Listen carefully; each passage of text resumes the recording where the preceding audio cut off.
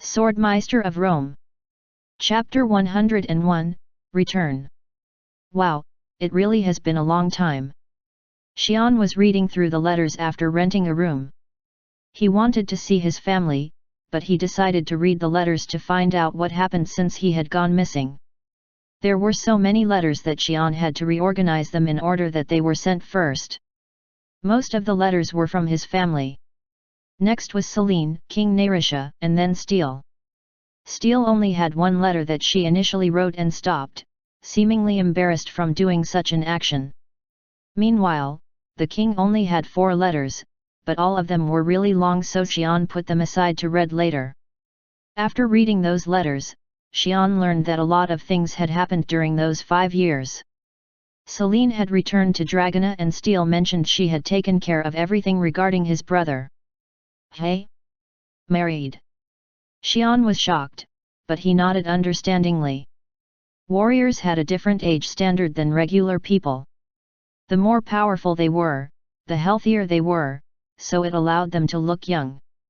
Steel, for instance, was over 200 years old, but she only looked like she was barely 20 years old. If Xian was asleep for 5 years, his brother was now 29 years old. It was about time for him to be married and have babies. I see, well, I should get married someday. So he got married too. Koraduam. Xian was curious about the name he had never heard of before. He read through some more and became shocked. He was married 3 years ago, and she was 14? Only 17 now. But it was just the start. Dear Xian. It has been 3 years since you've been gone. I wish you come back soon. I have a second wife, her name is. Dear Xian. I miss you so much. It has been 4 years. Third wife, she is. He has 3 wives. Xian was dumbfounded. He wanted to congratulate his brother, but it was too much for him to handle. He then laid down on the bed and picked up the letter again. The letter had a lot of information that he needed. How his family was doing, where Steel was, how busy Selene was. The letter sent by King Narisha looked so complicated that Xian decided to skip it. After reading everything, Xian began thinking about what to do next. He didn't think for long. The people he wanted to meet were gathered in one place. He missed them so much. Except King Narisha. The last letter that came from Ryan 2 weeks ago said where they were staying currently. Xian moved to the Roa. The pillar had enough money and he had his identification plaque, so it was no problem for him to move. Why are you guys here? Xian asked Miriam and Ron, who were waiting outside the door. They should have no business with him anymore. Ron hesitated and Miriam said, when are you going to meet with your brother? I was on my way, actually. I'm going to use the Roa. One would have to take Roa to arrive at the place where Ryan was. Xian decided to move to Count Selane's estate by using the Roa and start walking from there. Miriam then brightened up and grabbed onto Xian. Wow! Great! We can go together. No. Miriam was dumbfounded at such a quick rejection. Xian had his reasons. Lavalan and Selane estate were not close. His speed would allow him to arrive at once, but taking these young students would take too long. He wasn't in a hurry, but he wanted to meet up with his brother fast. Come on. You should listen to our story first. You're related too. Xian was interested in Miriam's words. Do you know my brother? It's complicated, but... Miriam and Ron began to explain. Granpala's vacation was actually placed for the instructors. Unless they were full-time faculty, the season during March through April was too busy for instructors to concentrate on teaching. That was why Academy closed down for 1 to 2 months to have instructors focus on their original jobs and send the students back home. Miriam and Ron had to return home also. They already had their next destination. They were offered by their friend to visit her. A friend? Your brother's wife? Koraduam. She's my friend. Isn't it wonderful that we met you at this time? Oh. Xian understood what his brother had done after looking at the young student standing in front of him. He didn't realize how young a 17-year-old girl could be, and Xian himself started working as guarantia when he was 17. So he didn't think it was absurd that his brother married such a young girl. What have you done, brother? Xian felt the need to change his plans. If they were friends of his brother's wife, it seemed like a good idea to take them along. Xian thought it would be bad to be rude toward his brother's wife, as she was family, so he nodded. Okay, we'll go together. You can pack, or you did already. Xian nodded approvingly as he saw packs that Miriam and Ron were picking up that they had put aside. They were quick on what they had to do. They would not hinder his travel too much. Xian also thought it was a good chance to know why Ryan had married such a young girl. Ryan did not describe in detail in his letters, but this girl next to him would surely know if she were a friend. 3 of them used the Roa and arrived at the Selene estate. It was being chased fiercely by the Logades estate, but the Selene estate was still the largest and wealthiest estate in western Tien. The rising of the Logades estate actually helped Selene estate as it was located between Tehran and Logades, making a trading hub for the two places. Because of this, there were hundreds of people using the expensive Roa every day. After they walked past the Roa post, Miriam and Ron looked at Xian admiringly. Wow, so the Roman family uses Roa for free. It wasn't like this before. It's good, but it's interesting, Xian answered as he thought about what just happened. When he showed money and the identification plaque, the post was shocked. The knight that was at the post began calling somewhere and allowed Xian to use the Roa for free. Even Miriam and Ron managed to use it for free.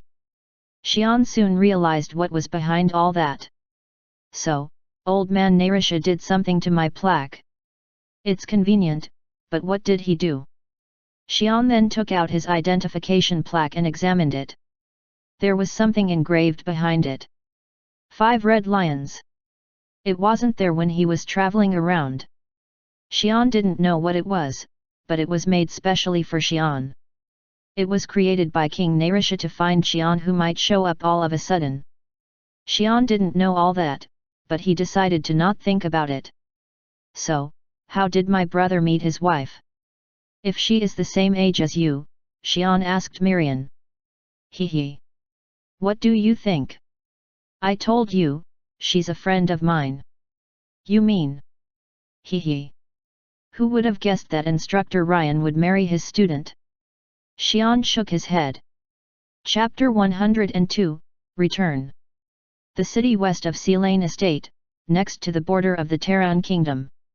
It was a strategic landmark where many trades were conducted between Tehran, and it also worked as the main point of an attack when the need arose. Within its inner city was a man training hard on the training ground. And there was a woman who approached the man. You look happy today, darling. Yes, I'm not sure why. Koriduam felt her heart warming up at sight of Ryan smiling. He always looked lonely when he thought about his brother, whom she had never met, but Ryan seemed okay today. That's good. Has there been any trouble lately? No. I just train and fight, there's no trouble. How about you, darling? It's okay. I've become more close with the others. Koriduam seemed awkward on what to say about the other wives, and Ryan smiled. Thank you. I really appreciate that. So, are there any problems? Koriduam shook her head. It's quiet. Tehran doesn't seem to have any intention to attack. I heard the north side has increased Harajan attacks. She spoke while looking concerned.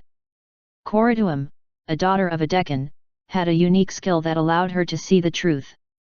She even managed to look into the partial minds of the Harijans. All Harijans were similar. The Harijans coming over the Sky Mountains had one more feeling. They were coming over to Tien to search for food, but they were definitely scared of something.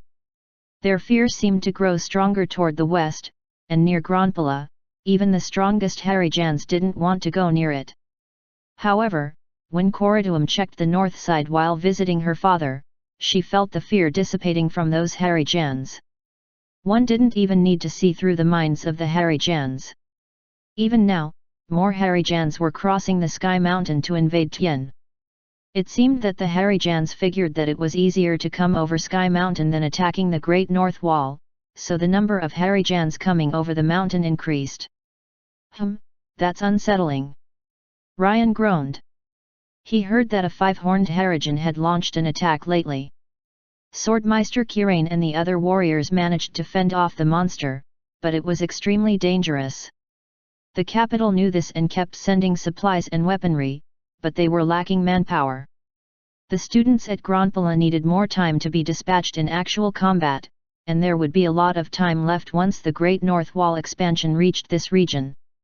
I'm not sure if I can stay here in safety at such times, Ryan said, looking concerned.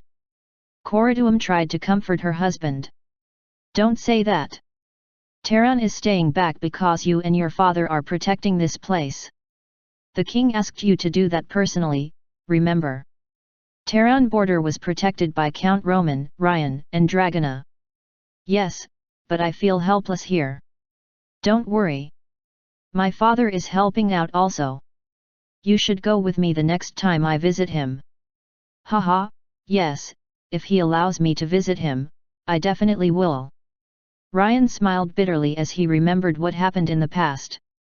You thief! My daughter is just 14. I sent my daughter to study, not to marry a teacher. Ryan had to flee when his father-in-law came running after him with. Decans matured much earlier than humans, but 14 was still too young. He should be okay. He was okay the last time I visited him. Ryan thought he probably wouldn't be okay if he went there, but decided not to say it out loud. By the way, you said your friends are coming. Yes, you know them too. Miriam and Ron. Oh, them. Ryan smiled as he thought about his wife's friends. They were good students, but they always caused problems because of their inquisitive nature. Koriduam noticed that her husband was worried and smiled. Don't worry. It's such a short distance. They won't get into any trouble. Haha, of course. Shall we go eat now? Ryan escorted Koriduam inside the house to have a meal with his other wives. You bastard! How dare you bully an innocent citizen? Crazy B***tch. Kill her. Xian thought about what had led to this as he watched the chaos unfold in front of his eyes. So, it was good until we went to rent the carriage in the city. It was right when they passed by the marketplace. There were some ruffians collecting fees from the merchants. Sea Lane estate was peaceful compared to the other estates, but it wasn't perfect. Besides, those ruffians usually worked to prevent other ruffians or beggars from invading the streets, so it was usually left alone. Miriam, however, had different ideas about them. You. What do you think you are? Hey? You don't know what you're talking about. Scoot or I will ugh. Ruffians only had power over merchants as the streets were full of powerful warriors. They trod carefully and never tried to pick a fight with other people. Miriam didn't care. The ruffians figured she must have some backup and wanted to avoid her, but Miriam smacked the first man's head and started beating up the others. Ha! Xian sighed and Ron was holding his forehead in shame while counting the compensation and repair fees for all of destroyed merchant carts and pieces of furniture. Ron! Is this your first time traveling together? Yes. Miriam isn't like that, mostly. I think she got too excited since this is her first trip. Ron tried to defend his friend, but Xian figured out that Miriam did cause a lot of problems. He began thinking. It seemed Miriam would make everything inconvenient along the way and it didn't bode well for the peace-loving Xian.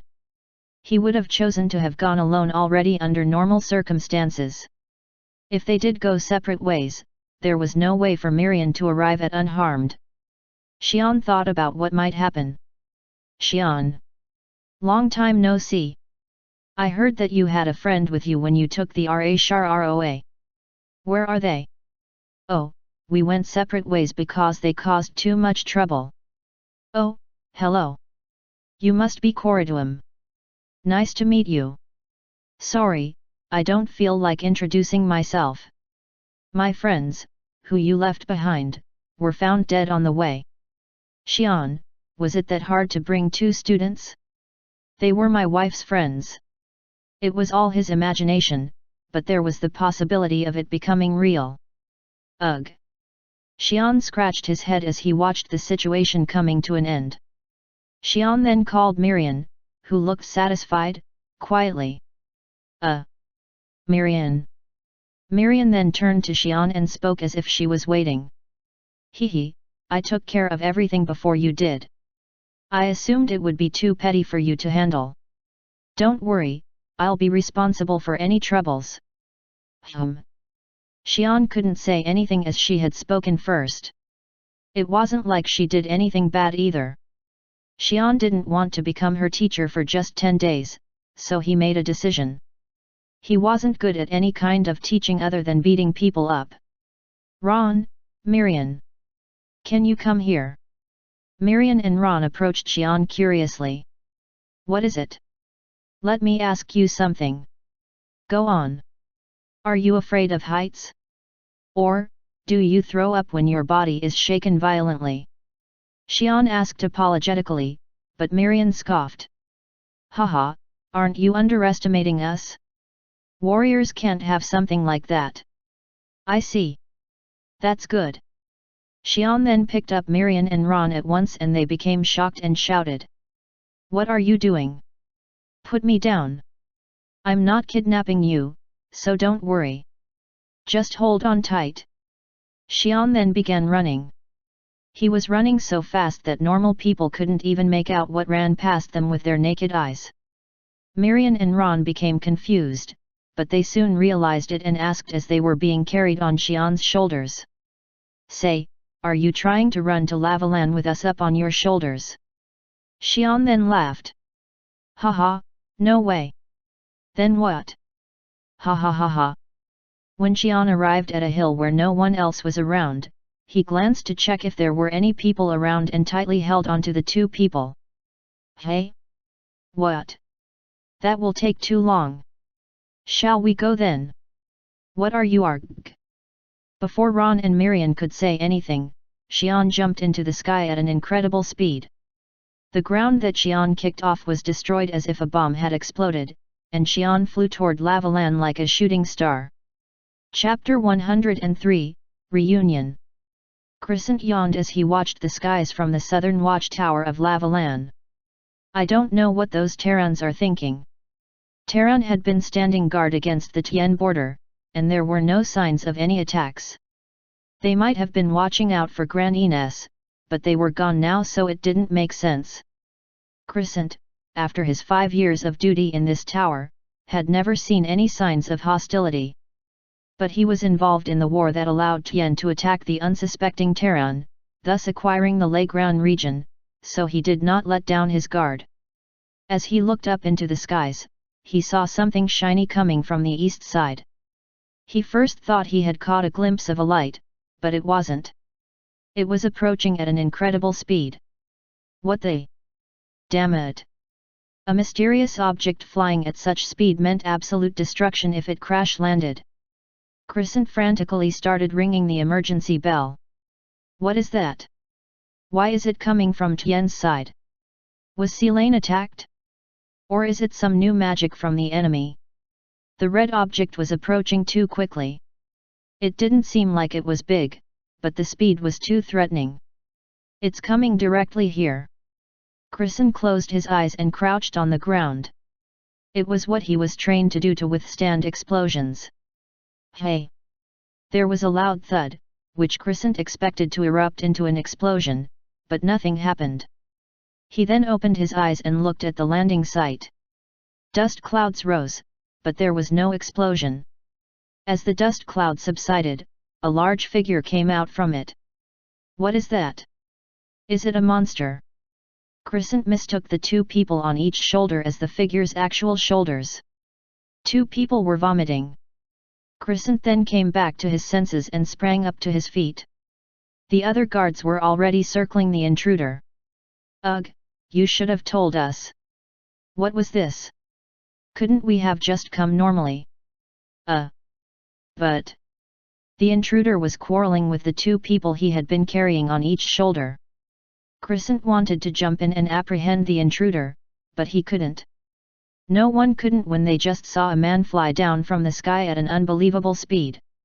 Then Crescent realized the intruder had a familiar face. The face reminded him of Tian's greatest general, Count Roman. Then he remembered the face he saw when he was at war more than 5 years ago. The intruder had grown taller and bigger, but he couldn't forget his face. Xian. Aren't you Sir Xian von Roman? Hey? Do you know me? Yes. I participated in the war in the Legrand region. Oh. I see. Nice to meet you. Xian looked at Crescent curiously. I thought you had gone missing. Yes, but I'm back. Can you call my brother? Of course. Please wait here. Crescent turned to call upon Ryan, but there was no need. Ha ha ha. Xian. It's been so long. What a grand entrance you just made. I won't need to let father know about it, Ryan laughed. There was no way Grand Bander would miss what Xian just did. Hee hee. I missed you, brother. They hugged each other for a while. Ryan then said, we have a lot to talk about. Come, come. Yeah, we sure do. I want to know about your 3 wives. Oh, haha. It's a long story. Ha ha ha, and who are these friends? They're your wife's friends. I took them along with me. Hey, can you walk? Ugh, yeah. I'll walk. Xian and the group went into the castle and guards went back to their post. Xian, this is my wife, Corriduum. She is the daughter of a Deccan. Deccan. I met a Deccan before. Greetings. I'm Xian. Hello. I'm Corriduum. Xian introduced himself, thinking about the Deccan he met in Kulin province. Corriduum looked closely at her husband's brother. What Ryan had been telling her was unbelievable at best. You know that crater behind Legrand? That's the result of my brother's fight. He destroyed 4 peaks of the mountain range. My brother sacrificed himself to protect us. I am sad that my brother made such a choice, but I believe him. And I know that he will not be beaten by anyone. Ryan was a genius for sure. It was just that Xian should not even be considered as a human if the stories were true. Even if only half of the stories were true, it would mean Xian was like a reincarnation of the war god himself. Hence, she was always curious. Deccan eyes could see through everything. She wanted to check on her husband's brother. To see if he was real. She thought she would know right at the moment she laid her eye upon him, but it did not work as she planned. So I had to fight that stupid husk that tried to eat me as a whole. By the gods, you must have gone through so much pain. What is it? Corriduum became confused as she watched Xian, who was talking with her husband. She saw something, but it was weird. It was a giant, yellow something. It was moving about but she couldn't understand what it was. Then Ryan turned to Corriduum. Haha, my brother is shy so he will get embarrassed if you keep staring at him like that. At that moment, her question was answered. The yellow thing turned to Corriduum and she saw what it was. Within the middle cross-shaped opening was a red burning light. As Xian turned to watch Corriduum, its powerful, ominous eye looked directly into Corriduum and she felt all her energy and the hope of resistance failing. Ah. Hey? What is it, darling? And no. It's nothing. Corriduum instantly fell onto the ground, panting. Maybe she's tired. I just got nervous. I'll talk to my friends and leave you 2 here. Ryan looked concerned, but Corriduum slowly walked away with her friends. I'm not sure what happened to her. You should check on her first. I'm sorry, Xian. I'll be back soon. Go to your room and have some rest. We'll talk again when father comes back. Ryan then followed his wife and Xian moved up to his room. On the way, Xian mumbled to himself. So, Decans really are something. I thought she would not see it. Superhumans were different beings that were governed by different laws of the world. It meant that they were separate from the current dimension. This separation grew distinct as the person became stronger, so Xian would have been too different to even feel he was different. Yet Koridua managed to see something. Xian decided to be careful so he would not scare his brother's wife anymore and moved to his room. He looked happy. I wonder when will I get married, Xian sighed. Xian. I'm glad you are back. Haha, me too, father. How have you been? It's been the same old in this place. Count Roman seemed to be really relieved to see his son back in one piece. Xian and Count talked among themselves as Ryan hadn't come back yet. After talking on different topics for a while, they came to the issue Xian was most curious about. So, you know about your brother, I assume? Yes. I read the letters. It's shame that I couldn't attend his wedding. Right. So, did you meet all three of his wives? No, I just met his first wife. Where are other two? They're at another place, training. I'm sure they saw you flying in, so they will come soon. Count Roman also saw the meteor flying in, so his daughter-in-laws must have seen it too. Xian had a lot of questions, but he decided to ask about two people that sent him letters. Where's Lady Celine and Miss Steele? The letters said they were here. Celine is training with the other two wives so she will come with them. And by Steele, do you mean Stantle the First? Yet.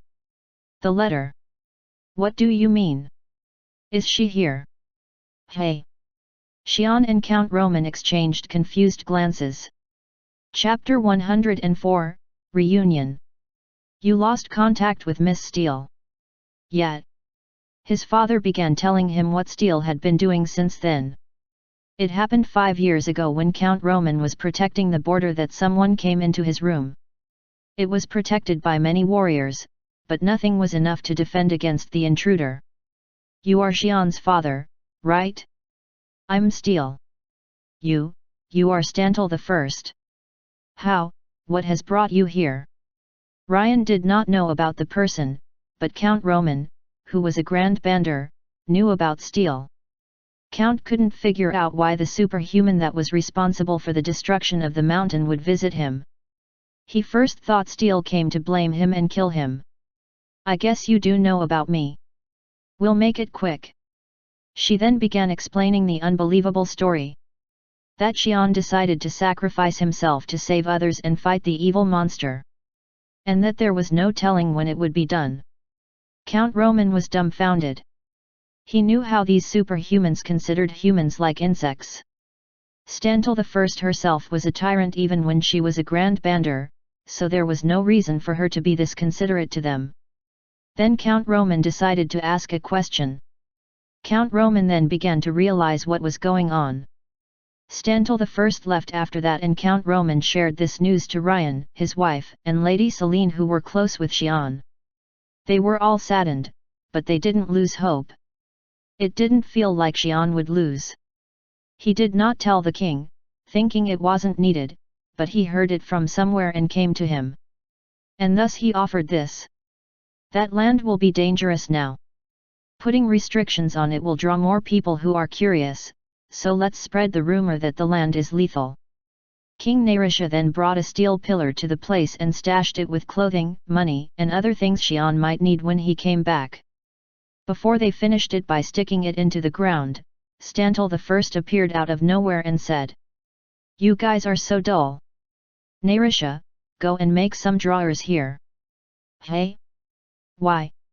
This was how the pillar came to have the letterbox. The family members agreed to it and they thought it might help Xian know about what had happened while he was absent. So that's why you are here. We've never seen her since then. Oh. Xian was confused. It wasn't like what the letter said.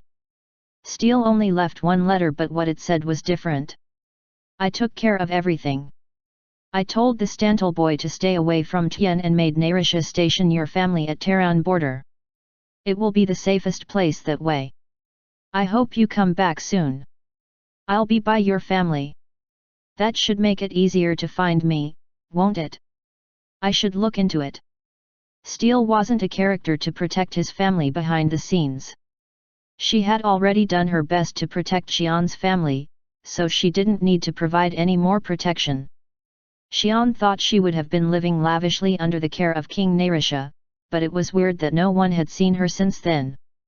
There was no way to find superhuman in hiding, so Xian decided to leave it aside for now. She'd come once she heard the news. So, Xian, Count Roman spoke. Yes, father. I think she's a good person. Hey. I mean, isn't it about time for you to get married too? Count Roman was always concerned about his son. He was living as an ordinary man, but he was after all, a superhuman. That meant he would eventually live his life as a lone man. Nonetheless, the Count believed Xian needed a family. He and his family weren't enough as they were mere humans. The Count liked Celine too, but she was also only a human, not fit to stay by Xian's side. Xian also looked like he was interested in Steel. He had never dated a girl before, so he was clueless, but Count Roman figured Steel would be okay. Xian, who was only interested in his family, would not have asked about Steel if it wasn't the case. I'm too young. Besides, brother will continue the family name, so I'm relieved. He has 3 wives. Haha, you should think about it. Shall we go down? They all must be here by now. Yes. A lot of people had gathered. There was no sign of Koratuam and her friends. But there were others, including a familiar face. Xian. You came back in one piece. Haha. You know I don't go to a place where I'll die. Celine greeted Xian happily. He did almost die back there, but he didn't want to mention it to make his people feel sad. Haha, I saw from the letters, but it's good to see you all. Oh, right. Xian, this is Kyokraksa. Greetings, Lady Kyokraksa. Greetings. Xian was astounded. He did hear that love had no boundaries, but you are from the Targan tribe. So, you know. She reminds me of Miss Steele. Ryan's second wife was one of the catfolk and from the Targan tribe, the strongest among them. Catfolk lived in small families and did not group, so they were driven out to the mountain regions of Kantian or Brashan, but they were powerful beings. They were born with powers and reflexes that no human could match, and they grew more powerful as they aged. When they aged enough to have 7 stripes on their forehead, they became almost as strong as Grand Banders. Kyokraksa didn't look as strong, but her 5 stripes proved that she wasn't weak either. It looked like she was as strong as Ryan himself. Hence the reason why Xian was curious. Catfolk, and especially Targan, who was the most hostile and vicious, weren't easy to meet in the first place. They weren't like the Decans who lived among the humans. Xian asked curiously, so, how did you meet my brother? Oh, that's... You don't have to tell me if you don't want to. Kyokraksa looked hesitant, so Ryan stepped out. Everyone knows, so you should too. It was when I went to streets of Trajan under royal orders. Ryan then began telling him about the grand adventure. Xian managed to summarize it. So, he sacked the whole black market at Trajan Street, found Kyokraksa locked up, and rescued her? And married her afterwards. Xian was dumbfounded. Steele said that the catfolk or daughters of fallen nobles were not sent to black markets due to their high demand. Xian also figured it was true. However, his brother just happened to raid Trajan Street, which was technically down the road, and found a catfolk, and married her. It was like digging up a backyard and finding treasures from within. Is he like a main character from a novel? Marrying a student made some sense. Ryan was a great man, so it was understandable. But this seemed like too much. As Xian stood there, lost for words, Ryan went on to introduce another person. This here is Veronica. We recently got married. Greetings. I have heard a ton about you. Hey. She had a familiar scent. Do you know? Li Menu. Li Menu. Yes. Xian began explaining the features of the person. Veronica then looked shocked and asked, I think the person you are describing is someone I know. Where did you meet my brother? Wow. Veronica was shocked and so was Xian. Xian then turned to his brother, whom he just decided to give the utmost respect. Chapter 105, Reunion. Veronica. The saint name given to her in her original world. She wasn't the religious type, but she only had religion to hold onto when she was thrown out into this world, and she also needed a name to use. She never said she came from another world. It was only going to get her into trouble. This world wasn't a good place for a woman, especially a beautiful woman like her, to live in. Black hair and black eyes were rare in this world and women had a lower social standing in the world where power was everything. In fact, she had faced many threats in just 3 years after she came here. She managed to protect herself because of 2 reasons. One was because of the special power she acquired upon coming here. The other was her husband whom she met a year ago. She was allowed to live in peace after marrying her husband. He's so handsome. She loved handsome men back in her world, but Ryan was much more. There was no one more handsome than Ryan. He was powerful, wealthy, had a good background, and good character. He was God-given. He did have 2 more wives, but that was fine. It wasn't common in a lot of places in her own world, but she was not in her world. She decided to let that go. Besides, the 3 of them were different races, so they were not jealous of each other and they became friends. As they became closer, they began talking about one topic they all wondered about. Not many people knew about their husband's brother. The Roman family's fame was already at its peak when Veronica arrived in this world. That was the family that was at the top of the food chain in a world ruled by force. Tien's greatest general, great-grandbander Cain von Roman. The Roman family's genius, Ryan von Roman. There was no one in Tien who did not know about them. They were also very famous in other countries too. Yet Xian wasn't that well known. There were rumors, but they were just absurd. It was almost like those internet hoaxes from her own world. If all the rumors were true, Xian was like a walking nuclear weapon. No, it was more. She knew no nuclear weapon that could destroy a mountain. She first thought the crater beyond the Leground region was a place where the meteor had fallen, but she couldn't believe what her husband explained afterwards. Is it man-made? For real? She thought her husband was joking, but he wasn't. It made her and the other wives grew more curious about Xian. In the end, there was so little information about him, so they couldn't figure out exactly. Today, when she was training with Kyokraxa and Lady Celine from Dragona, they saw something that looked like a red meteor from far away. She and Kyokraxa were alarmed and was worried about their husband, but Celine looked delighted.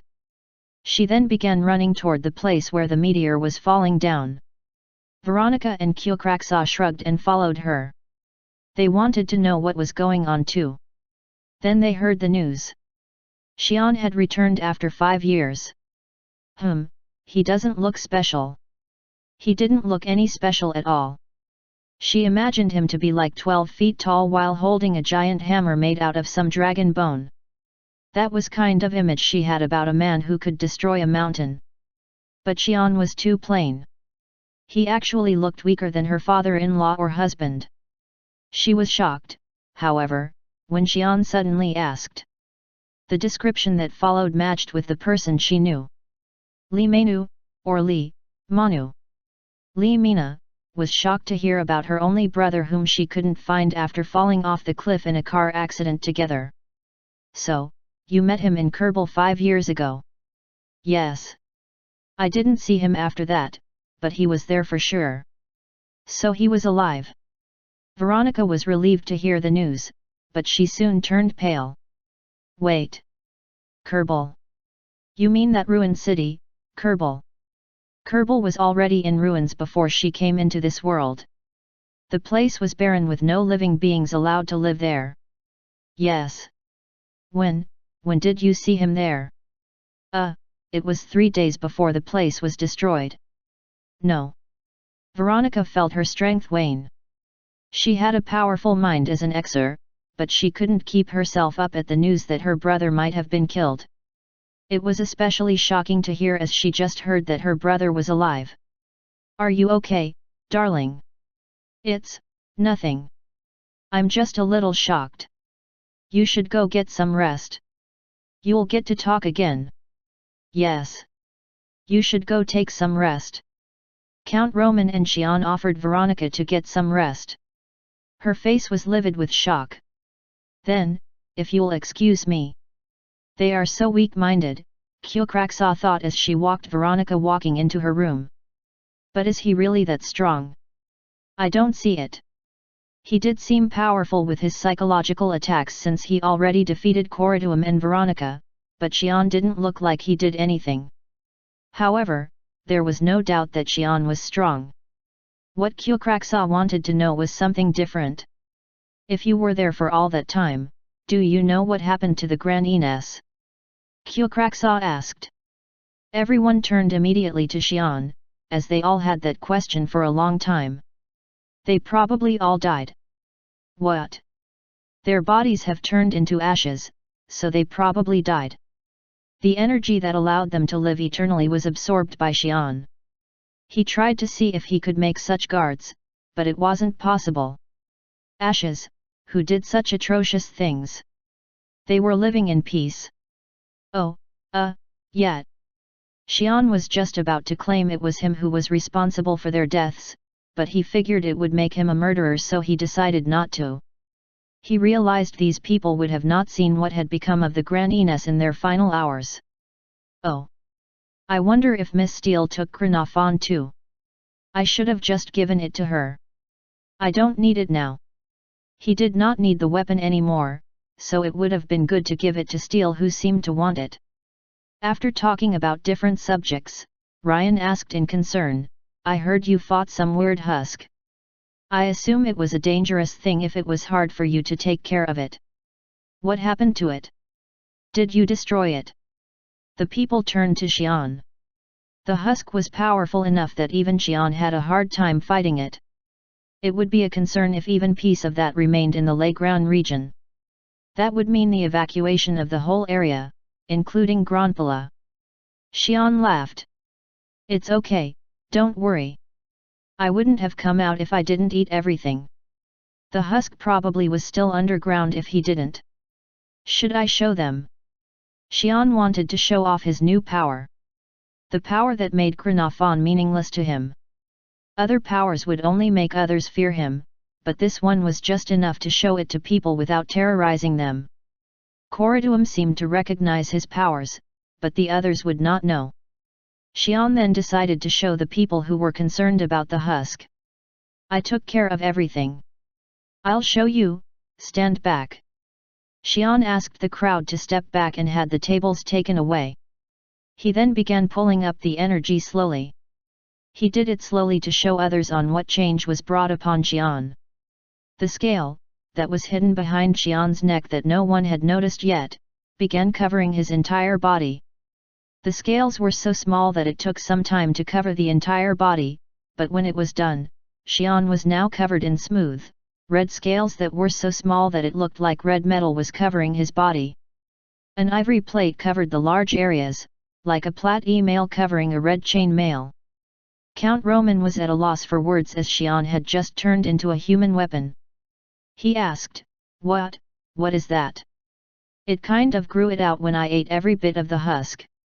It actually grew the way Xian wanted it to. He.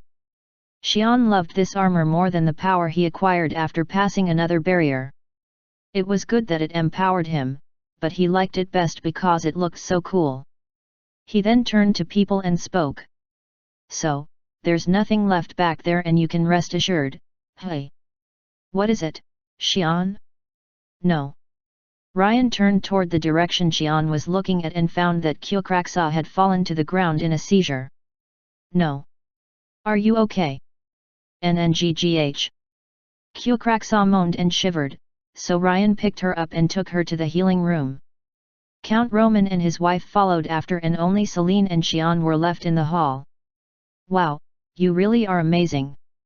I think you are probably the only one who made all three sister-in-laws faint at first glance.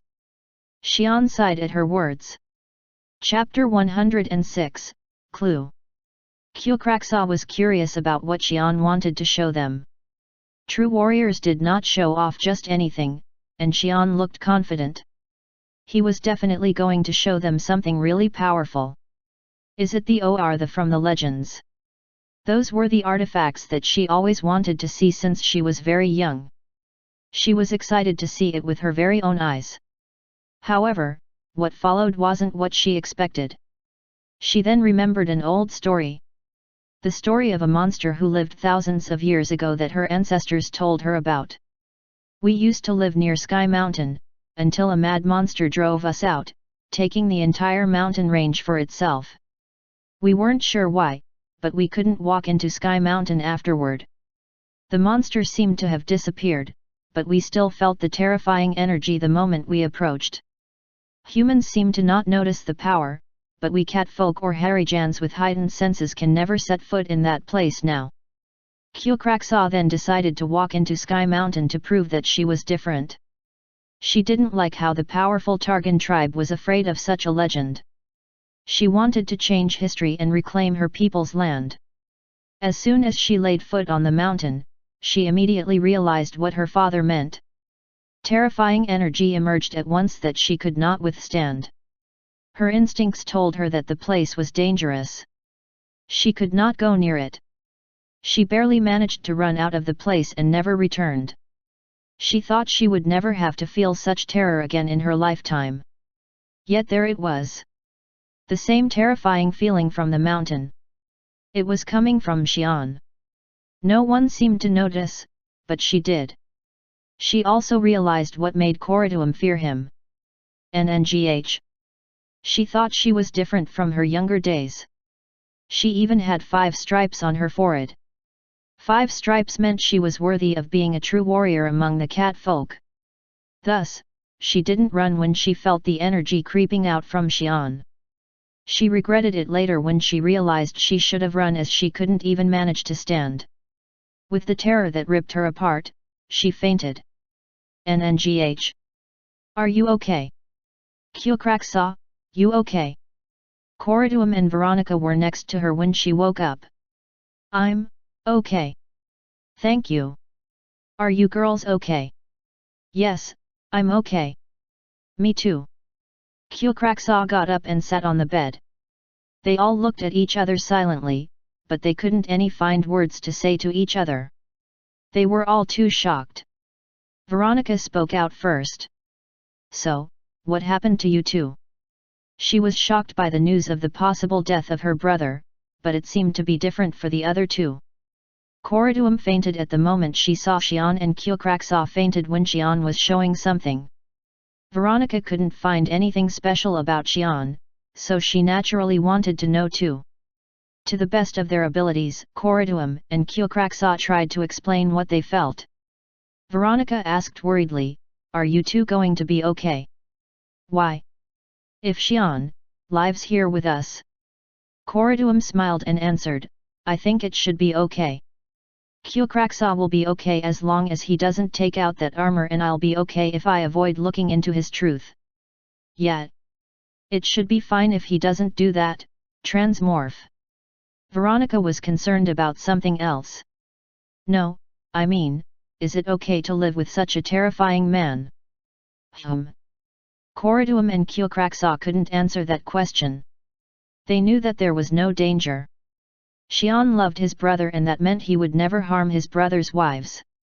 He didn't look violent either, and he even looked like a kid in some way. However, fear didn't work like that. Bombs were scary even if they were not triggered yet. Koroduam and Kyokraksa would never be able to overcome their fear. But what can we do? We have no choice but to get used to him. Koroduam spoke and Kyokraksa sighed. Time quickly flew by after Xian arrived. Xian did nothing. He deliberately wasted his time doing absolutely nothing. What changed was the people's eyes that watched Xian. He was usually considered a fool that was born as a genius, but the people of Lavaland couldn't think like that. They saw Xian's lazy attitude as a privilege of a powerful being. Some warriors even looked Xian, who was dozing off on a hammock, in admiration. Xian took a bite out of a fruit and spoke. So, this is why the world is interesting. You know, I'm still the same person and I look like this. Isn't that right? It's always who did it that's important, Veronica answered as she was sitting next to him. Why aren't you training with them? Xian asked, watching Ryan, Kyokraksa, and Celine training below. Well, my power grows when I train, but it's faster when I overcome an obstacle. Ryan won't let me do such a thing so I can't increase it any further. I'm just taking it slow now. Obstacle, you have one thing in common with me, Xian answered. I want to hear more about my brother, but there's nothing yet. So old man Narisha didn't bring any news yet? Xian asked in disbelief. Li Menu didn't seem like a super important figure. There was a record of him moving out of Kerbal by using Roa, so he was probably alive. That meant Li Menu would have been spotted by Tian Kingdom intelligence already. King Narisha always claimed that information was the key to success. Therefore, the intelligence agency received the most funds, and it was successful. So, Xian assumed they were looking for Li Menu. Unlike his request to find steel, the request should have been easy for them. Yet there had been no clues for 2 weeks already. Yes, they are still working on it. And you don't have any word from steel? No, not yet. That's unusual too. Xian asked the king to spread the rumors of his return, saying that the Roman family was holding a party to celebrate the return of their second son. Superhumans were impossible to find if they went into hiding, so Xian intended to have Steel return by letting her know that he was back. But that didn't work either. There were only 2 possibilities. Steel was in a position where she couldn't come, or she had no intention of coming back. The second possibility seemed more likely since it didn't make sense for Steel to be in a position where she couldn't do what she wanted. Yet the second possibility was also unlikely because Xian couldn't think of any other reason. If Steel did not want to return to Xian, then there was no way she would have done what she did to protect Xian's family. Did something really happen to her? Xian thought about it for a while and decided it was useless to think about it. He decided to look for her if she didn't return by the day of the party that was going to be held in Lavalan. Xian tried activating the necklace Ryan was wearing, but it didn't work. There was only 1 week left until the party. If Steel didn't come back within that time frame, Xian was going to search for her by himself. So, he decided to rest some more. A man smiled with a letter in his hand. It wasn't actually a letter. It was an invitation to a party sent to high-ranking nobles of Tian. So, he's finally here after 5 years. Where has he been? The man then left. Chapter 107, Clue. Party to celebrate the return of the Roman family's second son. Farion smiled at the invitation he received from King Narisha. He couldn't believe his ears when he first heard that Xian had gone missing. He couldn't believe that a man with such power could go missing like that. Nonetheless, it didn't matter. He simply needed to look after his land. As Tian arose to its seat of power, Farion, who just finished uniting the Logades estate, was ready to take the chance. He needed to grow in power so that no other noble dared to take his lands anymore. The party was a good chance for him. There was no such occasion in Tian after the succession, so it was a good chance to make acquaintances with the other nobles. He heard that Arakadam, who left his land to focus on developing weapons, would be attending to see his daughter, so it was also great that he could see him again. And also, to say hi to Xian. I'm not sure if he will remember me. He knew later that the man who visited his place was the Roman family's second son. He couldn't forget what happened, but it might have meant nothing to that man. Arakadam, are you leaving? Yet. I'm going to meet my daughter. Kal Tien, who was in charge of defending against the Harijans located at Tien's north wall, asked Arakadam, who was in charge of weapon development. The that he developed were distributed to the soldiers, and they were a great help in fighting against the Harijans. It had the same accuracy as A, and its power allowed soldiers to subdue quick and hardy Harijans easily. It was so powerful that it even damaged the four-horned Harijans. The north border of Tien then used talc stones gathered from Harijans to change to and sold the used to the warring countries of Sharon and Tehran in exchange for talc stones, thus making additional. Arakadam had two custom-made small. They were smaller than the original, so they were weaker, but one was still powerful enough to defeat a master warrior. It was too expensive to create, so Arakadam only managed to create two of them. But he was taking both of them with him. Is that a present for your daughter? Yet. She's a smart girl, but she can't fight. And I have a personal use for it. Arakadam gritted his teeth. Kal Tien said worryingly, don't say you're going to shoot that at a person. No, no. Not at all. I'm going to shoot a monster who married two more wives after getting the young, beautiful wife that he didn't deserve in the first place. Ugh. If this smaller was ready when he came to ask me for permission to get married, I would have killed him right there and then. Kal Tien sighed. He figured Arakadam didn't really mean it and shook it away. What he didn't know was that Arakadam did shoot a small Gara prototype when Ryan visited a long time ago. If the weapon was at its final stage, Ryan might have been injured. Kal Tien then asked Arakadam, oh, do you know about Xian von Roman though? No, Arakadam replied, not understanding the importance of knowing such information. The party is celebrating his return, so you should know who he is. I don't care about some human kid. He must be nothing if he went missing like that. Kal Tien wanted to tell him more, but it seemed that Arakadam was uninterested. Okay, take care on your trip. Yeah, keep the place safe while I'm gone. I didn't expect the party to be this large. Is it starting tomorrow? Xian mumbled as he watched the preparations being made from within the castle of Lavalan. The purpose of this party was to let Steel know of his return, so it did not need to be this big. Well, we didn't have much to celebrate for in a while. Besides, it's celebrating the return of the Roman family's second son. This isn't enough, Celine answered. The Roman family's place in Tien Kingdom was too powerful to consider a party such as this as a big party. King Narisha knew the importance of the Roman family and their influence during dark times, so he sent invitations to all the high-ranking nobles and opened a festival for the citizens. It was going to effectively ease the mood. I wanted it to be quieter. We didn't invite too many though. The actual party won't have that many people. They've probably arrived already.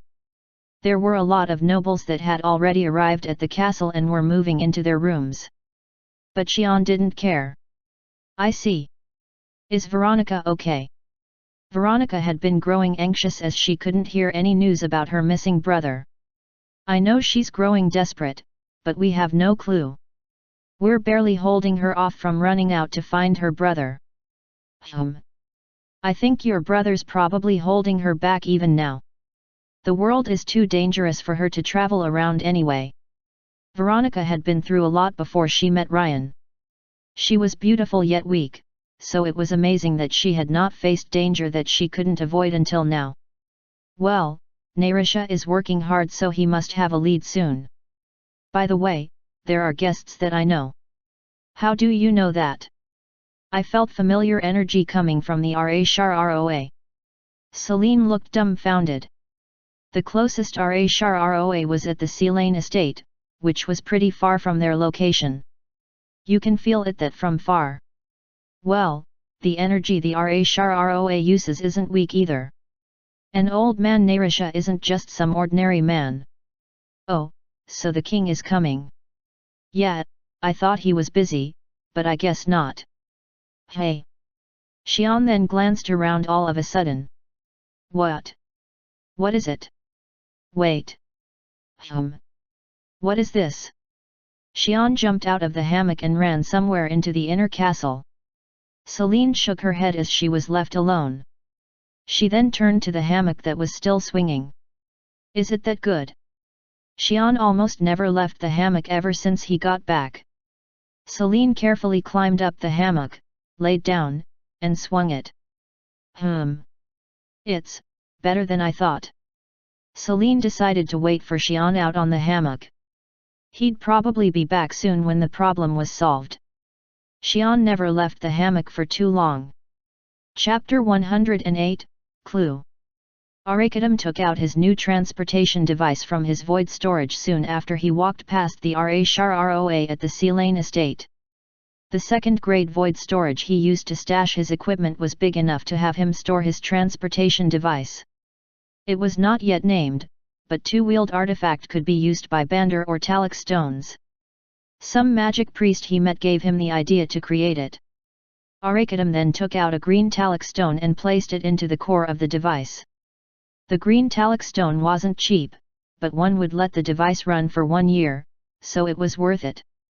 The artifact activated immediately and Arakadam hopped onto it, caressing the handle of the that was strapped to his belt. Haha, just you wait. Arakadam then started the device and it began moving quickly toward Lavalan with a loud engine noise.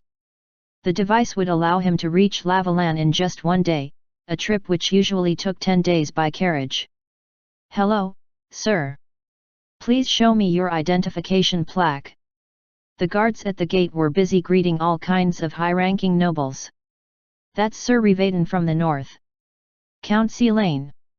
It was a party hosted by Roman families, so it was going to be safe, but the guards who had to deal with such nobles were having a hard time. Then they saw some weird object approaching with a loud noise from the distance. Unidentified object approaching. Sound the alarm. Come. Evacuate the guests. Soldiers quickly formed a defensive line outside the gate. Gregory, the knight in charge of the gate, focused the bandar in his eye to check on the approaching object. What is that? It's not a horse. It was too fast to be a horse, but it was too small to be a Harajan. There was only one way to deal with such a thing. It was too close to fire a cannon at it. Ready your arrows. Fire when it's in range. All the soldiers prepared their weapons and the object drew closer. When it was almost in range, the object stopped all of a sudden. Hey! Then the object disappeared and one man came out. As Gregory squinted to see who it was, he heard a laugh coming from his side. Haha! He's still the same old Arakadam. Arakadam! Gregory turned toward the voice. It was Count Farion, the man rising in power at the Logades estate. Do you know him, sir? Yes. I know him personally. Hey! Farion! Long time no see. Arakadam shouted from a distance and Farion smiled. It's been a long time. But you should be careful. You might have been showered with arrows. Arakadam scoffed. I know their distance when I see it. That's why I stopped at the limit. Gregory was dumbfounded. The man stopped just short of the range of their attack because he knew the range. I guess you came to see your daughter. Yeah. Ryan von Roman's marriage was big news in Tien, especially when the person he married was his student and a decan. Farion knew the story behind the marriage because he was close with Arakadam, so he was worried. You shouldn't shoot him now. What are you going to do if Count Roman gets angry? He won't die. You should handle Count Roman while I do it. He's a grand bandar. What are you talking about? They were both counts, but it was different. Count Roman was only staying at his current rank because he didn't want to go any higher. Ugh, okay. I'll see to it. I trust you. Furion decided to stay beside Arrakidam and make sure he doesn't act like a fool this time.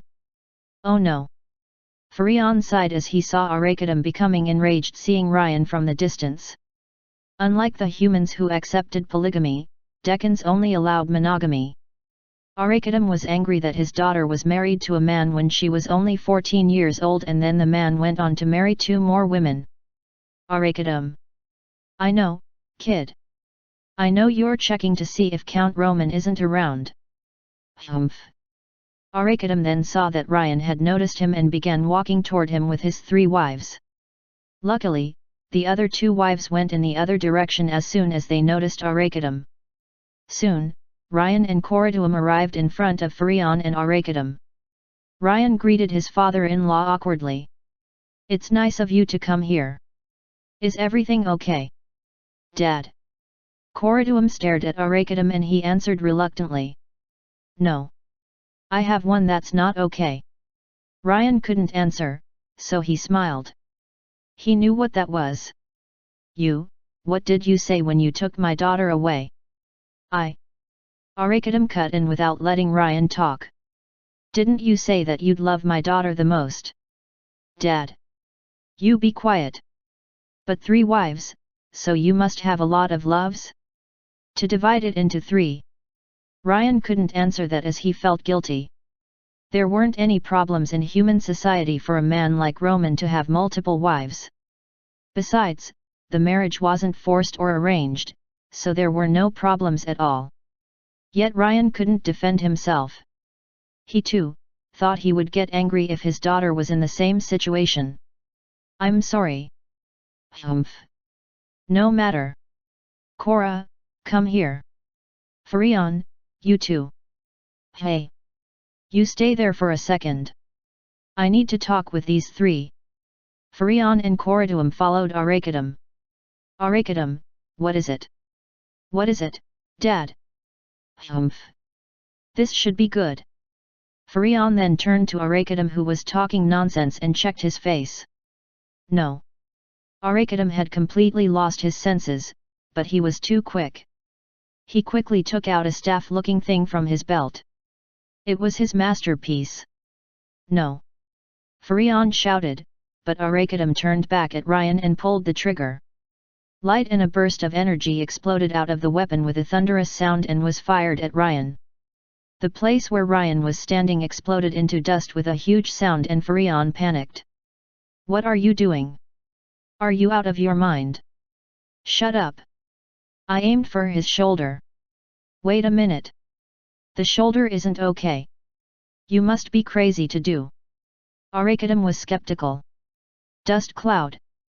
His small Gara did make a huge sound, but the energy was constricted into a small size so it did not bring about huge damage. It was, after all, made to use against humans so it didn't need to destroy in a huge range. There was no reason for it to kick up that much dirt. Soon enough, the reason appeared. There was someone standing inside the dust cloud. Furion was confused, but Arrakidam could barely breathe. The figure inside the dust cloud was glaring at him. Ugh, NNGH. How dare you, shoot such a thing at my brother? It was Xian who was walking out of the dust cloud that appeared when he landed. Chapter 109, Clue. Ryan and Corridum were sitting in the guest room at the inner castle. 2 more people were there too. Ryan looked at Arrakidam who was sitting uncomfortably in chair. Are you okay? Ugh, yeah. I'm unharmed. Ryan barely stopped Xian from punching Arrakidam, so the incident was taken care of without anyone getting injured. But Arrakidam didn't look too well. It was because Xian was staying by his side, glaring at Arrakidam in disapproval. Arrakidam was about to go crazy because something within Xian was kept glaring at him. The ominous and terrifying eye that made it hard for him breathe.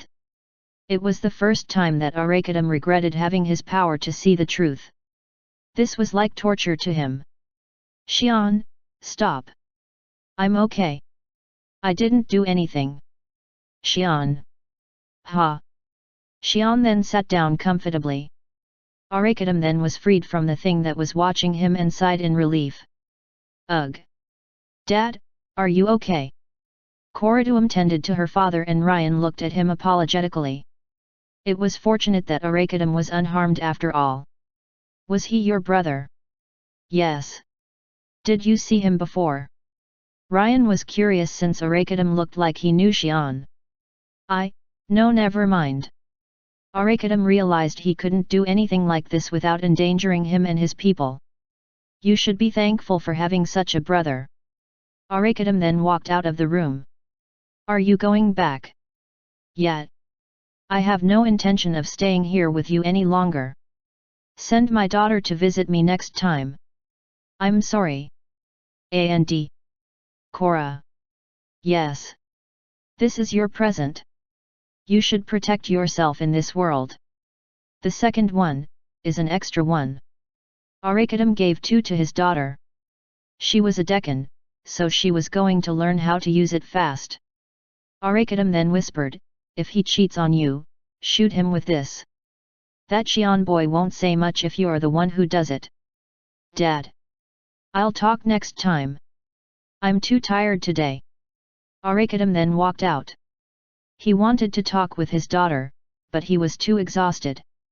But as he walked out, he was blocked by someone. Wait.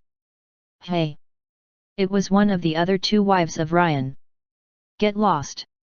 I have a question. Just one. Arakadam figured she wouldn't move unless he talked, so he decided to make it quick. What is it? That motorcycle that you rode, and the gun, where did you get that? Arakadam became confused. Motor, what? Gun? What are you talking about? That thing I rode doesn't have a name. And what is a gun? Veronica then realized she didn't make sense. There was no way for the people in this world to know about them. The two-wheeled artifact and the weapon you used on my husband. That's what I'm talking about. Arakadam frowned at the word my husband, but he didn't have energy to quarrel. I made them both. Is that it? But. Veronica became disappointed, but Arakadam walked past her. Before he took a few more steps, he remembered she had familiar features to the man he had met before. Black hair, black eyes, and unusual facial features. He then turned to Veronica, who had fallen down on the ground and asked, is your name Limiana, or something? Veronica brightened up. Ryan, Koraduam, and Xian came out of the guest room at those words. It was 5 years ago when Arakadam met Limenu. Arakadam left the Logades estate when his research was done at Furion's vault. He then was called upon by the Great Magical Council for a job. We are scouting talented individuals. Why don't you join our study? You will learn new technologies that you have never seen before. Arakadam saw no lies in the words of the man who came to scout him, and he was tempted for more knowledge within the Magic Council, so he agreed. The place was a wonder. He didn't like being separated from the world due to all the secrecy within the group, but it was okay. He was busy reading through all sorts of information stored within. The place allowed Arakadam to create whatever he thought of and whatever he wanted. This place was like heaven to him. His daughter was placed at the Granpala Academy before he joined, so he didn't have to worry about anything than focusing on his studies. When he joined the Magic Council's secret project, he met Limenu. There was a bunch of smarter men within the group, but he was special. The worth of a person was determined by his potential, and with that measurement, Limenu's worth equaled Leader Takian's. There were a few more great magic priests, but there was only one Limenu. Knowledge was valuable. Limenu had the sort of knowledge that seemed as if it had come from an entirely different world. Limenu was only there to help with the project since he seemed to be a member of a much higher, different circle of groups that was placed above the Magic Council itself. Arakadam managed to meet with Limenu often, so he talked quite a bit with him. He shared his past, the name of his lost sister, and other things. No, I like working here. And I need to pay my price for my sin. If this project is finished, it will make the world a better place and it will help me pay my debt. Arakadam was curious about what sin he was talking about, but he later heard that project he was involved in had gone wrong and killed thousands of people. The only incident he knew that killed thousands of people was one. So, he was at the project in Kerbal. He's so innocent though. Arakadam learned that it wasn't entirely his fault, but Liamainu couldn't shake off the guilt of thousands of dead people. After 2 years, Arakadam had to come out from the group due to the important matter at hand. The news of his daughter getting married. She was only 14, so Arakadam thought he misheard the words. But it was real. He then took his then prototype Gara and left the council. Of course, it was after making a pact to never disclose the secrets. Next was how everyone knew. Arakadam took a shot at Ryan and King Narisha offered Arakadam to be a weapon developer in exchange for not putting him on trial. Gara, or the two-wheeled artifact, was nothing compared to the technology that the council used, so there was no problems with the secrecy he needed to keep, so he accepted. And this is what I know. Everyone fell silent. One problem was solved, but there was another one. Now, they all knew why Tian intelligence couldn't find Liamainu. But now there was a second problem. They did not have a way to visit him. Chapter 110, Invitation. Veronica asked Arakadam, "Didn't you say you needed to keep that a secret though? Are you allowed to say all this? Wouldn't it be weirder if the Magical Council did not have any secret projects?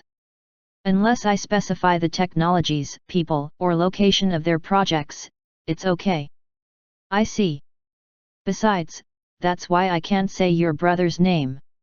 It's that secrecy magic that's stopping me from saying his name," Arakadam said irritatingly. "So, is he doing well?" "Yet. In my opinion, he seems too eager." "But you can say he's well." "What do you mean?" "He's doing too much. He's too focused on the project. I think he sleeps only about 2 hours per day." "That was 3 years ago though." Veronica then shouted, "Tell me where he is." "I can't say that. Besides, what are you going to do once you get there? That place has top-notch security." Secrecy magic varied in power depending on who used it. The magic that was used on Arakadam was used by a first-grade magic priest, which meant that no one on the continent would be able to remove it. Veronica became sad, but she needed to do something. She needed to tell her brother that his only sister was alive. That would stop his brother from focusing so hard on research. "Veronica." Ryan looked at his wife sadly. Veronica stood up. "I have to find him."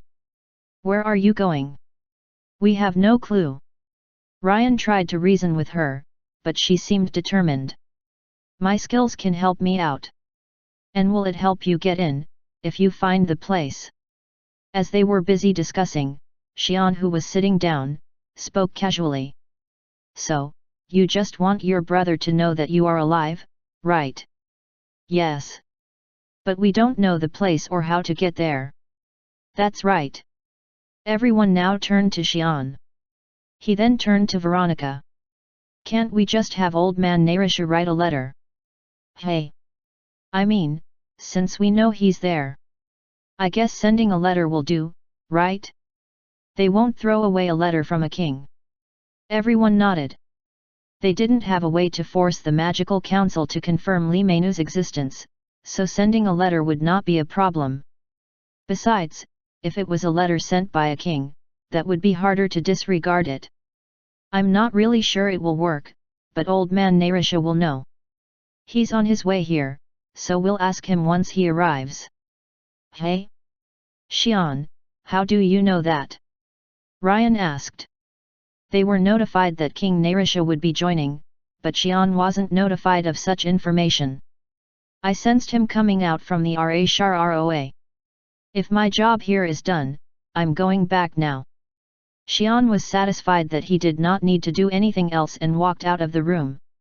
"Is there another Roa in your backyard?" Arakadam asked sarcastically. "No. The one you stepped out of is only one around here." The one that takes 10 days by carriage, right? Yes. Oh, haha. Right. Arakadam laughed hollowly. Sure, that will work. I'll send them a letter. But I can't guarantee anything since I don't know much about them, King Narisha replied after hearing what had happened. Thank you, Your Majesty. No, it's a simple matter. It's nothing compared to Xian reappearing. King Narisha did not have time to join such a party, but he had to pay a visit when he heard that Xian had returned. If Xian changed in some bad way that he did not expect, he had to change his future plans. So, where's Xian? Ryan became hesitant, but Narisha nodded. It's okay, go on. He's at the hammock on the castle grounds. Good, very good. Ryan seemed to be confused by the king's satisfied words. However, he was really relieved. Good. He's still lazy. It would have been better if Xian left human society completely, but he was satisfied with the current situation. The 5 years without Xian was so peaceful. They had problems with the Harijans, but the damage caused by 5 years of Harijan problems did not even come close to the damage Xian had created in his short 1 month of travel. Besides, the king was now growing suspicious that the reason for the Harijan attacks was somehow related to Xian. It was increasing in numbers in the past 5 years, and after he heard Xian had awakened, the number grew exponentially. He's definitely a good match with the goddess of disaster, Narisha thought as he remembered Stantle the First who came to threaten him 5 years ago. He then turned to Ryan and Veronica who seemed to be concerned. Don't worry. I'll write a letter for sure. Go join the party. Thank you, Your Majesty. It was ignored.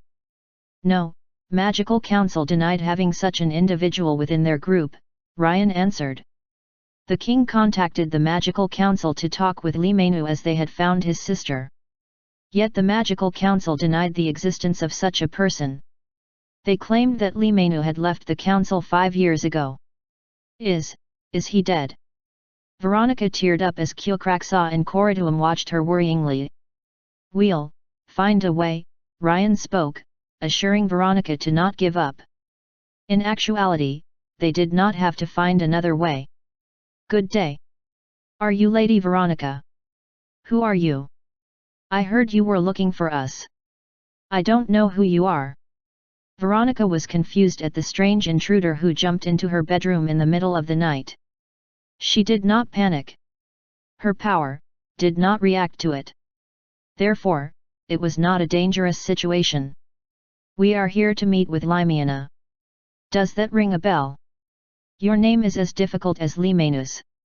Did my brother send you? No one else knew her real name other than her brother. These people must have a relationship with her brother. No. He didn't send us. I'll just say, we're here to provide employee compensation. By the way, you shouldn't look for him like that. Limenu isn't involved with the Magical Council right now. But they did allow us to visit you. What are you trying to do? Veronica asked, concerned as he would have visited on the day if he wasn't up to something. Your brother can't visit you. And you will keep poking around everywhere if we don't let you visit him, right? We can't have you keep poking around with the king by your side. That's why I'm here. We'll let you meet him. Am I being kidnapped? A stranger had broken into her room, but there was no sign of her husband nor father-in-law coming in to protect her. Their room wasn't that far either, which meant that this intruder was either stronger than them or had a unique skill that allowed such intrusion. Whichever it was, it didn't mean well. No. I'm not a savage. Veronica looked at the man, unconvinced. I mean, we can do things savagely. It is actually easier. It's not like the death of the third wife of a Count Sons means anything to the world. Veronica could not object as it was true. He continued, yet doing that will make a real savage come after us. We don't want that. That savage you're talking about, is it me? Veronica turned to the window where the voice had come from. It was Xian, standing outside the window as he was holding onto the frame. Chapter 111, Invitation. The guest room was filled with people within the Lavaland castle. It was the middle of the night, but Count Roman, Ryan, Corriduum, Kyokraksa, Veronica, and Xian were all gathered together. One stranger was with them. The mysterious man was sipping on tea. This tea is great. Where is it from? It's from the Rotan region. So, can you please continue on? The count asked. He was being too polite to an intruder, but there was no other way. Weren't there only 12 superhumans in the 1,000 years of history? No. We have those Granines, so that makes 14 and Xian would be the 15, but why am I seeing them so often? Sure. So, sir. Wasn't your daughter-in-law looking for her brother? I'm going to take her to him. But hey, can I just stop with all the formalities? I'm probably much older, you know. No, keep doing it, Xian spoke as he raised his chin and fist. The man sighed. Ugh, okay. Anyway, Li Menu can't come out. It's not like he's in trouble or anything, but the project is at such an important stage that we can't interrupt him. He is very valuable to us, so don't worry. So we decided to have Lady Veronica meet with him. We're just doing this to provide better working conditions for our employees. Is there any condition to that? It was too generous to be an offer from a superhuman. Hence the reason why Ryan wasn't convinced. Well, I'm actually here for another matter. We have business with Mr. Xian. Hey! Xian looked at the man. What business? We wanted to meet you 5 years ago, but we couldn't find you anywhere. Yet you even created a party to let the world know that you've returned. Think about it. I couldn't have come all the way here to pay a visit just to invite Lady Veronica over. I'm here because of you. An idiot came instead of Miss Steele, Xian thought.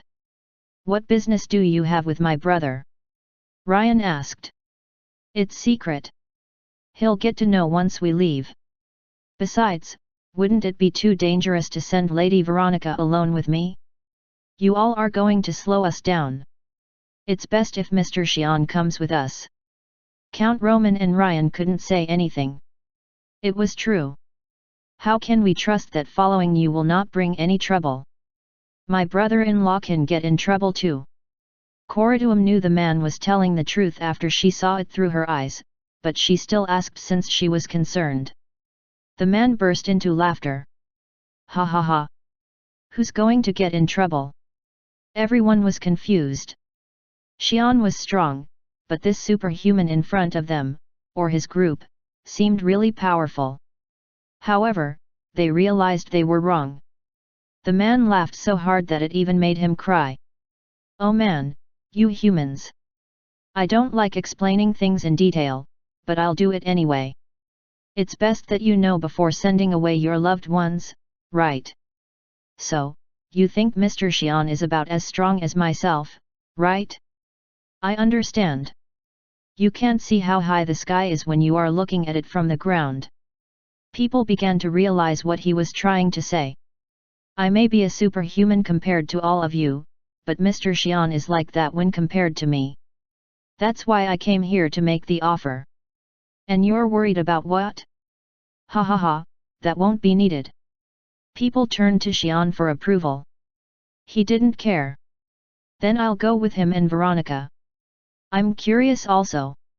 Xian wondered about the man who seemed to know a lot about him. Besides, he couldn't send his sister-in-law to such a dangerous place alone. I'll ask him later. Xian. Don't worry. It won't take too long. Xian smiled to his family and walked up to the man. Shall we go then? No, but... The man looked hesitant. Didn't you say we can go? I'm ready. No, I mean, doesn't Lady Veronica need to get ready? The man laughed and pointed to the back. Oh, why yes. I'll get pack up fast. We'll help you. They then went to their room and did not come back for an hour. See? Ladies take a long time to prepare. So, I guess those rumors were true. Xian asked, what do you mean? The rumor that you've never had girlfriend throughout your entire life. I didn't believe it, but it's true. Ha ha ha ugh. Oh. Xian was surprised. He threw a punch at the man, but he fell to the ground unconscious. Xian glanced around, picked him up, and laid him on a sofa. You should take care of yourself, ask Xian for help if you get in trouble. Thank you, Corriduum. Although, we might have made them wait too long. I think man wanted to talk with Xian alone, so it should be okay. The family members talked amongst themselves as they walked down the stairs after taking 2 hours to pack up. Xian, sorry we took so long. Oh, no. It was nothing. Ladies need time, Xian answered. Ryan glanced around, but he could not find the man, so he asked Xian, where did that man go? He's here. Xian pointed to the man lying on the sofa. Ryan was surprised as he noticed that the man was sleeping on the sofa. Xian. Hey. What did you do? Nothing. What do you mean? Xian then turned to where Ryan was watching. The man's chin was bruised. Oh. Wake him up. Count Roman spoke, sighing. He actually expected something like this to happen. This superhuman was polite, but he spoke as if he considered them as insects. All superhumans were like that anyway, so it wasn't anything special. It was just that Xian wasn't the type to ignore a man looking down on his family. Count Roman was relieved as he watched Xian kicking the man to wake him up. Xian would definitely protect Veronica. I should change my views about you, Mr. Xian.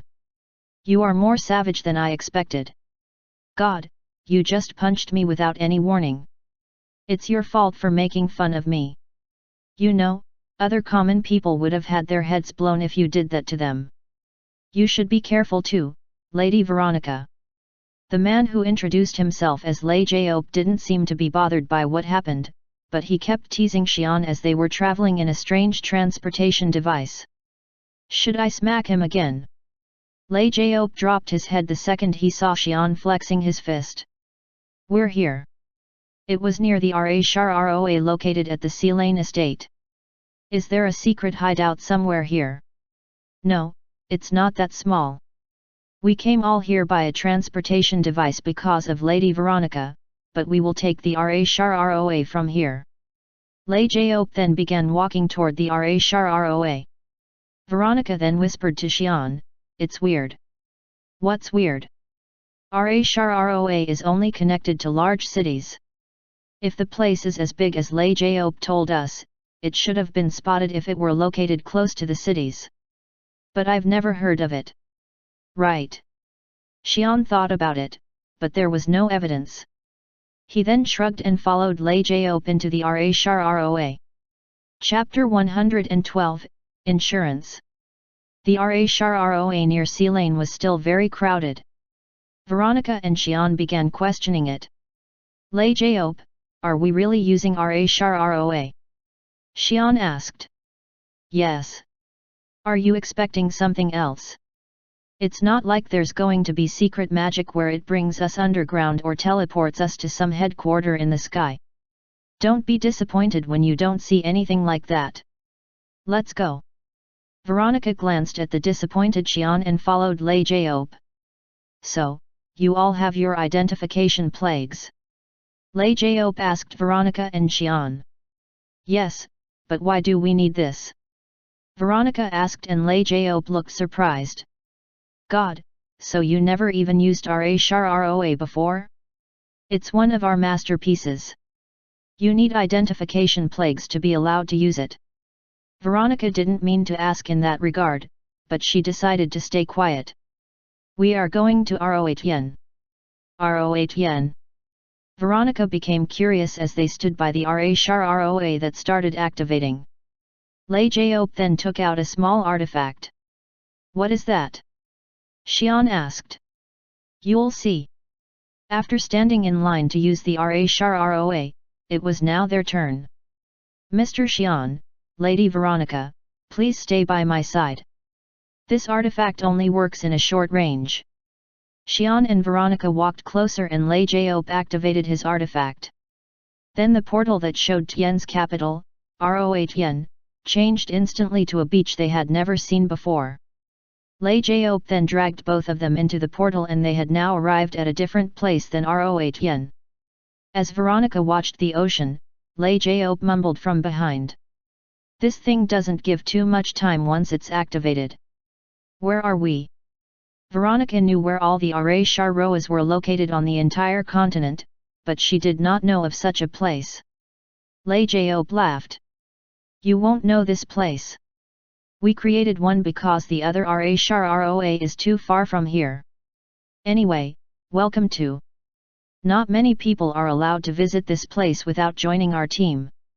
Congratulations. Lei Jiop then walked toward the huge buildings on the other side of the beach. What is this place for? Veronica asked Lei Jiop as they walked toward the buildings. So, Li Menu and you have things in common. Lei Jiop spoke of something else instead. You two don't fear us. I guess it's because you two are from the other world. The fact that the man knew her brother meant he knew that they were not from here, but she couldn't understand what Lei Jiop was saying.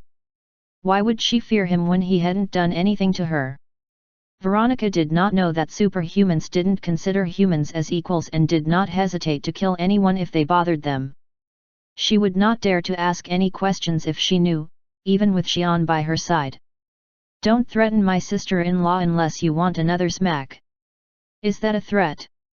Lei Jiop mumbled and answered Veronica's question, so, you wanted to know what this place is for? Yes. It's where my brother works, right? It's like a contractor, in your world's terminology. A contractor. The place was extremely large. It didn't seem like a lot of people were here, but there were countless human figure golems working. It wasn't modern by any means, but it was quite refreshing as she was used to the medieval settings of this world. I've never seen such a thing. She realized why Lei Jiop said they were different from the Magical Council. She visited a regional office of the Magical Council with Ryan before, but it was nothing like a secret agency or place of powerful technology. Yet, it's a place where we create or make things we need. But that's not important. You're only here to meet your brother. Lei Jiop walked past lot of buildings and stopped in front of the tallest building in the area. It was tall as the building at the Great Magical Council's headquarters, but it was much taller and was connected with various bridges to the other buildings. It seemed like this building was at the center of the building network. As they walked in, it was crowded with actual people. Shilling people, a race that claimed to be the descendant of elves, rare decans, and magic priests walked around busily. Place is crowded. Yes, we need a lot of people to work for our cause. They're well taught, so they are useful.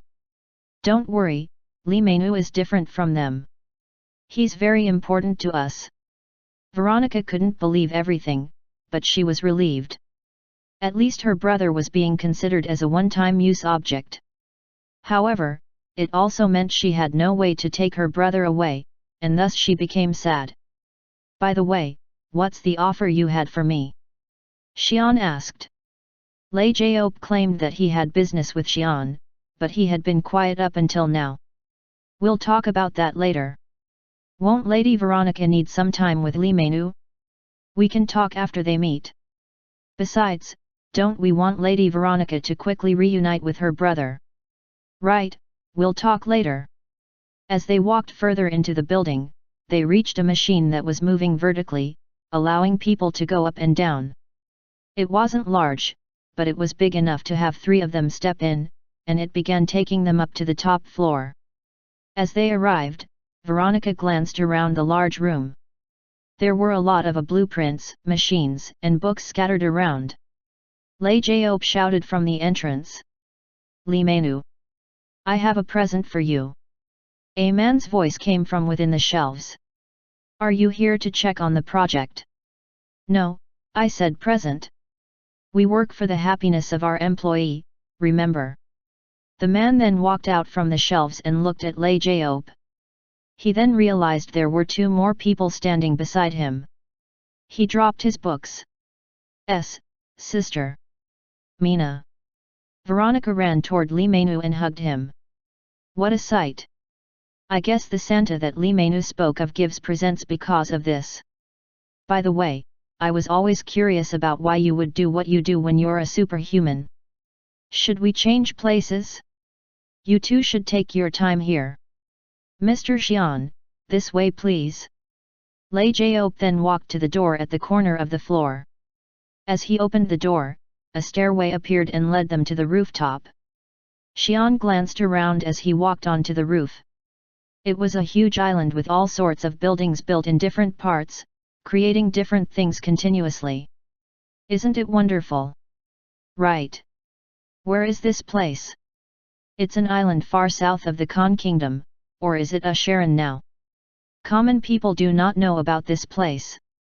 Xian turned north, but he could not see the land even when he used energy on his eyes. It meant the island was located really far from the coast. So, what is your offer? How did you know about me? It's a long story, but I'll talk about the offer first. Hope he's not going to ask me to join or anything like that. Do you intend on buying insurance? Hey! Xian was dumbfounded. Chapter 113, Insurance. Insurance. Yes, insurance. Like, the one where you get paid when you die. Xian began wondering if Lei Jaop was crazy or something. You think I would offer such a thing to you? I guess not. It's much more than that. It's insurance for your afterlife. Lei Jaop seemed proud about what he had to offer. It made no sense, but Lei Jaop didn't seem proud even at all the marvels of this island, so Xian was interested. It looked like Lei Jaop really did have something very interesting. A long time ago, there was a great genius. He easily became a Ra Bander and lived with no enemies that opposed him until one day, he was faced with an enemy that he couldn't win against. Death. Being a Ra Bander did not prevent him from dying. He felt there was a limit to his life at some point and he realized that the limit of his age was 300. He couldn't believe it. He thought he could even avoid death, but it wasn't the case. He then began gathering information and ideas about immortality. After a long search, he came across some mysterious races. The man was delighted and delved into their secrets, only to be disappointed by the fact that their immortality was only granted to their own kind. The man then died before he found a way to avoid death. Isn't it heartbreaking? Xian was dumbfounded. He thought the genius in the story was Lei Jaop, even if he looked too weak to be him. Is this end of the story? Oh, no. There's more of course. It's only revealed to the people who join us, but I'll tell you since you are a special case. Lei Jaop then continued. To his surprise, the man was reborn. He was reborn in a new body, but with all the knowledge and power. After growing up a little, the man realized it had been 100 years since his last death. He then realized he would not overcome death with his old ways. He was strong, but it wasn't enough to avoid death. Then he found a special power that came with him in his new body. A power to change the world and twist it. The new body had special skills that were later going to be called Exer. The man trained on both the Ra Bander way, and the Exer way. It allowed him to become a Ra Bander and a great magic priest at the same time. But his purpose wasn't to become strong. The man then devoted his life to study the powers of the Kal Gulls and Gran Ines. And he was able to create a way. A small marble that allowed the dead to live again. The man succeeded. And that's where the story ends. The third story is still underway. Isn't it amazing? It is amazing. So the genius, is he alive? Xian was really surprised. The man wanted to avoid death and really succeeded. No, he's dead. I mean, what can he do if he faces a man who's stronger than him? It would have been better if he only trained in either Bander or Exer. Oh, right. It was true, but Xian felt disappointed. But it's not important. We know how to create the without the genius. Really? Xian now realized what the insurance was for. Of course. I'm sure you saw it before. Do you remember a boy named Decaron? Oh, then you mean. Yes. That orb he held was a. It belonged to Liviath. He's now resurrected and well. He's one of us too. Xian felt tempted. With that, it would solve his main concerns. Of course, he had no intention of walking into danger, but who knows what might happen. He was so sure that there was no one stronger than him when he got out of the red sphere, but he had to be locked up in another red sphere after that. Lei Jiao felt Xian getting tempted by the offer and continued, "We'll be adding a special this time. It's all because you are such a powerful man. Have you ever heard of a family plan?" Hey? You mean? Yes, we'll be providing a for your entire family. It is really hard to make, but it's worth it for you. It'll all be specially made just for you. Xian knew then that he could not resist the offer. To protect his family from death. Of course, he had no intention of bringing his family back from death when they died peacefully. But if they died because of some unknown incident, he wanted to save them from such death. Of course, every sweet offer would have a price. If I agree, what will you make me do? Haha. I knew you would like it. No one has refused until now. No one. And there was no one who turned it down after hearing what was requested. It's nothing much really. It's nothing. Literally. We ask nothing. Xian was skeptical. Didn't you say that it was really hard to make? Well, yes. It's gotten even harder now. And you're making it for my family. We'll need 4, right? I guess you only need it for those related by blood. Xian nodded. Sister-in-laws were important, but they were only important because of Ryan. And you'll give them out for free? Well. I mean it's complicated. Let's go back to the beginning. So, who do you think we'll offer this to? Xian answered right away. Superhumans. Right. The talent, the power. It's a treasure that needs to be protected. We offer this to all our banders or great magic priests that are alive. Liviath did benefit from this, as you know. Okay. And we have one motto. We do not force anyone. Our group doesn't work well with force, so we strive hard to have people join us voluntarily. Wouldn't it be like a threat if we make joining our group as a condition of the insurance? It was true. The insurance was very tempting, but superhumans had no chance of dying. Even when superhumans fought each other, they did not fight to kill since they valued each other so much.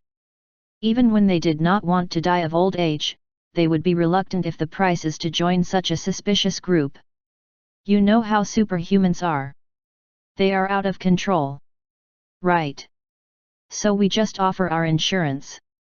But they join us voluntarily anyway. Lei Jiao laughed.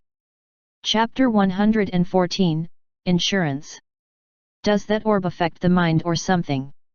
No way. No superhumans can be mind-controlled. Then why do they join? That's another complicated story. Didn't the story end in the second part? Right. There's a side story to that. A story of a sub-character. I guess you'll make a choice once you hear everything. Lei Jiao then began telling the story. The man became agitated as he earned a new life. There was nothing that he did not try in his past life, so he needed to get results in this life. There was no telling if he would reborn like he did this time. As he strived hard for his goal, there were small incidents at least in his eyes. All who stood in front of him were all destroyed and beaten. Since the man had no intention of going around or using other ways, it would mean disaster if he met a stronger man, and he did. The man was just a tiny bit stronger after gathering all the power and methods he could muster, so the opponent fled. The problem was what happened next. The opponent returned after the man died. The problem was that the opponent chose to exact revenge on the wrong target. It began hunting down superhumans as it was strong and did not die of age. The superhuman hunter was born. It went after every superhuman whenever the hunter heard of their existence. Superhumans in hiding were so hard to find, but it did not stop the hunter from finding and killing them. How did nobody know about such a crazy bastard roaming the world? It's because no one is interested in superhumans. Luckily, the hunter's time was short-lived. Liviath was unlucky in that regard as he was caught up in it. What can you do when such a monster is roaming around? They were really strong. Nobody could win a one-on-one fight. The time for it to make a comeback is short, but it always manages to kill one. That's why we warn everyone when we make them the orb, but they all react the same way. They died because they're weak. I'm strong, so I'll be able to kill them easily. I'm weaker than RA Banders, so it's not like I can just punch them and say you aren't strong enough. So, do you see what we are up against? I see. No superhumans would refuse the offer for the insurance. However, they would not agree to join the group until they died by the hands of the hunter and were revived. The superhuman hunter never went for superhumans in a group. It only targeted lone superhumans. It was why all the superhumans who had such experiences joined the group. That's how we recruit. I mean, it will be good if they join without going through such trouble. Liviath joined after he got his head chopped off. Xian then curiously asked a few questions. I have something to ask. Sure. The hunter, is it stronger than me? Xian couldn't believe it. Lei Jiao sighed and answered, that's the problem. We suspect that you are stronger. That's why we even created a family plan for you so that you can join us. Humph. It looked like this group was doing really hard to recruit Xian, but Xian didn't even know their goal, their members, or their name. It looked like he'd tell Xian if he joined, so he decided to wait on that. So, why don't you just kill it? We do try. We go attack it once we find it. We drove it out a few times, but it always comes back and attacks any lone superhuman. It's really good at sniffing them out. All the lone superhumans end up dead somehow. Why drive it out? It's a runner. We can't stop it from running away. It's best to drive it out and wait for it to hibernate. You'll know once you see it. Xian was dumbfounded. The monster seemed like a vicious, revenge-seeking hunter at first, but it was actually a petty thief type. It's interesting. It's wise. You can't get revenge when you die. But if we didn't group up, not many of us would still be alive. There were some who we couldn't save. Xian then asked a few more questions and reached a conclusion. So, it's a weird guy. We can say it's weird. There's still a lot of questions about the hunter. So, have I answered all your questions? Yeah. So is that crazy bastard out there right now? Lei Jiao laughed. No, it's not the season. We drove it out about 10 years ago. That's why I travel alone. We group up and stay together when it wakes up. That's good to hear. Xian was relieved. He was worried that this hunter might have managed to kill Miss Steele. But how did she manage to live then? It's not like she was in the group. That was a question he couldn't solve, but there was no way to find out. Let's make things clear. So, we will provide the for free and you can decide later. We'll provide you with more details when you decide. It's our policy, so I can't tell you any more details. Xian still wasn't sure. The offer was too generous. Is that all? Yes. Like I said, we do not force it. Most join us when they die, but since you aren't a type to die, can we make a condition? Just to make things more even. Xian nodded. It was better to pay the price that way than to just receive it for free. What is it? I told you the orbs are really hard to make, right? Yes. The process isn't that hard. It's just that we don't have that many materials. Materials? Do you remember that the genius studied Graninus and Kal gulls to create this? Yes. So, we need two things. One is the heart of a Kal ghoul, and another one is water of that the Graninus treasure. Xian grew worried as he heard the word Granin. I mean, it's okay that mountain was destroyed where the Graninus used to live, but the was dried up. I wonder who did that. It even made some of our projects come to a full stop. Hey? Why do you look so grim? Anyway, we have some hearts, but we ran out on the water. Then how are you going to make it? That's where you come in. In truth, we don't need the well's water anymore. We have a replacement. It's really hard to get, but it allows us to create better quality orbs. We recently found out after we worked on it hard after the incident 5 years ago. Lei Jiop then described the replacement. It didn't seem like a hard task for Xian. You should just consider it a trip to get a present for your family. It would be great if you join our group afterward, but just getting us that replacement is going to be a huge help. I see. Can I take care of my business first?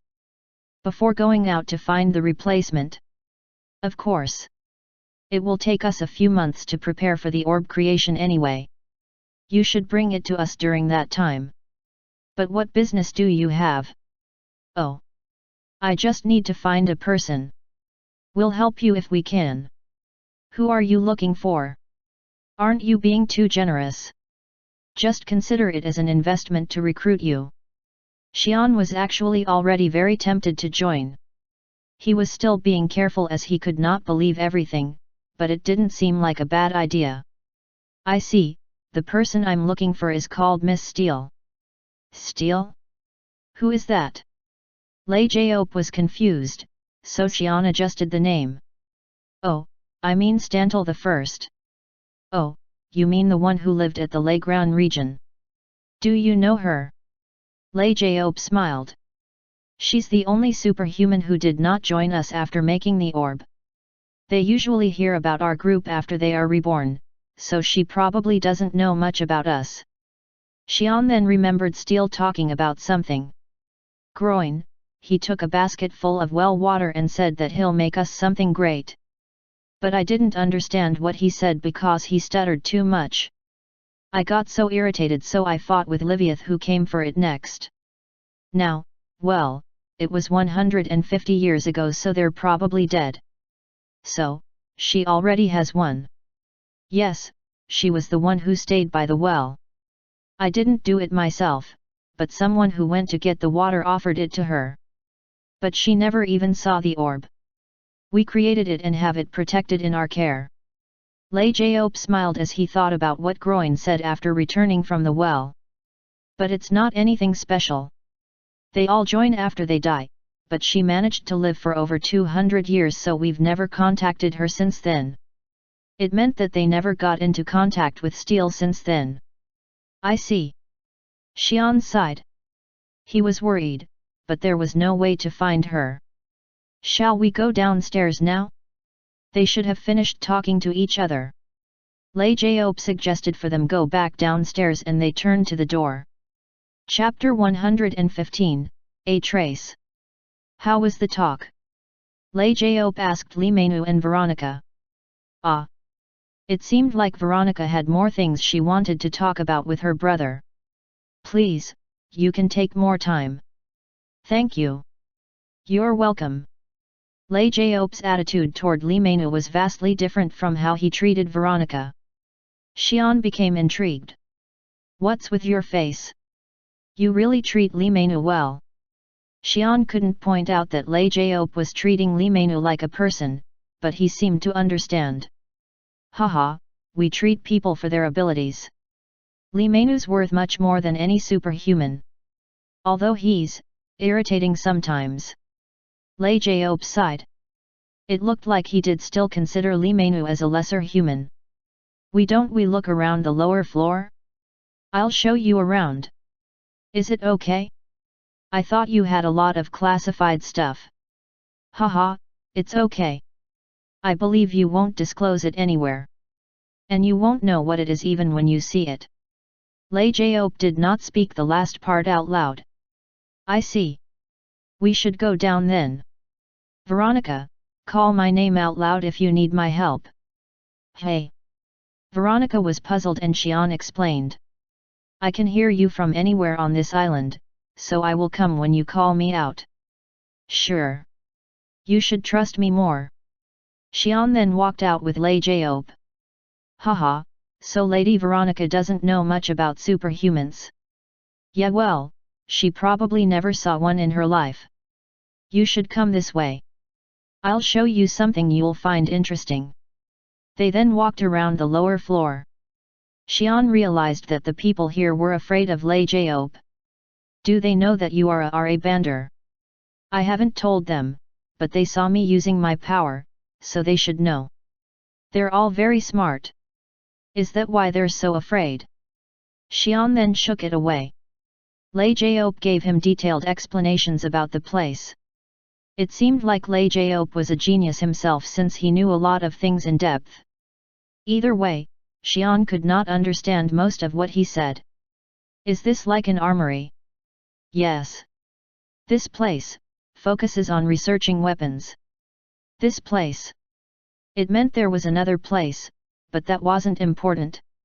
What was important was that the weapons that Xian recognized as swords, spears, or cannons were something different here. It wasn't like anything he recognized. They all look special. I guess you imagined something like a sword or a cannon. Yeah, but these aren't the same. A yellow round object with a lot of holes, or a rectangular slate with various magic engraved in it, and star-shaped object with something roaring from within. Lei Jiop laughed. These are made to serve their purpose well. Purpose? To kill. All of these weapons have increased power, accuracy, reliability, and such. Xian was confused, so Lei Jiop walked to one side. You'll know once you see it. Shall we try this? As Lei Jiop walked closer, the people divided themselves to open the pathway. There was a small stick. It's to be used like this. As Lei Jiop transferred his energy into it, something soared out of the stick. Oh! The stick was now a shining sword. It's based off Li Menu's idea. You can carry this in your pocket and create the blade with your own power. Here, try it. Xian then took the stick and held the shiny part with his bare hand. No. Some of the people around them were shocked and they gasped, but nothing happened. The part Xian was holding was losing its energy. It is amazing but... Lei Jiop answered. It's weak, right? Everything here is a prototype. We shift through the useful ideas here and strengthen them afterward. Shall we go to the next place?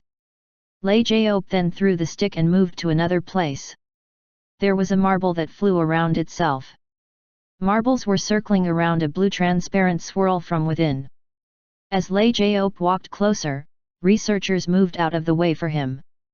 Then Lei Jiop reached out and grabbed the blue thing. Then, a terrible scream came about.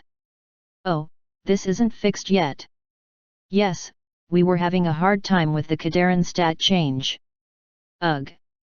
Researchers explained as they held their hands up to their ears. Oh well, it's okay. Mr. Xian, come this way please. He then handed what he held to Xian. This. Isn't it amazing? It's an energy force with a will of its own. It's making those marbles float. I heard the researchers here made it accidentally. The blue energy that Xian held was now much more calm, seeming to have lost all their resistance after being held together. The marbles that circled around it also slowed down as if they were somehow connected to the blue energy. This guy is cute. Isn't it? I was thinking of keeping it as a pet if it doesn't become strong enough to be used as a weapon. I didn't choose a name for it yet, but I was thinking of giving it a cute one. Xian thought about giving this to Ryan as a pet, but he gave up as Ryan would not be able to tame this. Lei Jiop or Xian could handle it, but master warriors would be burned alive if they survived the mass marble attack. I'll send you one as a pet if we create some more. Say, how long will it take for it to be ready? Lei Jiop asked a researcher. We will need about 6 months to create these energy masses in great number. The researcher was still panting even after the energy stopped screaming. I guess you can take one as a pet when you come with the replacement material for the orb. Xian nodded as he had come to like this cute energy ball. I'll show you where we store our materials. Lei Jiop then began walking toward the corner of the island, outside the buildings. Is it located at the corner of the island? Yes. We need a lot of water due to the cooling issue. That place focuses on researching various objects collected from around the world, including precious metals. The building they entered after a while was quite different from other buildings. It feels like a blacksmith workshop. Well, Decans wanted the place to be like this. I'm not sure why they like this better. They had all the technology and magic, but Decans still outperformed them in metallurgy. Thus, the place was filled with Decans. We have a lot of metals here. Some are really fascinating. This here is made from a Decan. Lei Jiop picked up a small metal stick and showed it to Xian. Is it special? This stick changes the damage by changing how hard it hits, making it weaker. Hey! Lei Jiop explained in detail on how the stick worked, but Xian couldn't understand much other than what it actually did. So, if you hit someone with this, it will hurt them, but it won't kill them. Yes. If you really intend to kill someone, then that's another story. It has no use as a weapon. But I'll give it to you. Lei Jiop gave the stick to Xian. Why? You should beat someone with this from now on. Not with your fist. It won't even leave a bruise. Ugh. I'm sorry. Xian apologized as he kind of liked Lei Jiop, who was being really kind to him. I just showed you the most worthless metal, so I'll show you most precious one now.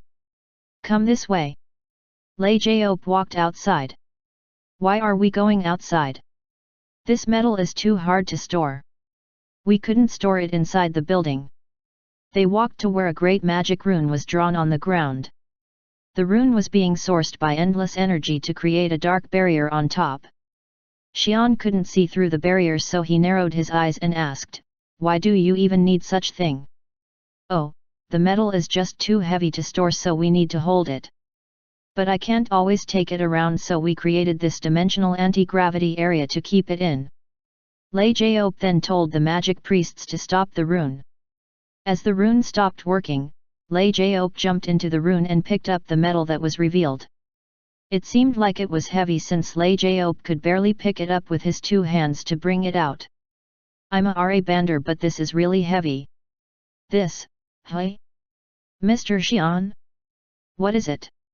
Lei Jiop looked at Xian, who had a weird expression on his face as he observed the metal. Where did you get this? I picked it up in the Sharon Desert about 4 years ago. I went there to check on the loud sound that came from the area, and this piece was in the spot. Do you know what this is? Xian wasn't really listening to him anymore. That's a piece of Chronophan. It was Chronophan, which Xian asked Steel to take care of 5 years ago. Chapter 116, A Trace. Veronica talked for a long time with her brother. So, you like your current life? Yeah. I love it here. There are a lot of things to learn and a lot of things to research. He was always considered a genius back in their world. Their parents made it so he could study freely. As a result, her brother managed to become a world-famous researcher. Yet Veronica was worried, since her brother was too pure. Too innocent. He had never faced hardships nor hostility.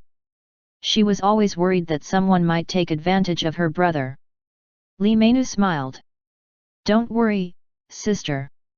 I love it here. The magic here is much more than the science that I studied back in our world. Magic was not something Li Meinou knew existed until he came here. There were some things that magic allowed while science didn't, and vice versa. Li Meinou loved studying both to create many things. He didn't care if he was being taken advantage of. He was busy studying to satisfy his own desire. Besides, his organization provided everything he needed for his research. The most amazing thing here was Li Meinou couldn't believe what he saw 5 years ago, when he saw Liviath producing nuclear energy by himself. He wished to study superhumans when his current project was finished, but he also learned to fear them. He was scared when his sister was asking Lei Jiop a flurry of questions. After discussing for a while, Li Meinou asked the question he first had when he met his sister. How do you know Sir Xian? Hey? How do you know my brother-in-law? Oh, wait. He said he met you in Kerbal. Li Meinou was surprised. He heard his sister was married, but he didn't expect Xian to be her brother-in-law. Yeah, I saw him there. I didn't expect to meet him again, especially with this kind of connection. They talked a little more, but he was disappointed when Lei Jiop returned. Did you have a good time? Yes. Veronica looked disappointed, but Lei Jiop laughed. Don't be too disappointed. You should meet him again next time. Veronica looked surprised as she didn't expect that. You look surprised. We just want our project to not be disturbed, and if it's kept a secret, we have no intention to prevent Li Meinou from doing what he wants. Oh. Lei Jiop did say that he worked hard for the happiness of the people working here and they were not slaves. We respect Li Meinou's knowledge, but we value his creativity more than anything. That can't be forced. We're actually happy that you, Lady Veronica, appeared. So, shall we return? Veronica became relieved and bid farewell to her brother and Lei Jiop took her to the Roa. As they were walking to the Roa, Veronica asked, Where's Xian? She was alarmed at her missing brother-in-law. Lei Jiop then answered as if he just remembered it. Oh, I almost forgot.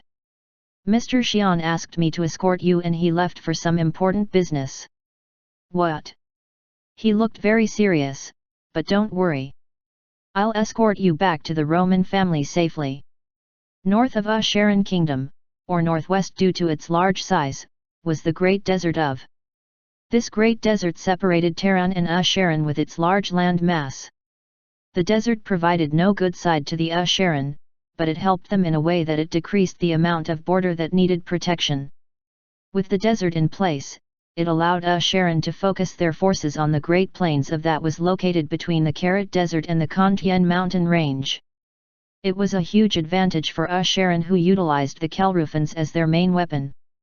It was what allowed Sharon to successfully defend against the Tehran invasion.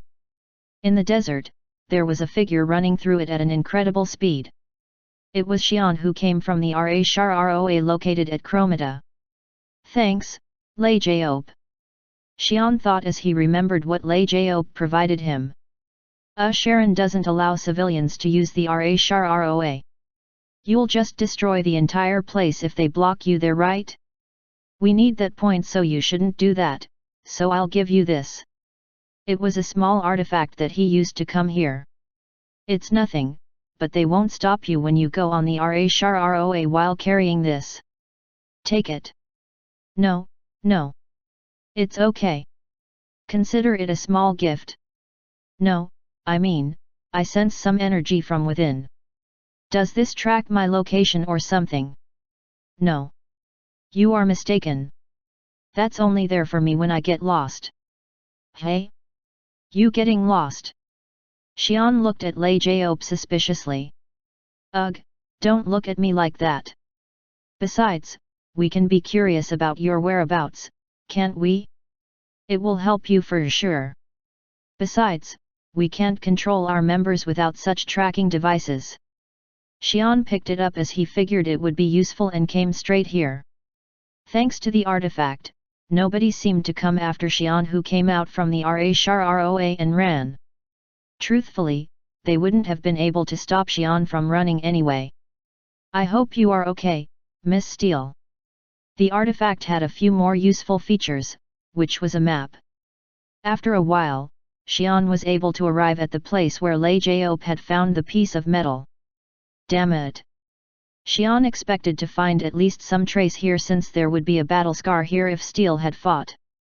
It's not like a mountain. Lake Round or Kerbal still had huge battle scars left by Xian. In contrast, there would be no traces in a desert. Xian only was able to find the place because Lei Jiop marked it on the map. As Xian became disappointed for not being able to find anything, he felt something blinking from his pocket. It was the artifact from Lei Jiop. What is it? Xian took it out and touched the artifact, which suddenly began shining a light into space. Hey! The light that came out from artifact was now portraying a human figure on the space in front of him. Lei Jiop. It was Lei Jiop himself. The artifact was portraying him and his voice. It even allows image communication. It's very useful. What did I say? It's really well made. Right, thank you. But why did you call me? Xian asked Lei Jiop. You are correct. Deserts are not that easy. If it was 4 years ago, you might have to put that place upside down to have a chance. Hey? Will that work? Xian glanced at the desert, dumbfounded. Can you even do that? Haha, but that was just an idea. You might find some burnt traces, but it won't be any use. Besides, we couldn't find much when we went there 4 years ago. Oh. It seemed pointless to keep searching here. I'll help you. It looks like you want to search for Stantle the First, right? Do you have a way?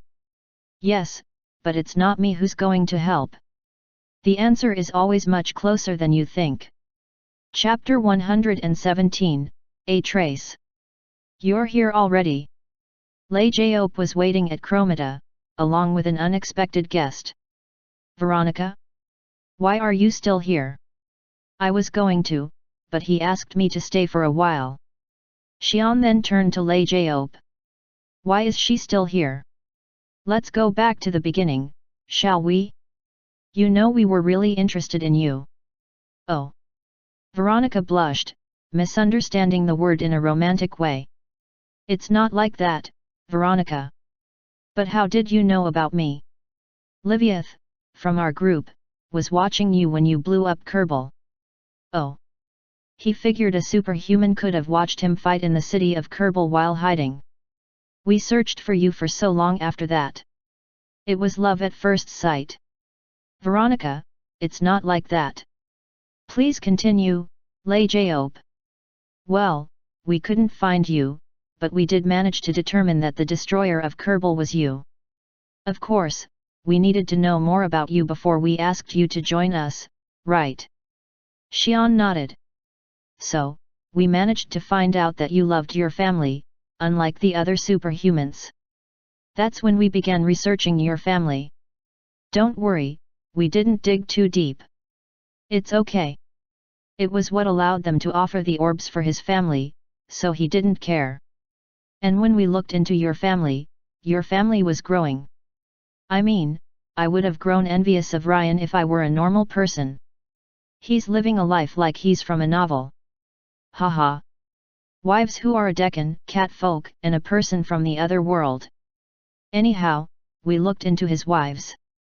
I didn't expect for it to come to my aid like this though. Xian then suddenly realized why Lei Jiop didn't send Veronica back.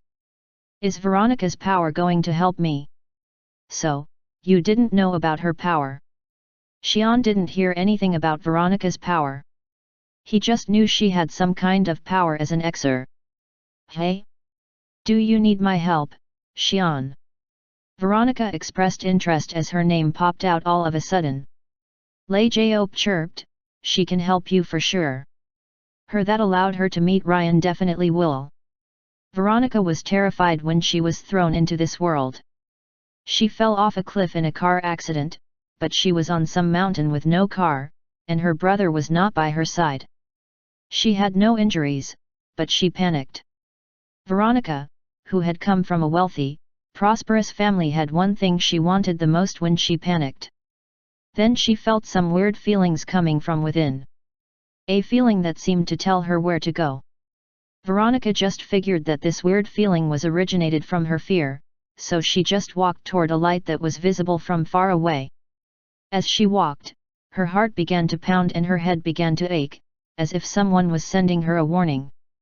She eventually gave in to her feeling and began walking toward the direction. After a while of walking, she found some small shack. The place was ruined, but she did not care and knocked on the door. She felt some weird feeling disappearing as she saw the man coming out from the shack and fainted. When she woke up, some old man was taking care of her. It was language she never heard about.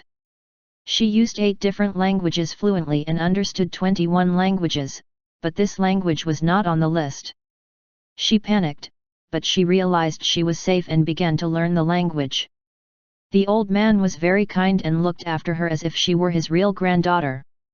She was able to learn the language quickly enough as she had talent in learning other languages. As she became fluent enough to talk with the old man, she learned that the light that she tried to go had some bandits living there. Veronica then learned where she was. She first figured she was kidnapped and abandoned in some foreign country, but this was unexpected. It scared her for a while, but she had to accept her fate. That was when she realized she needed to adjust to this world. Her thoughts became conclusive when the old man was killed while walking out on the road by some passing mercenaries.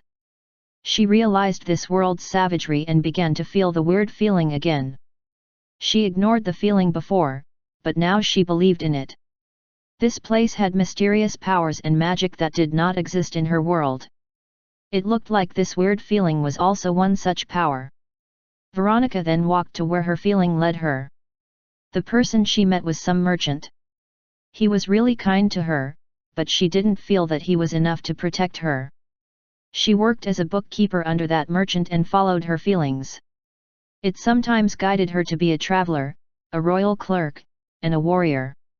She kept on traveling while getting help from various people. But after 2 years of such adventures, she was exhausted. Her feelings led her to many places, but it didn't go away. Besides, this world was too dangerous for a beautiful woman like her to travel alone. Her power saved her from such threats, but it gave her a stronger feeling each time she overcame a threat. As she gave up on her adventure, Ryan appeared out of nowhere. That was when the weird feeling stopped. It was the man she had been looking for. It was the man, which her power, had been looking for. To add on, she named her own power. Oh, so that's how they met. Xian commented as he heard the story. It was Veronica who managed to find Ryan. Her power will guide you to steal for sure. We found out that her power grew enough to help others at end of her journey. She even helped Ryan a few times. Did you not? Veronica nodded. Yes, but it has many limitations. I did try to use this power to find Xian, or my brother, but it failed. It didn't give me any feelings. But we can give it a try. Oh, but we have a problem. It's shame that the person who has this power is your sister-in-law. Lei Jiop shouted dramatically. Hey? Why? Isn't it better? Or does it shorten her life? No, it's not like that. But... Veronica realized what Lei Jiop was trying to say and tried to say it first, but it was too late. I heard you need to kiss the person to help. That's why she couldn't help anyone besides Ryan. That was troubling indeed. Xian sighed. I know Xers come in different colors, but that's... Yes, we were fascinated by the limitation too. Xian was happy that her sister-in-law could help him, but it was blocked immediately. That was when hope came back. No, you're mistaken. My power grew so that we don't have to do that to use it. Oh? I see. I guess our information was a little behind. Mr. Xian, we should give it a try now. Veronica, can you do it now? Xian asked for permission and Veronica nodded. Come here. As Xian sat down on the chair, Veronica stood behind him and placed her forehead at the back of Xian's head. She used her both hands to cover Xian's head. You should think about the person strongly. Don't reject the exer that I send you. Understood. Xian released his defense and accepted the flow of exer coming through him and thought about steel. Whew, but this is weird. The flow began to grow weaker after a while, signaling that it was about finished. As faded out, Xian turned back and asked, do you feel anything? Veronica nodded. Yes, I have something. I'm not sure how long it will take, but it will guide us for sure. Xian brightened up instantly. Thank you. Thank you, Veronica. You're welcome. Oh, but why? We should talk about it later. Let's move fast. Xian then tried to ask something, but he was cut off. However, Xian was happy that Veronica was eager to help him out, so he nodded. Lei Jiop, I'll see you around. Hope you find her. She is also a valuable person. Oh, and keep the artifact. It will be useful for your journey. Lei Jiop then walked away first and Xian turned to Veronica. We should go too. Oh, by the way. Yes. Veronica answered. The way you did it. I don't think a kiss will be necessary. Xian was confused by what had happened. The method she used didn't seem like a kiss would be required, as exer moved through her brain and hand, meaning that it didn't seem like it needed to be transferred over via mouth. Veronica blushed. E.t. What? It's a secret. Hey. The story was as follows. Veronica became sad when she found Ryan after a long journey. Her dream man already had 2 wives. There was something going on between them, but she couldn't do it because of his wives. It was then that she got her chance. That was when Veronica was struck with an idea. Yes, it's possible. But it has a limitation to be used on others. Limitation? What is it? The rest was history. They quickly became close after that. Veronica couldn't find Xian, but she managed to court Ryan and married him at last. Wow! Xian's third sister-in-law, who seemed to be the most innocent, was actually most cunning of all. Veronica smiled at Xian and spoke. It's a secret, okay? I'm helping you out this much, so.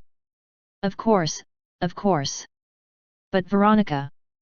Can you, teach me something like that? Hey? Teach you what? The skill that you used on my brother. To court a lady, something like that. Veronica smiled. Of course, I'll teach you. They smiled at each other and began walking to use the Roa. Chapter 118, Fate's Way. Veronica, how does work? Does it tell you how long you travel, and in what direction, or such? Xian asked as they walked toward the Roa. He thought Veronica gave it a fitting name, but she looked embarrassed when Xian mentioned it. Just call it a power, and I don't know much about it. It changes a lot depending on my condition too. Does it? I can answer your question though. If I think about it hard, it gives me a feeling about what I need to do. Oh. Xian understood what she meant. He had a similar feeling on what he needed to do to become stronger until he was blocked by the barrier. He did not have any special power, but it seemed like it was similar to Veronica's. What's interesting is, it doesn't directly send me to that person. Oh? Why is that? I'm not sure. It's as if there are a couple of steps to take. Can you explain? Xian asked. Let's say I have to find person A. But if I don't have any connection or information about person A, then my power will lead me to person B who might be connected to person A. Now, if I don't have a connection to person B, then it leads me to person C who might lead me to person B, so, if the person I'm looking for is located where I can find them directly, it leads me that way. If not, then I need to take steps. That was what Veronica discovered about her power. However, there were a few times where she had different results than she expected, so she couldn't say for sure. But, if that's the case, shouldn't it have allowed you to find your brother or me? I think that power will get you to someone no matter what. It does have a limit. If the power required to find someone is too great, it stops. I think you and my brother were located at a place where my power or someone I know couldn't reach. I see. And there's been a time where I took too many steps that it failed. Someone who hides and lives as a hermit falls into this category. It definitely does have a limit. Yet. So that's why I had doubts. If the person you're looking for is hard for you or joke to find, it will be impossible for me, or there will be too many steps to take. The maximum amount of steps when it's used on someone else is about 3 to 4. So it is weird. Xian was intrigued. There weren't too many people who knew about Xian or Steele's existence, but Veronica was walking to a place where her power was confidently leading her. Veronica, you should have just told me that you wanted to visit Ryan. No, you're mistaken. I had a feeling that I had to come here. Xian and Veronica were now in front of Lavalan Castle. Veronica then began walking somewhere and came to a stop in front of someone. Hey? You're back already? Is Lady Celine first? Yes, Veronica answered as she sensed the feeling from within signaling her. Celine, can you tell my husband that I will return after I am done with my business? Sure. So, how was the trip? Celine asked as she was concerned even though Xian was accompanying Veronica. It was very good. Tell my husband that I'll be away with Xian for a while. It won't take long. With Xian? Celine was suspicious, but Veronica whispered to her. It's nothing like that. Besides, my husband is much more handsome. That's true. I can hear you guys. Xian ranted from behind. Take care then. Xian asked Veronica after they walked away from Celine. Is it over? Yes. We need to move quickly before this feeling goes away. No, I mean, shouldn't we ask her about something, or direction, or anything? Veronica laughed. No, it just tells me which way I need to go. It's like getting information updates once I meet the person I need to see. Sometimes I need to do something to update the direction, but we were lucky this time. I think we can just keep going like this. They then walked back to the Roa. This is. Xian and Veronica took the Roa to move to Roa Yen and walked to the place where they were now standing. So the next person is here. Is this? Xian glanced at Karadan Canyon beyond the city of Kankan, the canyon that ran through the Kantien mountain range. Bandar Karadan was born 400 years ago. After he became a superhuman, he remembered how frustrated he was about walking over the mountain range. He then began destroying part of the Kantien mountain range that was closest to the capital. It was named the Karadan Canyon because of that, and it allowed Kan and Tien to freely trade with ease. Kankan was the city located at the entrance of the canyon. It is amazing how powerful these superhumans are. How can you split this giant canyon within half a year? Veronica was astounded. She couldn't feel how strong these superhumans were, but looking at something so grand gave her a glimpse of their true power. Veronica then turned to Xian and asked, "Can you do this within half a year too?" I can. Half a year would be enough for him to erase the entire mountain, but he decided to hold back as it felt like he would be boasting. I want to see such a sight. My brother said he saw it once. Veronica wasn't sure what it was like for superhumans to use their powers, so she spoke without thinking much. Halt! What business has brought you here? Oh! This place was a strategic military location. Permission was required to gain entry. No, I trust old man Narisha. Xian took out his identification plaque. This'll do, right? Oh, why yes, sir. The soldier was shocked after seeing the plaque and let Xian pass. After a few more checkpoints, they arrived at their destination. So, it's him. It was the first time for Veronica, but Xian knew this person. It was Kalagol, a Kal ghoul reborn into Kuntarian's body. Sir Kala Ghoul? Long time no see. Xian greeted him casually, but Kala Ghoul seemed shocked. Why are you here? I thought there was a party to celebrate your return. Kala Ghoul also received the invitation since he was a high-ranking noble of Tian, but he did not go. Yet, but I have some other business. So, Veronica, where do we have to go next? Do you remember I said that we might have to do something? Hey! The feeling stopped. We need to do something here, but it doesn't tell me anything. Oh no! Xian became worried. Veronica was his only hope to find steel. Kala Ghoul asked them, can I be on my way? Oh, right. You can go. Sure. I'm not sure what you are doing, but I wish you good luck.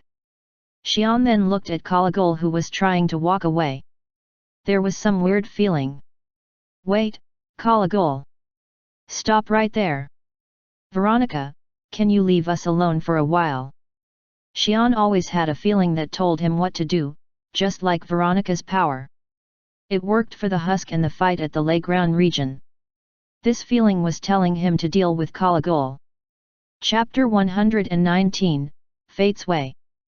I don't know anything. Then why did you try to run? I don't do this often, but I'm in a bit of a hurry. I will leave you in one piece if you tell me. Xian never was wrong when he had the feeling to beat up someone. If he used the stick that Lei Jiop gave to him, maybe it would show better results. As always, Xian considered himself to be a civilized man and he did not want to beat up the Kala Ghoul since he knew him. Thus, he pressured Kala Ghoul to give him an answer. Kala Ghoul made up his mind. It wasn't a secret anyway, but he just didn't want to get involved. Xian seemed to think Kala Ghoul knew something, and if Xian began using that stick, it didn't seem like it would end well for Kala Ghoul. Kala Ghoul started talking. Kala Ghoul had been placed at the from the days when Xian began his travel. Kala Ghoul could not refuse the order as he did not have his people anymore and had to live with the humans. But there was more. He wanted to go as far south as possible. After a while, he heard that Sky Mountain next to Granpala was destroyed. However, he did not mind as it did not have any effect on him. That night, he felt something while training. It was a familiar feeling. A few days after feeling that sensation, there was an unexpected visitor. It wasn't a human. I have not felt my people's spirit since years ago. How did you survive, warrior? Your spirit tells me that you died from the war. It was one of his people, a Kal ghoul. And one of the strongest who represented his race. Kala Ghoul faced the greatest warrior, who had lived for over 400 years. Kala Ghoul. I asked you to tell me the truth. Not some dream. It's not a dream. How do you live for over 400 years? It doesn't make sense. It doesn't. We reincarnate through the power in our hearts, but it does limit our age. Then, Xian tried to object, but Kala Ghoul cut him off. The great warrior is different. Besides, I can't imagine him dying in a war. He's special among the Kal ghouls. He became a superhuman, and he even mastered all three powers, Kala Ghoul continued. Kal ghoul, the powerful race. They fought against the Empire and led it to its demise. If it weren't for the great magic used by the Empire before their fall, it would have been the Kal ghouls who would have ruled the world by now. Kala Ghoul explained the secrets behind the Kal ghouls. Kal ghouls were allowed to fight the mighty Empire because of two things. One was power that flowed continuously through the heart and weapon. Another was the power that each individual had called. These two made the already strong Kal ghouls unmatched in their power and allowed them to fight against the millions of people in the Empire. Sorma was divided into three different ways. Controller of time. Controller of space. Controller of life. Sorma, which utilized Exer, only was the only power that the Kal ghouls were allowed to wield and use. Each person trained hard and specialized in one way of Sorma that fit them most. But was different. He was able to use all three ways of Sorma and wielded them with ease. There were a lot of superhuman level Kal Ghoul warriors, but Nekra was the only one who could use all the ways. And the three powers had their own ultimate abilities. One of most rare and not sought after was. After mastering the power, Nekra managed to acquire the ultimate ability, an ability that had the same name as its way. Somaran meant immortality in their language. Therefore, he does not die. Can humans learn how to use that power? Like I said, no humans can use Sorma. They lack a vital attribute that allows them to use Sorma. I knew the way of, but I can't use the power with this body. Xian then remembered what this Nekra sounded like. It sounded a lot like the crazy hunter that Lei Jiop told him about. He doesn't die. He keeps coming back. He's so strong too, we can't beat him. If he didn't hibernate, it would have been really dangerous. Lei Jiop, you said he wasn't awake yet. Xian began to realize the whole picture. Steel didn't like being in groups, and the hunter had awakened much earlier than expected. And Xian was led by Fate's way to meet Kalagol, who had met the great warrior. Kalagol saw Xian's expression changing and began to speak quickly. It seemed he might kill him if he didn't do anything. I'm not involved in this. The great warrior left right after. He told me I'm not one of the Kal Ghouls anymore if I'm in a human body. I've never seen him since then. Then why did you try to run away? Because I don't want to talk to you for too long. Kalagol knew what happened to all places Xian had visited. He came to Kenkan to avoid such troubles, but Xian came directly for him. This is all that I know. Do you know where that great warrior went? Do you think I'm powerful enough to know that? Xian grew frustrated. He was clueless, and it seemed like there was nothing more he could find out from Kalagol. Veronica then walked in from the outside. Are you done? Xian sighed and answered, yes, but we have a problem. I don't know what to do next. Don't worry, my power is back. What? Really? Yes, I'm not sure what you did, but my power came back. We should be able to find the person, Veronica reassured Xian. That's good to hear. We should go now. Thank you, Kalagol. Sure, I hope we never meet again. Xian tried to smile, but he couldn't. He was too worried about Steel. You just wait there. Nothing was certain yet. There was a chance that Nekra wasn't the hunter. Xian wished his theory was wrong. It was only going to be revealed when he met Nekra. Chapter 120, Fate's Way. Furion was tired after he returned from the party. He was so shocked at what Arakadam had done. He expected Arakadam to end up like him from before, but fortunately Ryan stopped it from happening. Furion turned to the cliff beyond his castle. It was the destroyed cliff. He could have cleaned it up, but he decided to leave it be in its messy state to always remind him that the world was full of powerful men. So, has it been more than 5 years now? Xian was now more monster-like than when he first saw him. It was fortunate that Xian only destroyed the cliff. To think that he even destroyed mountains, it seemed like Xian could destroy the entire mountain range that Furion was looking at currently. Haha, even he can't do such a thing. Furion smiled. The Kantien mountain range protected the Logades region. It covered Tian's southern border and divided Sharon. It worked as a powerful shield for the Logades region against Terran or Sharon invasions. As he looked at the Kantien mountains, he saw something strange. What is that? Part of the cliff was moving. Furion tried to use to zoom in, but there was no need. The cliff was collapsing again. It wasn't a large destruction, but it was not normal as the cliff was destroyed entirely again. As Furion activated, he zoomed into the cliff and saw an individual he knew well. That's Sir Xian. Why is he here? Xian was digging at the cliff with his bare hands. The castle was about 15 miles away from the cliff, but Farion became uneasy. He then made a choice. He knew what had happened to cities that Xian had visited. Other than Lenorva, all of those cities were left in ruins. Rihanna! Rihanna! Farion shouted. Yes, my lord. What is it? Rihanna came running in. Farion shouted, evacuate all our people away from that cliff. Make it quick. Yes, my lord. Rihanna walked out quickly. So, we need to walk in there. Veronica. Oh, yes. Right. You don't have to stand that far. I won't make any mistakes.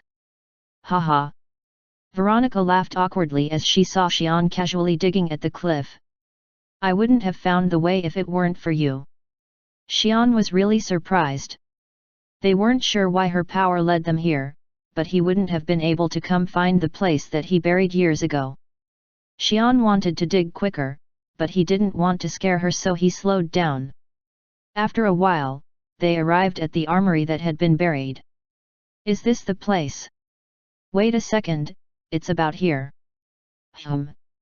Veronica walked somewhere and began looking for something. It was the place where those opened up the void portal. Xian then walked to where Veronica was wandering about. It's okay, Veronica. Hey. Veronica was confused. I'll escort you out to safety. Close your eyes. Hey. Hey. Xian then picked Veronica up and quickly jumped out of the cliff. He couldn't run too fast as he had to be careful not to harm Veronica, but he was able to quickly get to the city. Why is the city so quiet? Right. The city was empty. Xian took a look and saw people moving up north. Good, this didn't seem like enough. Oh. Xian then jumped up with Veronica again and was able to catch up to Farion, who was walking north. Xian jumped down in front of Farion. Long time no see. Sir Xian. What is it? Have you finished your business? No, it's about to start now. Can I ask you for a favor? Farion nodded, as he had no way to say no. Please take care of Veronica. Take her to where you're going. Do you know where we're going? No, but it doesn't matter. Hey. It might be okay, but just in case. You did make a good choice. Xian then took a few steps away from the people and jumped up. He flew out like a rocket toward the cliff, and Farion shouted to his people. Damn it! Ditch your belongings. We need to get out of here quick. Make it quick. People began to prepare to quicken their move.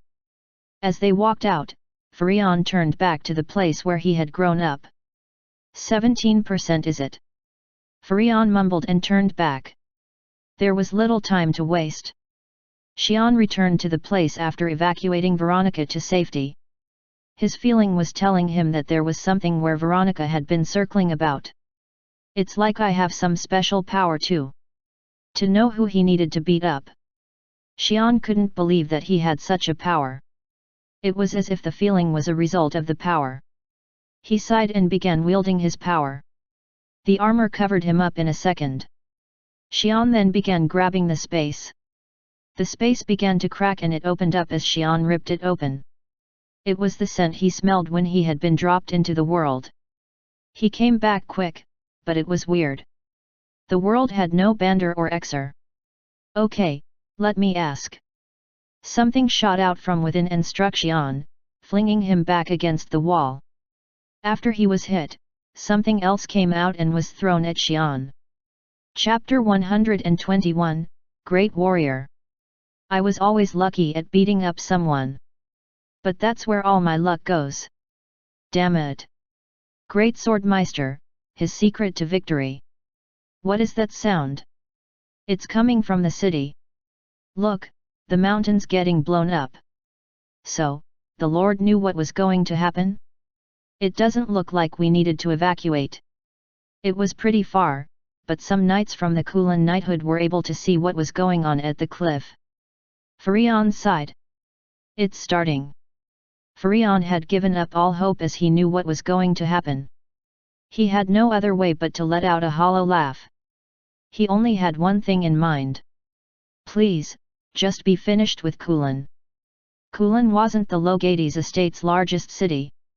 It was located in a very bad place, so Furion was in the process of transferring all the important agencies and offices to the Rotfell estate that was much closer to the capital. All of Logades was under Furion's control, so it didn't matter anyway. Nonetheless, it was still sad to see Furion's hometown getting destroyed. Xian reflected everything that flew at him and regretted it. He wanted to ask about Steel first, but this enemy might have been the one who attacked Steel. He should beat it up first. He realized his feeling was correct. Some needed to suffer beatings, like this one in front of him. Xian then began pounding the enemy that jumped out from the hole. It looked very weird. It had some weird-looking thing that covered its 10-foot-tall body. What was more important was not its looks. What is that thing? Xian dodged the mysterious sword that was swung at him. It looked very weird. It was about 6 feet long, but the handle made up a third of the weapon. It looked peculiar because the weapon's handle was very visible, but the blade was very faint and unclear. It was like that weird beam sword that Lei Jiop showed him. The only difference was that this one did not shine as its blade was more transparent. The monster, suspected to be Necra, was swinging the weapon fiercely at Xian. That's crazy. The weapon was not crazy heavy like Chronopon or powerful like the spear of the war god.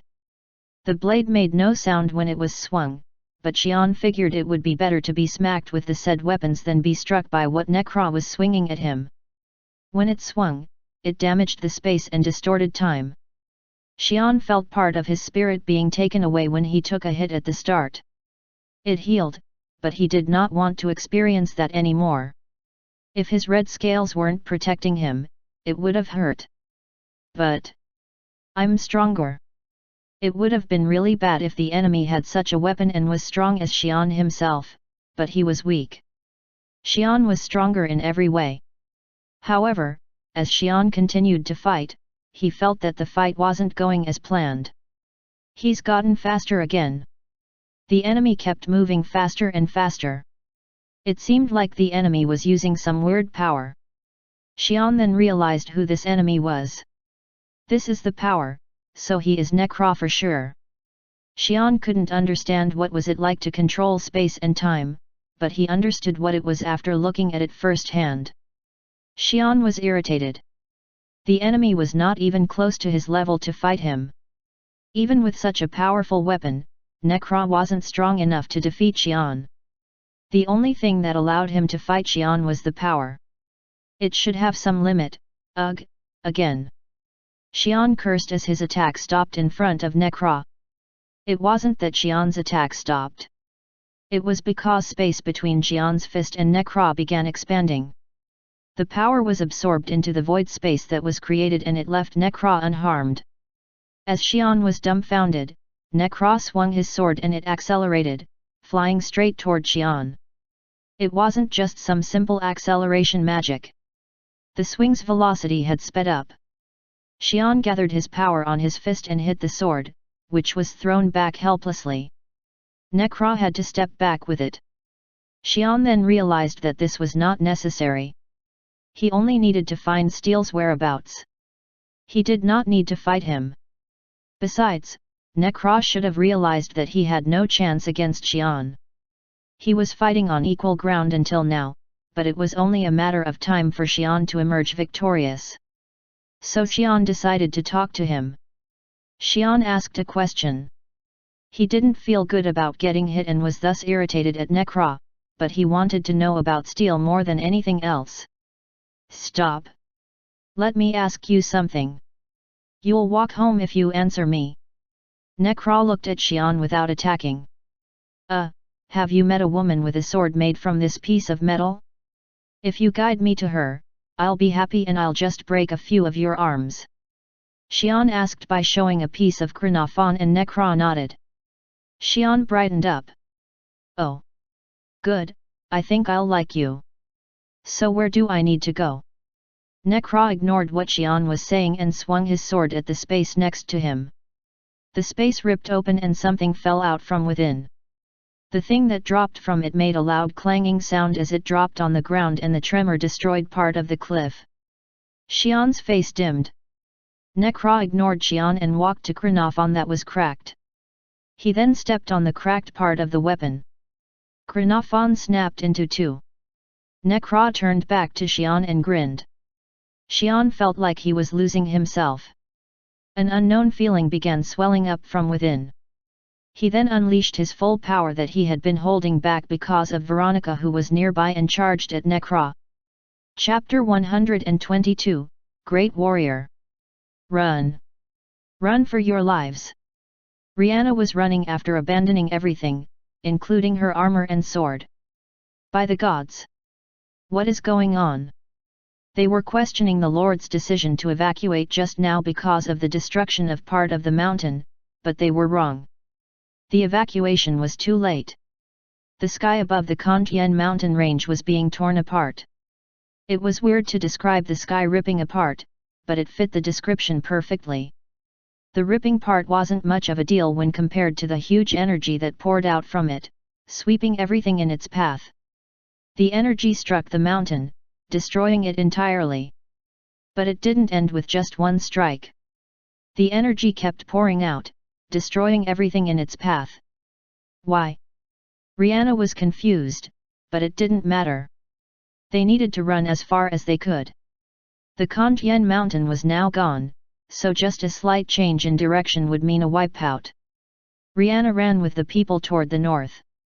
It became easier to lead the people, as those who did not want to abandon their belongings at first had now thrown away everything they had and began running for their lives.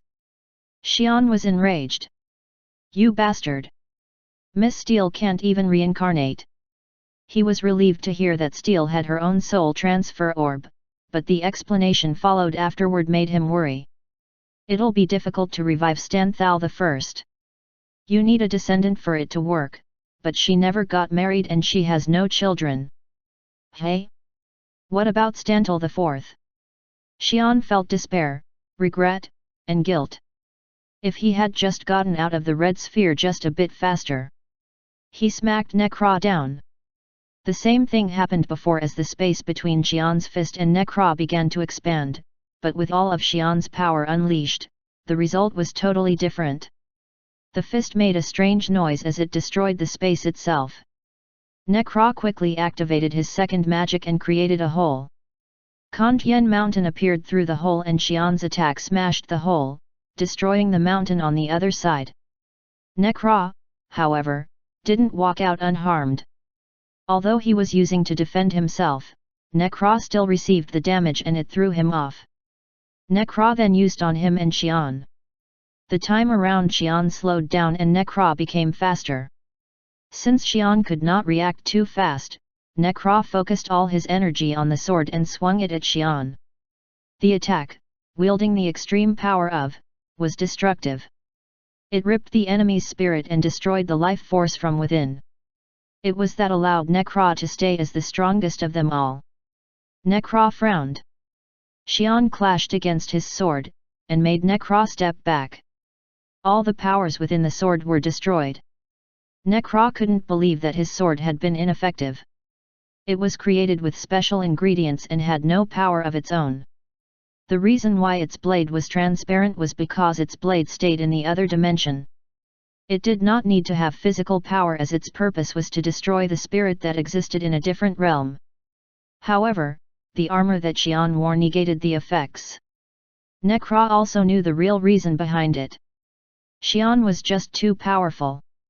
The ultimate powers of the three ways had one thing in common. It granted Necra the power to extract all the time, space, and life force that was allowed and use it later when he needed it most. After a few thousand years, he had gathered a very large amount of extracts as his power. His stay at some weird void that suddenly appeared 4 years ago also made it easier for him to draw out his powers. But it wasn't enough. The extracts he had were disappearing at an alarming rate. Necra couldn't believe what was happening. He thought he would never see such a strong human after that man died. Necra smiled ominously. It was better if the enemy was stronger. Everything worked according to plan. He left a trace for Xian to follow him, he managed to ambush on Xian, and he made Xian charge at him with rage. But it needed to be wrapped up. Necra pondered on how to finish this and faced Xian. Xian thought his speculations were correct as he watched Necra regeneration stop after Xian pulled out his heart. Necra hadn't used it in a while, but he kept coming back alive. That was when Xian thought about what he heard from Kalagul, that all Kal gulls originated from the heart and the weapon.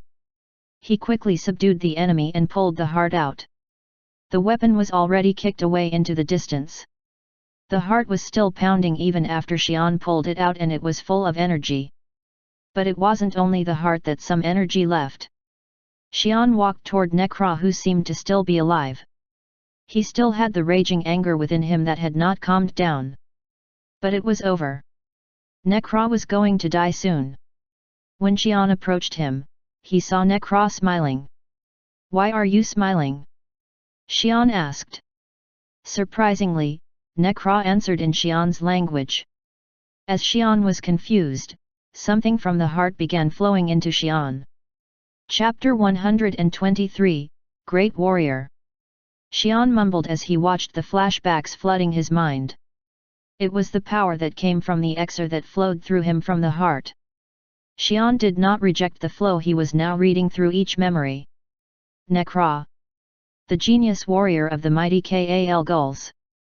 Necra was a proud Kal ghoul who feared nothing, and he was proud of the fact that he was a mighty Kal ghoul warrior. However, he had one issue. Ruler of the Great Forest. The one that stood on top of all the powerful things in the Great Forest. Necra could not accept the truth. Even if it was that strong, it was only a six-horned. Six-horned Harijans were very powerful beings, but there were plenty of Kal gulls who could manage to beat such monsters. His high warrior status was also given to him after he beat up a six-horned Harijan. Therefore, Necra did not like the fact that the other Kal gulls were avoiding Krishna. He decided to visit the monster to try to kill it. In fact, he had trained in all three ways of Sorma that made him powerful.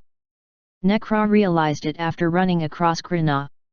It was the same six-horned, but it was much powerful being. Krishna was at the stage just before getting the seventh horn and was not even close for Necra to dare to fight it. Krishna seemed interested in Necra, who was shocked and sent its thought to Necra. The monster was communicating with him. "Why, is that surprising? It looks like you wish to become stronger. Is it not? Everyone in the Great Forest wanted to become strong." Necra thought this in his head and sent it to Krishna. Krishna laughed and spoke. "Ha ha ha! I'll give you power. But nothing in this world is free." At that moment, Krishna swallowed Necra at once. When he did wake up, there was no Krishna. Necra felt something had changed from within. His heart was now replaced with one of Krishna's 6 hearts. Necra was dazed at such enormous power. The second was the weapon. His sword was nowhere to be found, and he instead had a stick that was made from Krishna's razor-sharp teeth. Necra named it. Third, he knew what he had done. He should not have approached Krishna. He realized why Krishna gave him such power. Before went to prepare to become seven-horned, also went to reproduce. It was its instinct. Krishna would prepare itself to become a seven-horn once it was done reproducing and would be busy fighting against the seven-horned Dragona. That was why Krishna forced Necra to take care of her baby. Necra wasn't allowed to die anymore. It had to protect Krishna's baby. "You are my protector. You cannot disobey." Necra fell into despair. He had earned great power, but he was now a slave. Xian thought. So Necra's immortality wasn't because of his Kal ghoul power. Xian then realized the owner of the scales he was wearing. He also managed to find out the hidden power behind. Xian was surprised that there were more than one of those monsters, but he believed he didn't need to worry about those monsters. If they wanted to destroy the world would have been left in ruins already. Xian then focused on the next memory. A few thousand years passed. Necra had grown stronger, but he felt depressed.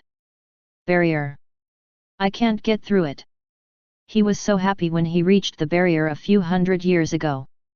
After hundreds of years of training, however, he realized that this was the limit. Fortunately, his job to protect wasn't too hard. The Kal Ghoul had grown into a powerful group, so no Harijans dared to come close. Then the incident broke out. Great warrior! The humans are coming! Necra was dumbfounded. He knew about the humans and the existence of the place called the Empire. He didn't care about them, but they were walking right toward them. We may have been too quiet. Wipe them out. The results were shocking. They weren't the same weaklings he knew from before. There were strong warriors and their magic was very powerful. What was the most troubling was the Emperor, the one who called himself the Son of God. He was real. He was only 300 years old, but he could equally fight with Necra, who had been empowered by Krishna. As Necra was busy dealing with Conrad, the war dragged on. As Necra stayed behind to stop Conrad from jumping into the fight, he felt something shooting out from the north. It was too late when he realized what it was. Over thousands of miles into the great forest came a powerful violet-colored ray. That was Necra's final memory of the war. When he woke up, he saw his body regenerating and he saw a powerful monster standing above him that he had not seen in the past thousands of years. Necra realized what the ray was. It was Krishna, who was mad that her baby had been harmed during the war. Necra then felt he could not feel any connections with his people. Before Necra could organize his thoughts, Krishna ordered with rage. The few who harmed my baby have run out to Lionna's territory. I can't go there, but you can. Go kill all of them and never return until you do. Necra began heading south and he realized what had happened. Ruins after ruins, the empire was done for. Necra spoke hollowly. Krishna's rage destroyed the entire empire, the people, and the Kal Ghouls. Necra was enraged and filled with emptiness. He also felt bitter that he could not disobey Krishna's order as he was ordered to seek revenge. You bastard! I will do as you say for now. But I won't be your dog for too long. Necra walked down south, to the territory of Lionna. Chapter 124, Great Warrior. Xian thought it would be nice if he had something to eat as he watched, but it was inside the memory. The rumor that the Empire used some great magic to kill the Kal Ghouls and the fall with it was not true. The thousands of miles were eradicated by Krishna's one blow. The next memory was now going to be 400 years ago from now. Necra roamed the territory of Lionna without any further orders. It meant if he did kill all the threats, he needed to return. But he did not want to. The only danger that lurked only seemed to be the superhumans. So he did not kill them all. He could not resist the order completely, so he only killed one at a time and hibernated within the void. When he could not resist the order again, he came out, killed one, and went back. There were very little superhumans, so he needed to buy time to slow the progress. It wasn't hard to find them. He used Sorma to find powerful spirits. There was only one thing in his mind. He was too tired. All of his people had gone extinct and he had to live for thousands of years as a slave. What was good about being strong when he was still no match against Krishna? The most painful thing about this was that he could not kill himself. It looked like the superhumans began grouping up to fight him, but it was still a little lacking. So Necra waited for the superhuman numbers to grow. If he waited hundreds, or perhaps thousands of years, maybe the number of superhumans would be enough to kill him. After living for 400 years like this, Necra felt a powerful energy shaking him. He could have resisted the order for a while longer, but he thought he should not miss the opportunity and jumped out from his slumber. After scanning through the entire continent, he was disappointed. The powerful energy that he sensed was gone. But he felt something more amazing. He felt the spirit of his people. Necra was disappointed again when he found it was a common warrior who had been reborn through a human body. He then decided to kill one of the superhumans and go back into sleep. He found one when he scanned the continent before. It was a human female training in the desert. This one used to stay by Dragona's territory, so Necra did not go after her since he didn't want to trigger the husk beneath. Besides, there were always other lone superhumans. The human female was strong, but she wasn't strong enough for him. Before he was about to kill the woman, an idea struck him. He then used to read the memories of this superhuman.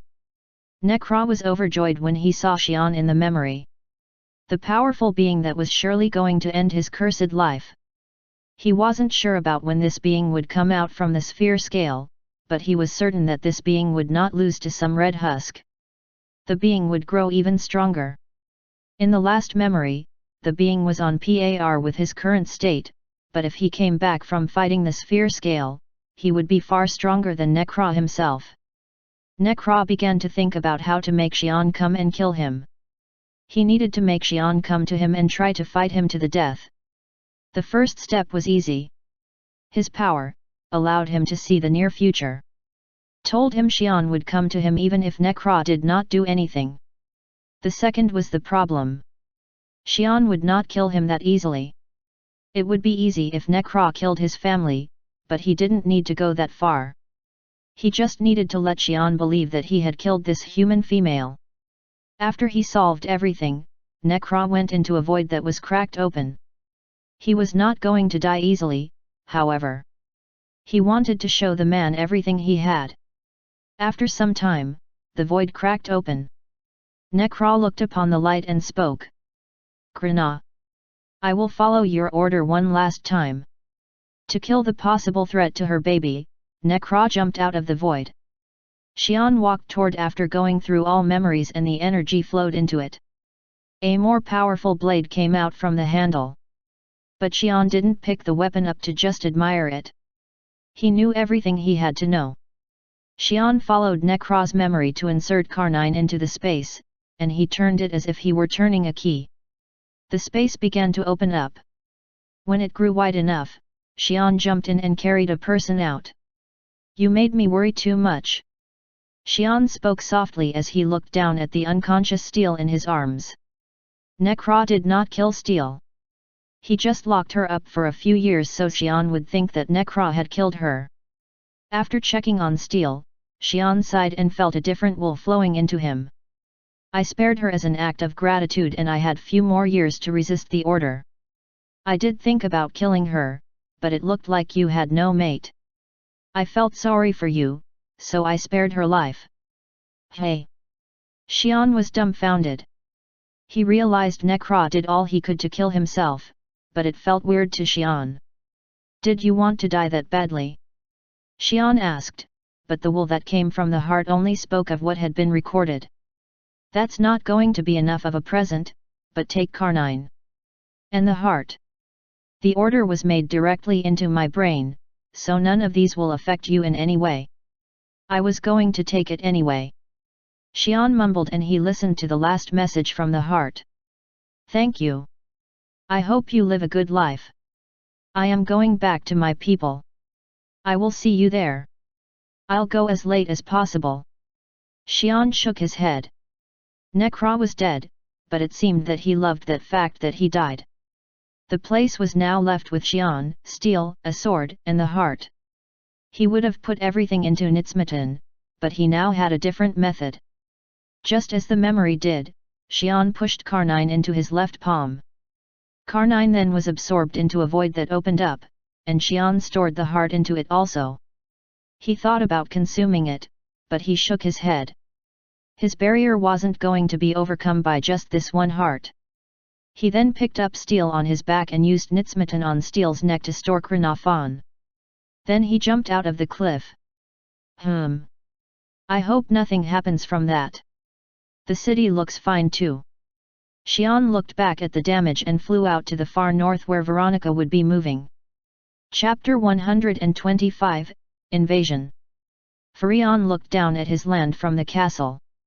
It was only a few days after the disaster brought havoc upon the sky and mountains. The energy didn't come toward the city, so it was okay other than the fact that the buildings were covered with dust. Furion turned to the cliff or mountain that used to be located there. The place where the Great Kantian Mountains were located was now an endless and barren plain. The mountain range that protected Logades was now gone, like a wall with wide open castle gate. Furion then looked far across the plain with the help of Kranga. Sharon was now visible with the help of his artifact. He became worried about what might happen now. Sharon and Tian had no trouble diplomatically as their borders did not meet. The Karadan Canyon was too narrow to be used for military operations. It was why Khan and Tian formed an alliance in first place. The canyon worked well for allied countries, but it had no meaning otherwise. This did not change even after Sharon invaded Khan Kingdom. With the Kantian mountain range intact, Sharon only had Tehran to invade. But it was going to change now. The Great Plain that was 100 times wider than the canyon was a great place to deploy military forces. And Logades, which was at the entrance of such a plain, was bound to encounter trouble. Long time no see, Mr. Xian. You should have seen Karadan's face. Haha. It was hard to witness superhuman fights, but the damage left was too great. Clearing the entire mountain range between two countries, what Karadan did in his days was not even close. Lei Jiop was astonished. I didn't intend to do that. Haha, but you killed the hunter. He was pretty strong. The fact that he fought him for so long meant Nekra was really strong. Xian would have been killed if he met him when he was 17 years old. Xian did not explain details of what happened other than the fact that he killed the hunter and rescued Steel. Lei Jiop did not ask much either. What was important was that the hunter died. So, how is Stantal? Lei Jiop asked. Xian thought his group really did look after the superhumans. She's still unconscious, but she'll wake up soon. It looked like her every organ of hers had slowed down tremendously, but she was still a superhuman. Her organs were already beginning to function normally again. That is good to hear. We were really worried. We did not expect her to have no descendants. Lei Jiop sighed. They could not always keep an eye out on the superhumans as that would anger them. They thought Stantal IV was her descendant, but he was not. Right. But that's an annoying limitation, Xian said. He didn't care if it would save his family, but it still raised some concerns. Lei Jiop smiled. You don't need to worry about that. Remember I said that the replacement material is actually better.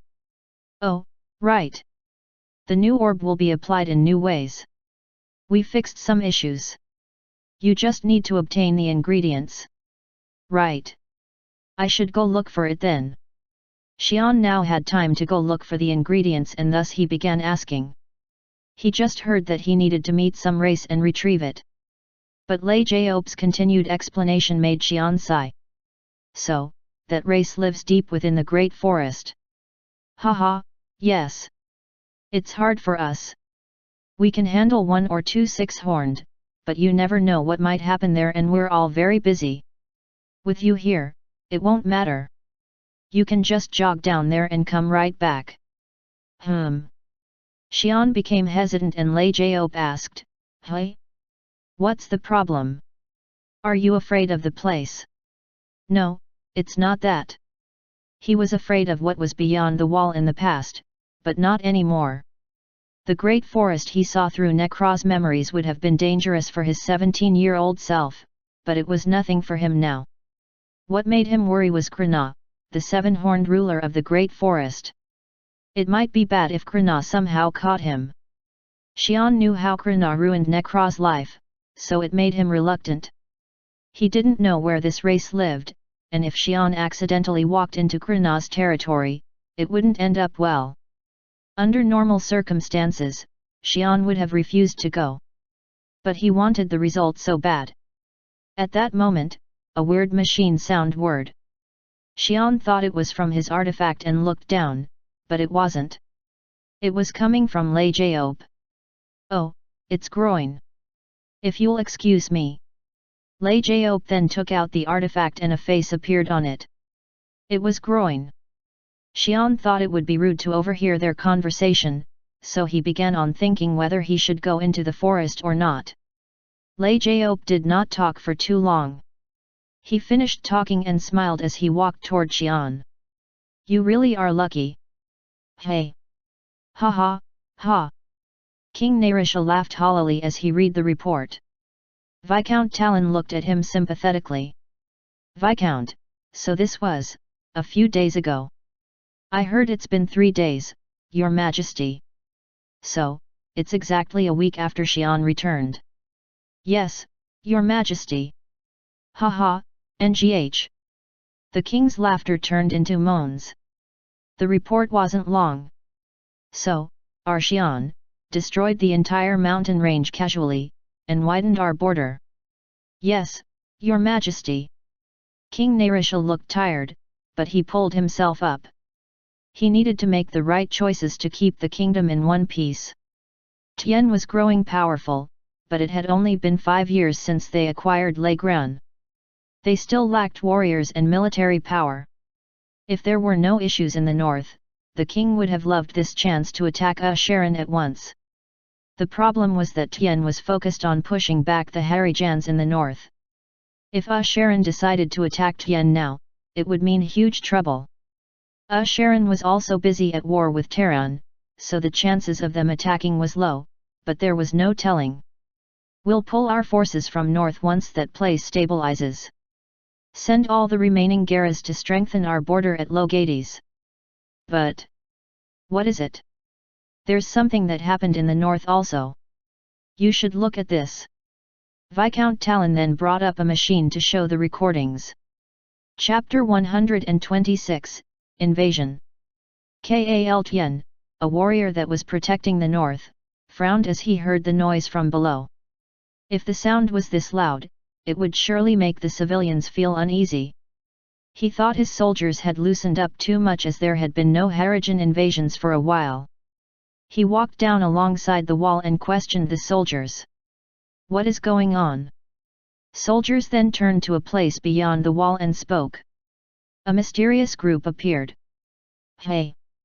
The only things that appeared from beyond the wall were the Harijans. However, it seemed that the soldiers were talking about different beings, so Kal Tian looked out to see for himself. What is that? There was something that should not have existed out there. A military. He wasn't sure about calling it a military force, but that was the only thing he could think of. There was no formation and they all had different weapons. Their faces were full of despair.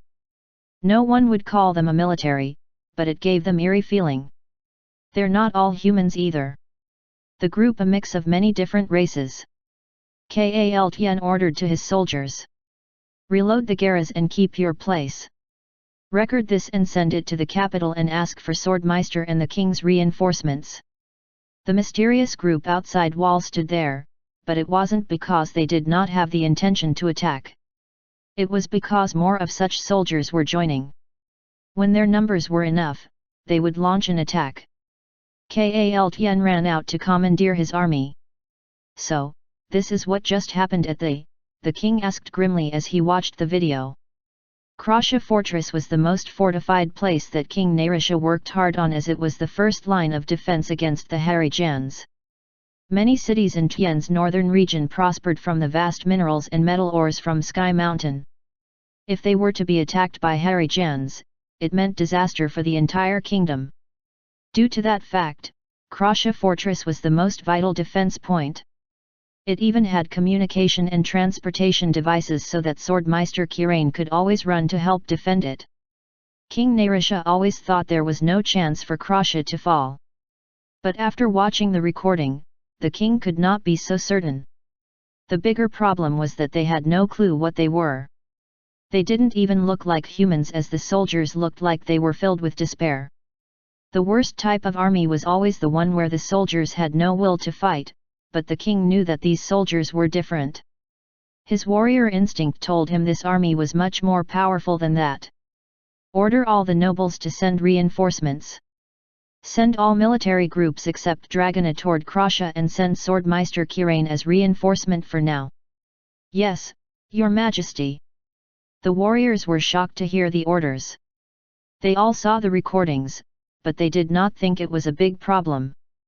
They thought the armies in despair were going to be easy to deal with, but the king seemed to think differently. However, they knew the king never made a wrong decision. They felt this was going to be much more complicated than they originally thought. Miss Steele, when are you going to wake up?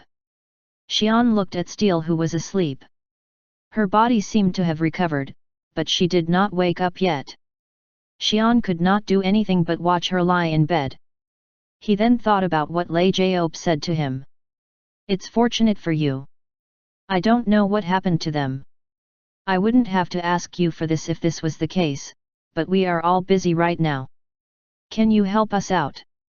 Haha, thank you. We're almost at the end of our project. Oh, and you said you will move when Steele wakes up. Yeah. I want to see her waking up first. I see, well, that might be better for the time frame. We are not yet finished with preparations and they must not have gotten to it yet. Xian then turned to Steele. He then thought of an idea. I should make a present for her while I have time. Xian then activated Nitsmatan on Steele's neck and took out Chronophan. He did return the piece that Lei Jiop picked up, but the actual Chronophan was still stored in its destroyed state within Nitsmatan. Xian then weighted the two pieces and realized one was lighter than other. This side is heavier. Xian broke off a piece on the heavier side and pushed it against the other. It then began molding itself into the piece. When he made both sides weigh about same, Xian began molding Chronophan as a whole, and he remembered a gauntlet he saw once. Design of the made by blacksmith Croton. It was a gauntlet that provided excellent protection, and it was designed so that no blood would get onto it when used against an enemy. Xian then began reshaping Chronophan. The pieces then began to turn into a metal plate. When he was done, the molded black pieces were now beautifully shaped gauntlets made for both hands. It was little thinner than the ones that were sold, but the metal material was not just some regular metal, and therefore it seemed okay. Xian then activated Nitsmatan and put it back in. Steele would be satisfied once she saw it. You should wake up soon so we can travel around again, Xian mumbled. When Steele woke up, it would be time to move. Chapter 127, Invasion. Bring more explosives. Men, go to K11 district. We need more food. Women, gather at the town hall. Krasha fortress was in chaos. Reinforcements began to arrive at the fortress, and the fortress started to become busy with preparing rooms for these new recruits. Civilians also joined in helping make preparations for war. Fortunately, Tian Kingdom was flourishing, so they had a lot of food saved up. Everyone was focused on their job. It would have created some complaints even if the order was directly from the king, but everyone knew that Krasha fortress had to be protected at all costs. It was their last line of defense.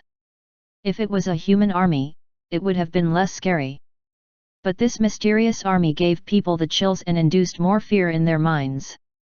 The enemy's growing number also played a big part in their fear. What are those things? Soldier Kroll shouted as he looked outside the wall. It would have been better if they were facing Harry Jans, but these enemies were different. They just looked very tired and they seemed to be filled with despair. That was why Kroll was afraid. Their leaders seemed to be afraid too. Please don't move. But they did. At that moment, they flinched in unison. The flinch might have been funny if only one did it, but it was terrifying when thousands did it in unison. They turned straight toward the wall, which made the soldiers even more terrified. Then, they began charging at the wall. Erg! Attack incoming! Kroll began screaming and sounded the alarm. It was the beginning of the war. Your Majesty, we're being attacked. Already? The king groaned. He was on his way to the north with his own forces, but it seemed like it was too late. No. Krasha will stand.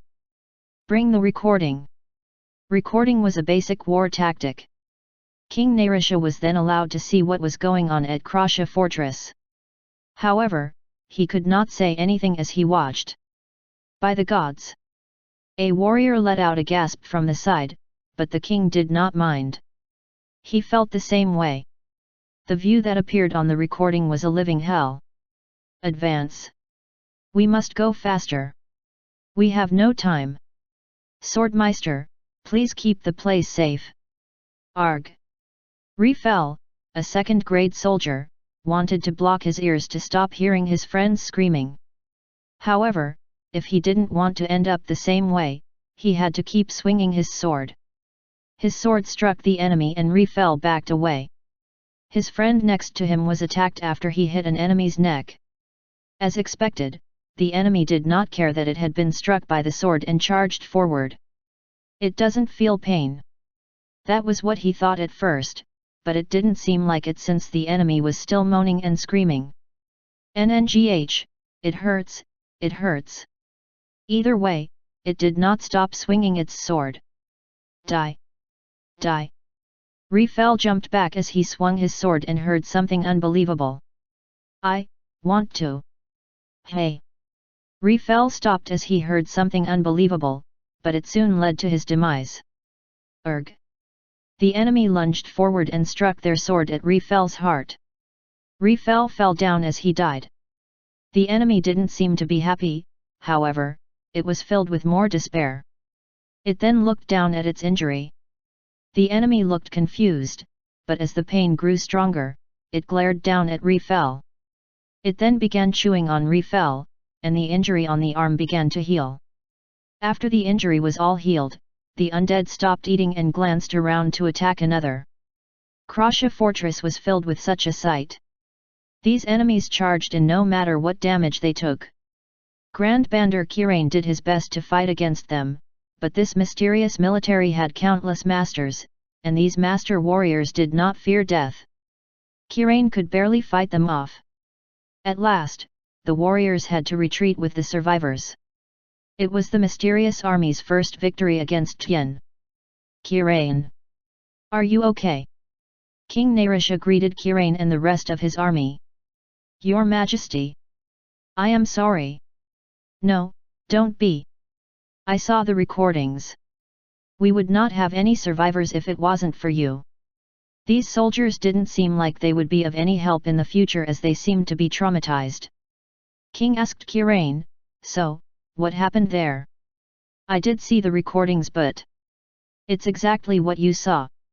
Kirain began giving an explanation about those armies. They didn't look any different than normal humans. They also got hurt and were affected by magic. But they did not die. They survived even when their heads were cut off. Their wounds did not heal quickly, but they came back once they absorbed the dead bodies lying around. Even the limbs that were chopped off reappeared on the body in no time. The best way to deal with them was to crush their heads. This would make it impossible for them to regenerate since they wouldn't be able to eat the bodies. However, that didn't mean they were dead yet. It was best to cut their arms and legs off also. Magic also worked well. It didn't kill them, but it made it easy to render them powerless. It's like those armies of the dead from the legend. The invincible army that kept coming back from hell. Armies that existed before the humans formed nations. King Narisha was concerned, but he was shocked when he arrived at Krasha the next day. Chapter 128, Invasion. By the gods! What is it, Kirain? King Narisha asked as Kirain groaned when he observed Krasha fortress in the far distance. He also glanced at the fortress, but he didn't see any difference. Their numbers increased. What? The survivors joined their army. How is that even possible? The undead was one thing, but having the enemies join their ranks in one day? That seemed impossible. The numbers were in the thousands. The king checked to see if they were being kept as prisoners, but they were not. As they grew grim at the news, a soldier came running up to them with a communication artifact. Your Majesty, we have a message. What is it? All the cities along our northern border are under attack. We have been informed that the Terran Kingdom and the Great North Wall is under attack also. What? The king couldn't believe what he heard.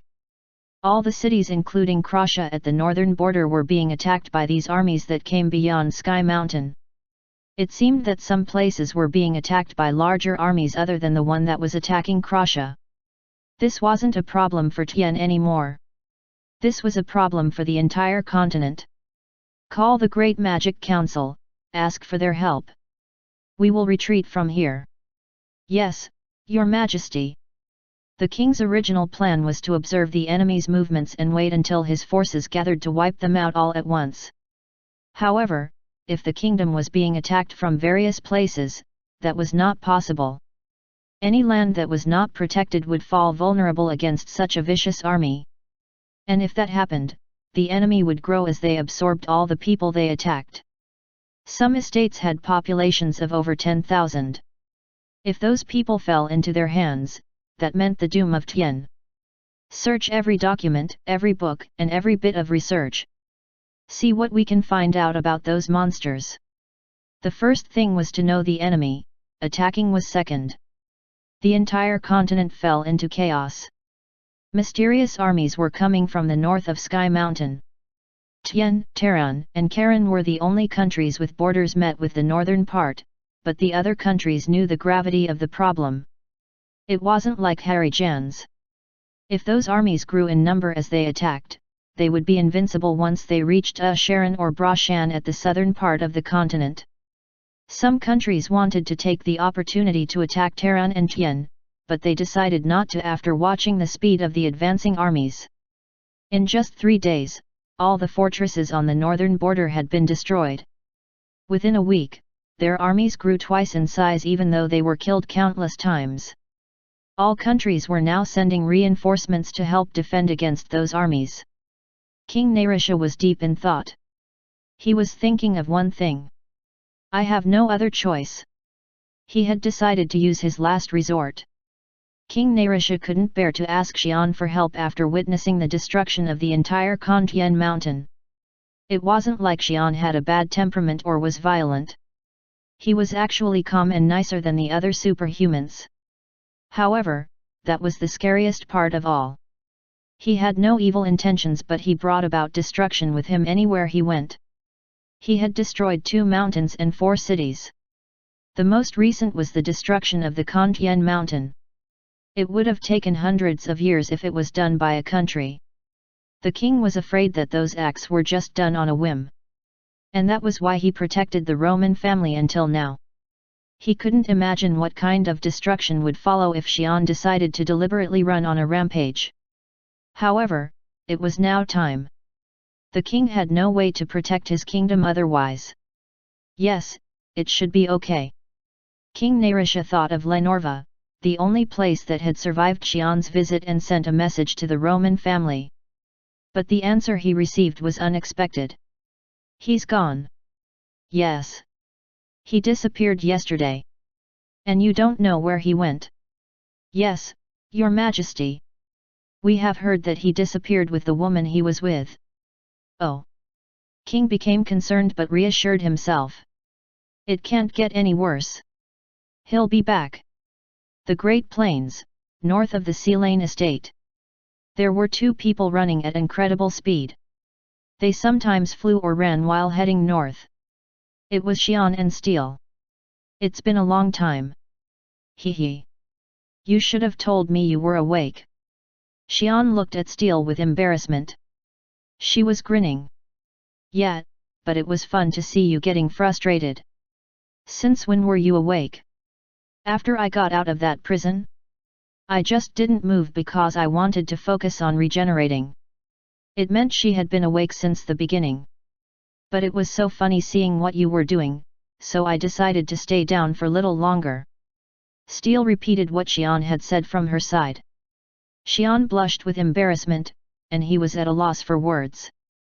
Steel looked at Xian and laughed. That's why you shouldn't make a lady wait too long. Thanks anyway. I love the present. Steel showed her gratitude and stopped teasing Xian. Xian sighed and answered, You're welcome. I was worried I would injure my hands, but this will do. Steel bumped the gauntlets against each other and gave her answer. Her fist attacks were now more vicious than ever, and Xian regretted a little bit that he made such deadly weapons for her. Steel then noticed Xian fidgeting and said, "Haha, don't worry. I'm not going to just smack anyone with them." "Sure. So, where are we going? Why are we in such a hurry?" "Oh, I have something I need to get. You could stay behind and rest." Xian stood up to get the replacement that Lei Jiao asked for as soon as he saw Steel waking up, but Steel insisted on following him. Steel laughed, "Hee, something always happens when I'm with you. I didn't know there was someone worse than me in that regard. I look forward to it this time too." "No, there won't be any trouble. I'm a gentleman," Xian answered, but he wasn't so sure. Chapter 129, Rosh Aaron. NNGH. Rokum glanced around in terror. He and the other Tian soldiers had fallen at the hands of the undead armies and the northern fortress had been taken over. The armies he had fought were now surrounding him. However, since he was now a prisoner, these armies did not attack him. They just stood there silently, staring at the prisoners as if they were pitied them for what was about to come next. "Hey!" Something happened within the armies and Rokum turned to the side. The armies parted and something floated out. Rokum couldn't see clearly due to dried up blood on his eyes, so he shook his head to clear off some of the dried blood and squinted. A fairy. It was impossible, but it looked just like a fairy he knew from the legends. A small, childlike body with 4 wings on its back. Silver powder traced its path as the wings flapped.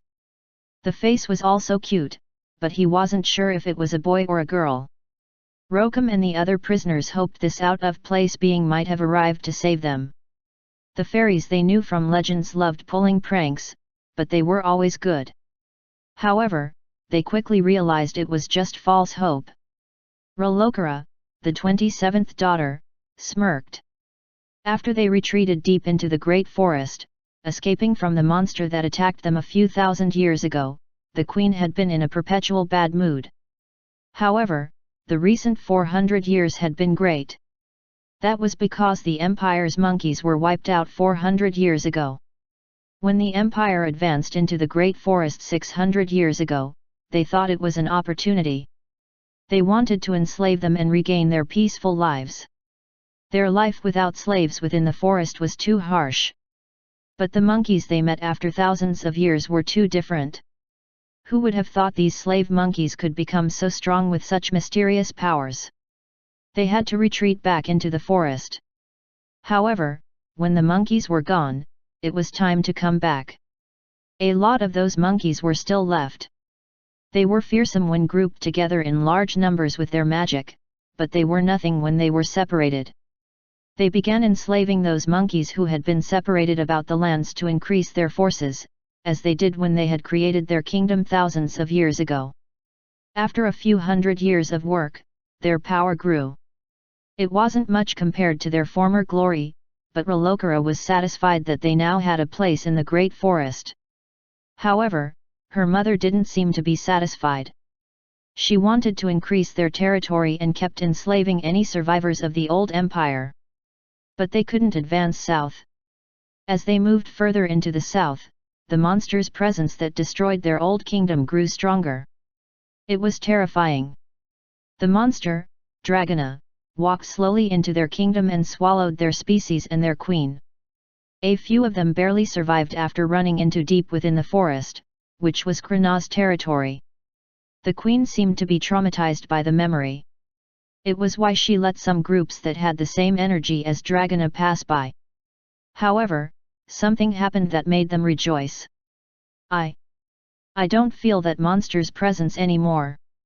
The queen shouted in joy. Now, nothing blocked their path. Their preparations were complete and the armies of slaves had been ready for a long time. The queen began advancing southward. They then arrived at the monkeys' fortress. They were afraid when they arrived at the fortress.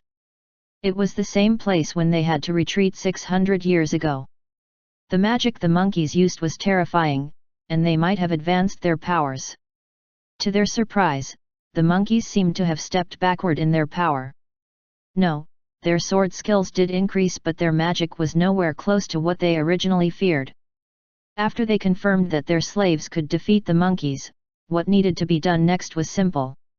Her brothers and sisters were probably busy increasing the number of slaves already. Rolokara smiled as she watched the prisoners in front of her. She bit down on the tip of her finger and a drop of blood came out. Nobody would recognize her blood as it was gold in color. This gold color was proof that her people was the ruler of all. It wasn't important who was stronger. In fact, the generals of those monkeys might be stronger than her. But she was the ruler. She then spilled a drop of her blood on the prisoner that was being pinned down by the other slaves. This one looked like a master in their rankings, so he needed at least a drop. He should be thankful that she used a drop of such valuable blood. Her blood created so it was very valuable. These monkeys, who could only live up to 100 years, should be thankful. In fact, most slaves had already lived for over 300 to 400 years as they were enslaved when the empire fell. The prisoner tried to resist drinking the blood, but it was futile. Now, it was only a matter of time. However, she didn't have time to waste. She walked over to the other prisoners and made them drink a drop of blood, one by one. She felt dizzy after that as she had been increasing the number of slaves for the past few days without rest. She wanted to finish it quickly so that the queen would praise her. At that moment, her slaves became restless and she yelled, "You trash! Shut up!" Everyone shivered with fear as Rolokara yelled. They had experienced what her fury would bring for over 400 years. However, one of them shouted, "Something is flying over here."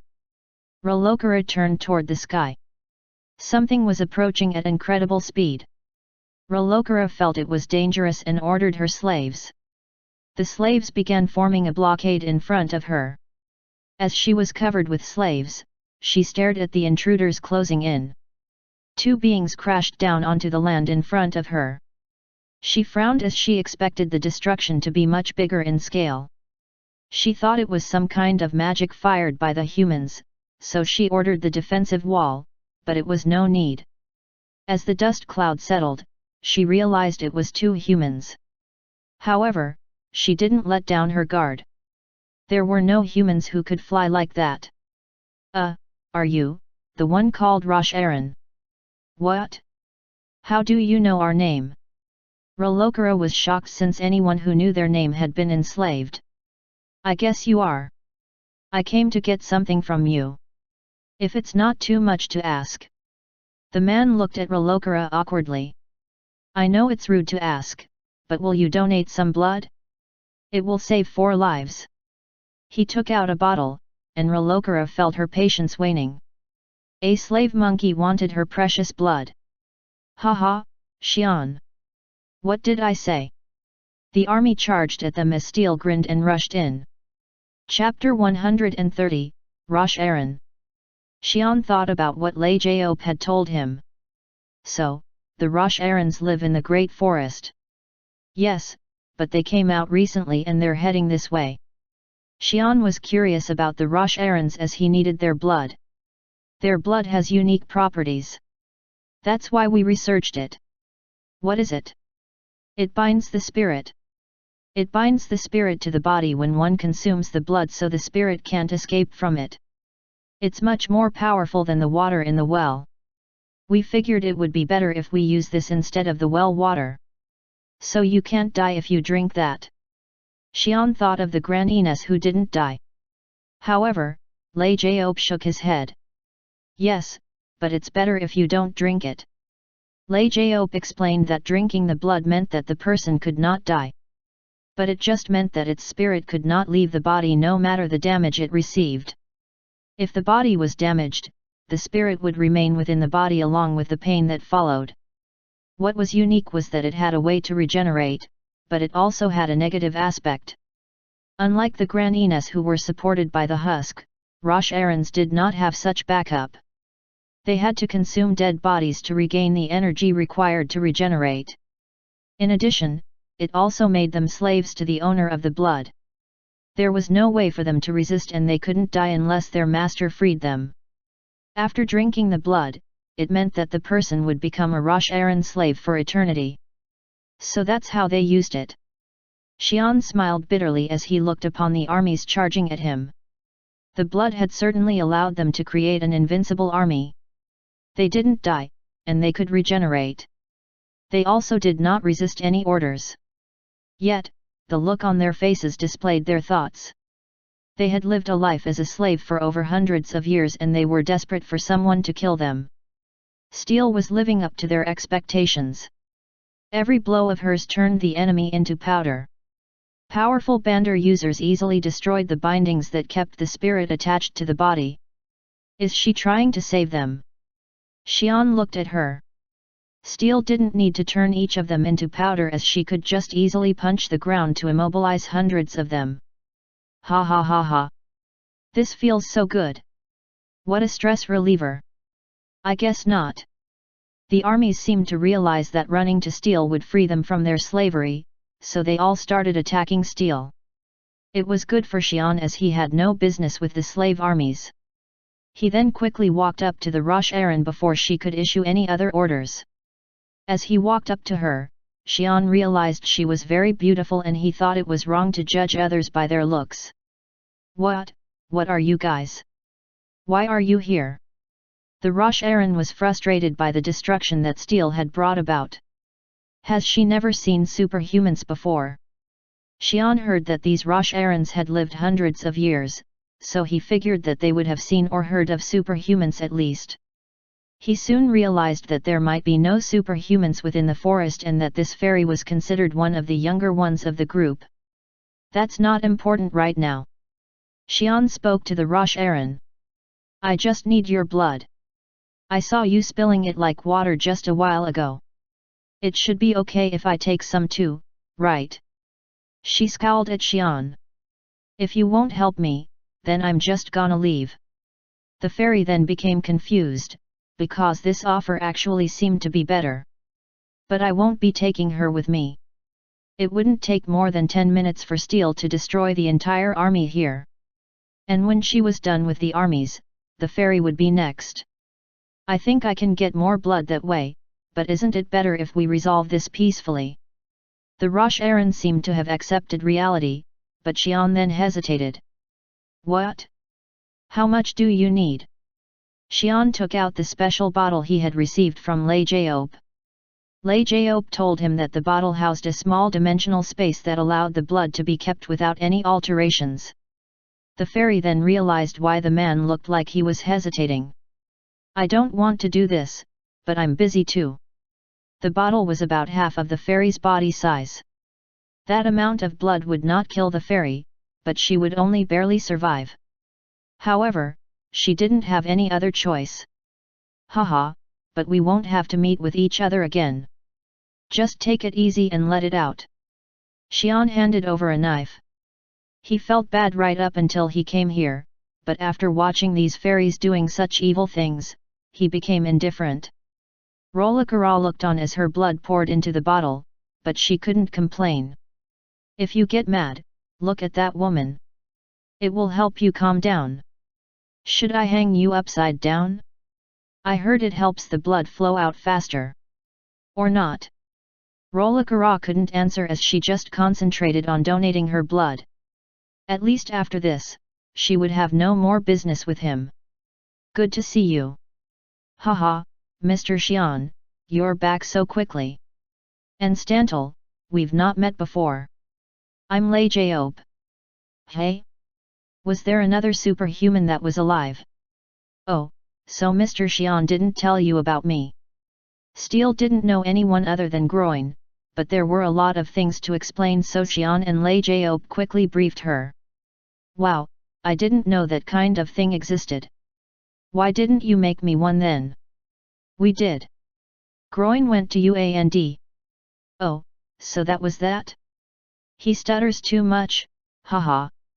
However, you can't be revived because you don't have any descendants. Steel then turned to Xian and stared at him. Xian felt the familiar feeling of being hunted, and so he quickly changed the subject. Anyway, here's what you requested.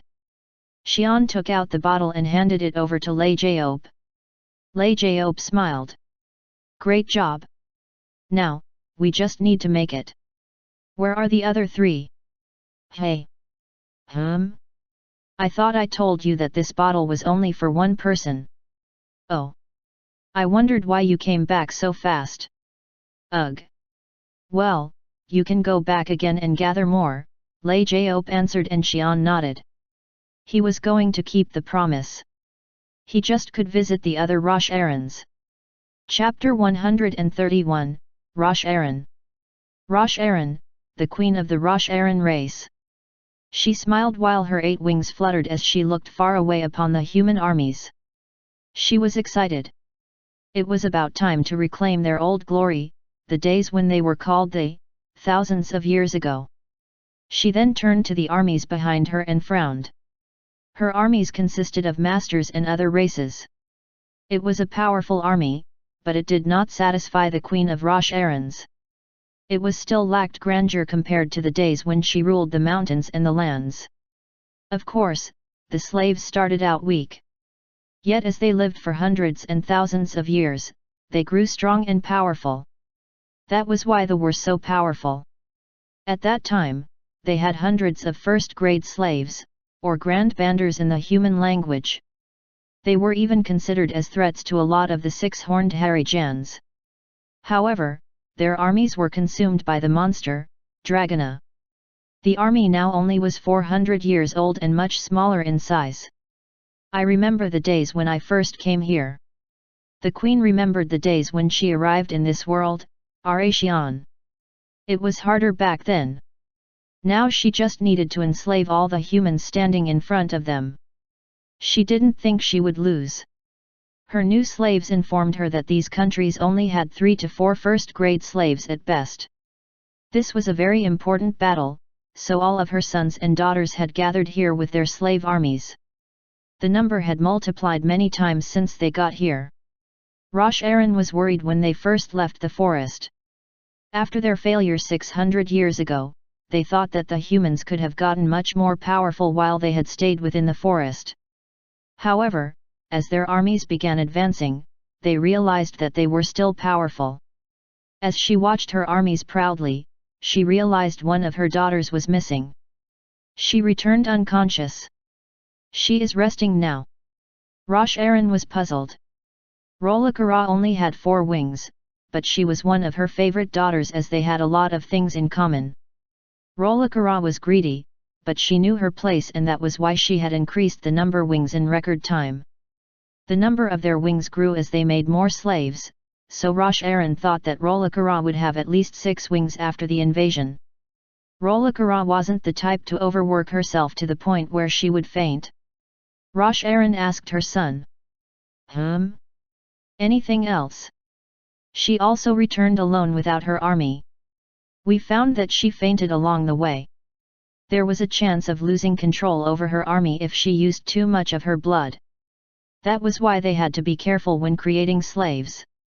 Rosh Aaron felt her interest in Rolakara waning. She decided she would not meet her anymore even after the war. Losing control was the most foolish thing one could do. Without armies, they needed to fight on their own, and that wasn't a job for a ruler. They began advancing with their thousands of troops. They're coming. King Narisha groaned as he saw the enemy army advancing toward them. Their numbers had grown, so it was now a few times larger than when they first attacked. Fortunately, his forces were not as weak. King Narisha retreated immediately when he realized he had to gather forces to deal with them. They were joined by Taran and their 6 grand banders, and Asharan also sent their grand bander and the Kelrufans to help. Their forces combined were powerful, but King Narisha didn't feel relieved. It was because of the fairies. 8 undead soldiers at the level of grand banders emerged after those fairies appeared. The northern region that barely held back the enemy was destroyed the moment those undead grand banders started fighting. The fairies themselves were also very powerful. The ones with less than 5 wings were powerless, but the 6-winged ones were very powerful and the 7-winged ones were hard to fight, even for grand banders. Luckily, it did not seem like they were joining the battles, which made the fights a bit easier. Ha! I wish Xian was here. The king really wanted Xian here. He had searched for him everywhere, but Xian was nowhere to be found. As the king sighed, Tehran's warrior, Zagran the Invincible, came up to him. Have you finished the preparations? Yes. I hope your title still stays with you after this war, the king replied with an empty laugh, and Zagran agreed. He always wanted to win, but this was the one he wanted to win the most. He had seen the recordings too.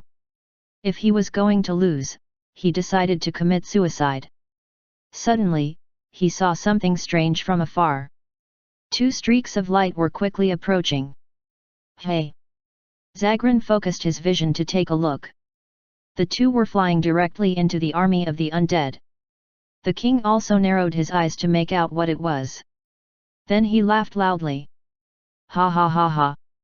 He's here! Zagran became curious as Narisha, famous for hiding his feelings, seemed to be rejoicing and looked more closely. He then realized what it was and joined in the laughter. Ha ha ha ha! The king is here! Rakan, the prince of Sharon, was the only one who didn't understand why they were laughing. However, he soon understood what was happening. Ram, the 3rd daughter of Rosh Aaron, mumbled to herself. She was one of the pillars of Rosh Aaron as she had 7 wings. She looked upon the things that were approaching. Whatever they were, they would be destroyed if they posed a threat to her mother. She called in her 1st-grade slaves to her side, they were better at fighting than her. She then began forming a wall. If the meteors were the explosive type magic, she needed to protect her mother. She then called upon her brothers and sisters. Her twin, Riam, was bewildered by such overprotection and asked, "What's with the defense? I don't think it's that dangerous." Her other sisters nodded. The meteors were coming in fast, but they didn't feel any danger. Does she feel something that I didn't? Riam became uncomfortable as her twin had always been her rival. However, she realized what she had missed with Ram's response. Riam turned to her mother who was looking at the meteors. She had surely felt something that they didn't. Riam began pulling in her power as she flew up while using her 7 wings. The meteors jumped across the armies and landed in front of them. They kicked up a dust cloud and Riam used her wings to blow the dust away. Oh! Thank you for that. A man emerged from the dust cloud and bowed. A monkey! What is the meaning of this? Ram was dumbfounded at the 2 slaves coming all the way into their fold. Her brothers and sisters were infuriated by that man, but they did not jump in. It was because their mother was standing still, just staring at them. Their mother was more vicious and more violent than any of them. Her silence wasn't normal. It's good that so many of you are here. I took too much blood from one of you the last time, but I think I can gather a little bit from all of you. Chapter 132, Rosh Aaron. How did get here? Rosh Aaron felt like she would faint at the power these people had, but she concentrated on keeping her dignity as a queen. She could feel her children looking at her in shock, but she ignored them. She needed to make the right decision. A wrong decision here would mean death for all of them. Hey! Xian was confused by the queen's question. She probably had not felt his armor's power yet. Did you hear about me from the other one? Xian was worried as Rolakara barely managed to fly away, but it seemed she returned safely. So you were attacked by these people. The queen felt sorry to her daughter for her hasty judgment. She would have had no way to resist if she was attacked by. No, but why do I not recognize you? How did get here? This is the land of monkeys. Xian and Steel looked at each other as they could not understand what this fairy-looking creature was talking about. Miss Steel, does it matter if we're nobles to them? I don't know. However, they wouldn't make nobles into slaves if that was the case. Steele then pointed to a slave next to the ferry. He's... Xian had seen the man before in a book. He was bad at recognizing people, but he remembered the man because he reminded himself never to do the same thing as the man countless times when he was young. It was the warrior that went over the wall 100 years ago, Grand Bandar Eclipse. So, he was enslaved by them, Xian thought, but Steele nudged him. Is that important right now? Oh, right. The term noble could mean something different, so Xian didn't need to understand what it meant. He just needed to do what he came here for. Well, I think it's not important to know who we are. I'm just here for personal business. Are they not nobles? Rosh Aaron became confused. The power coming from their blood surely meant that they were nobles. She wasn't sure about the man, but she was certain about the woman. However, what was more important was what they wanted from her.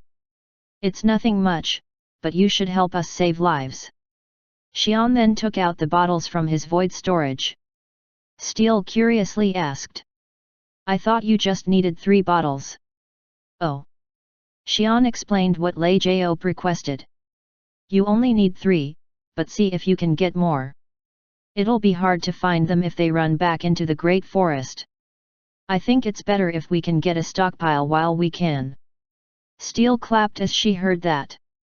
Oh, then we should get much as we can. Right.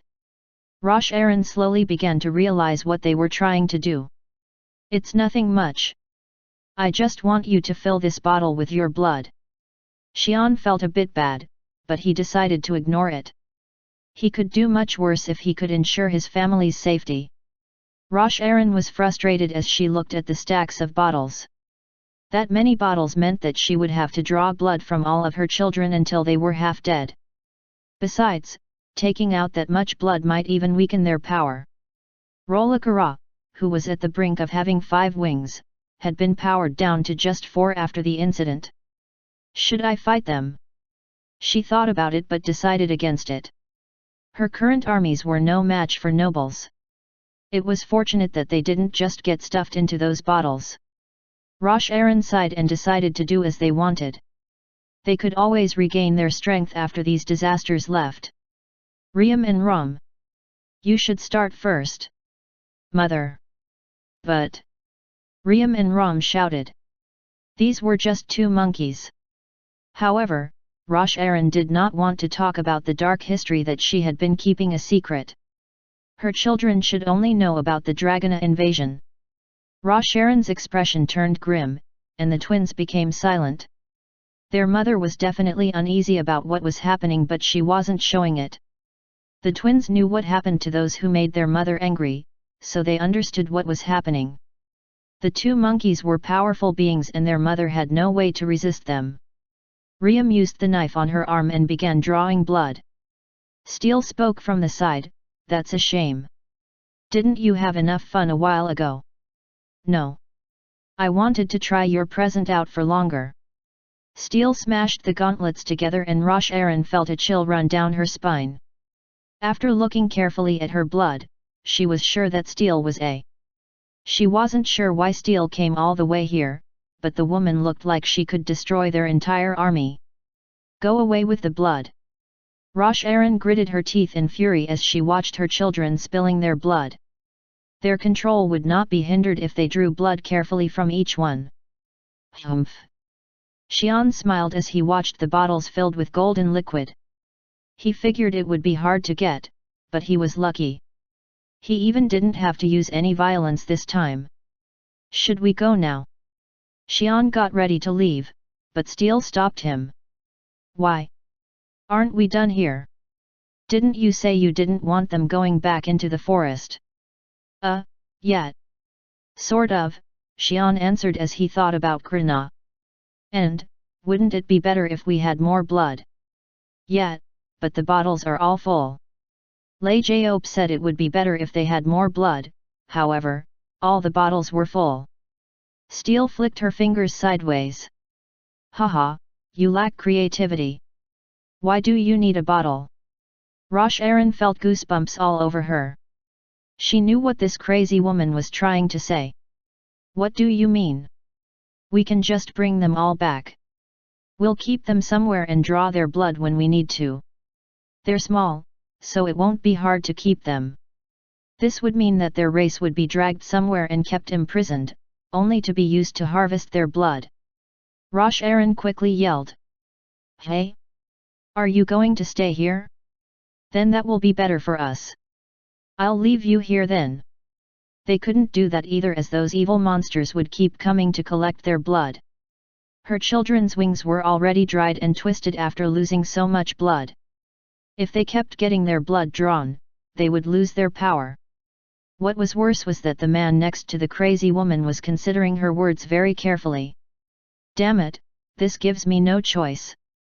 Rosh Aaron was thinking about using her last resort, but Xian spoke out. No, isn't that too much? We have enough blood. Ugh. You're too nice. Besides, you said that because you wanted to use the gloves, right? Humph. Rosh Aaron suddenly realized Steele's true intention and felt a chill running down her spine. That woman was trying to provoke them so she could kill them. Crazy noble bastards. Xian turned to the now pale Rosh Aaron. Well, you should go back to your business. Try not to overdo it though, I'll see you again. Again. Rosh Aaron watched the two figures jumping away and called out to her children. We're going back. We must hide. Mother? What are you? Did you not hear him? They will come back again if we stay here. Rosh Aaron gritted her teeth. Rosh Aaron sighed as her children seemed reluctant to go back with all the future slaves awaiting ahead for them. Didn't you see her face? They will come back. We have gathered enough armies this time. We'll hide in the forest, and train these armies as much as we can. Besides, you all lack the power to fight. It looked like the man didn't want to go into the great forest, so she needed to hide in the deeper parts of the forest to increase their strength. Rosh Aaron ordered her children to begin pulling back their armies into the forest. You are too nice. Yeah, but I couldn't help it. Thank you for helping me out there. Haha, aren't I good at acting? Xian sighed as he watched the Rosh Aarons returning back to the forest. He felt bad after he destroyed the mountain, so he wanted to at least help with something. He glanced at King Narisha in the distance and ran back to Lavalan with steel. Chapter 133, Bisa. After the mysterious army retreated after destroying the north, Tian Kingdom underwent a lot of changes. There had always been continuous attacks by the Harijans, but all the nations now realized the importance of expanding the Great Wall. The expansion began to speed up and it would only take about a year for it to be finished. The other countries also decided to help because the incident weakened Tian enough so they would not need to worry for a while. The king was bitter as the construction sped up, but he couldn't say much to those who helped. At least the north was now out of his concerns. It was now the south that became his new concern. It was the large opening within the mountain that connected southern Tian to the Sharon kingdom. People had started spreading rumors about the place. Some said it was God's wrath, while others said it was the evidence of a giant Harijan rising from the ground. It didn't have an official name yet, but people were already calling it. Means God's strike in ancient terms. It definitely looked like the place had been struck by a god. No one knew that the opening was created by just one person. I didn't know I was such an ungrateful man. He was thankful when Xian defeated the undead army, but he became bitter as he thought about the problems in the south. Anyone would be same, Your Majesty, Viscount Talon answered. Yes. I do owe Xian this time though. The north posed a more severe threat compared to the south. It was better to deal with Sharon than fight a mysterious undead army. Fortunately, Count Furion quickly restructured his keep to be used as a fortress. It was enough to use as a defense against Sharon for a while. How is the war? Sharon and Terran have ceased the war. They are moving their forces. Keep an eye on them.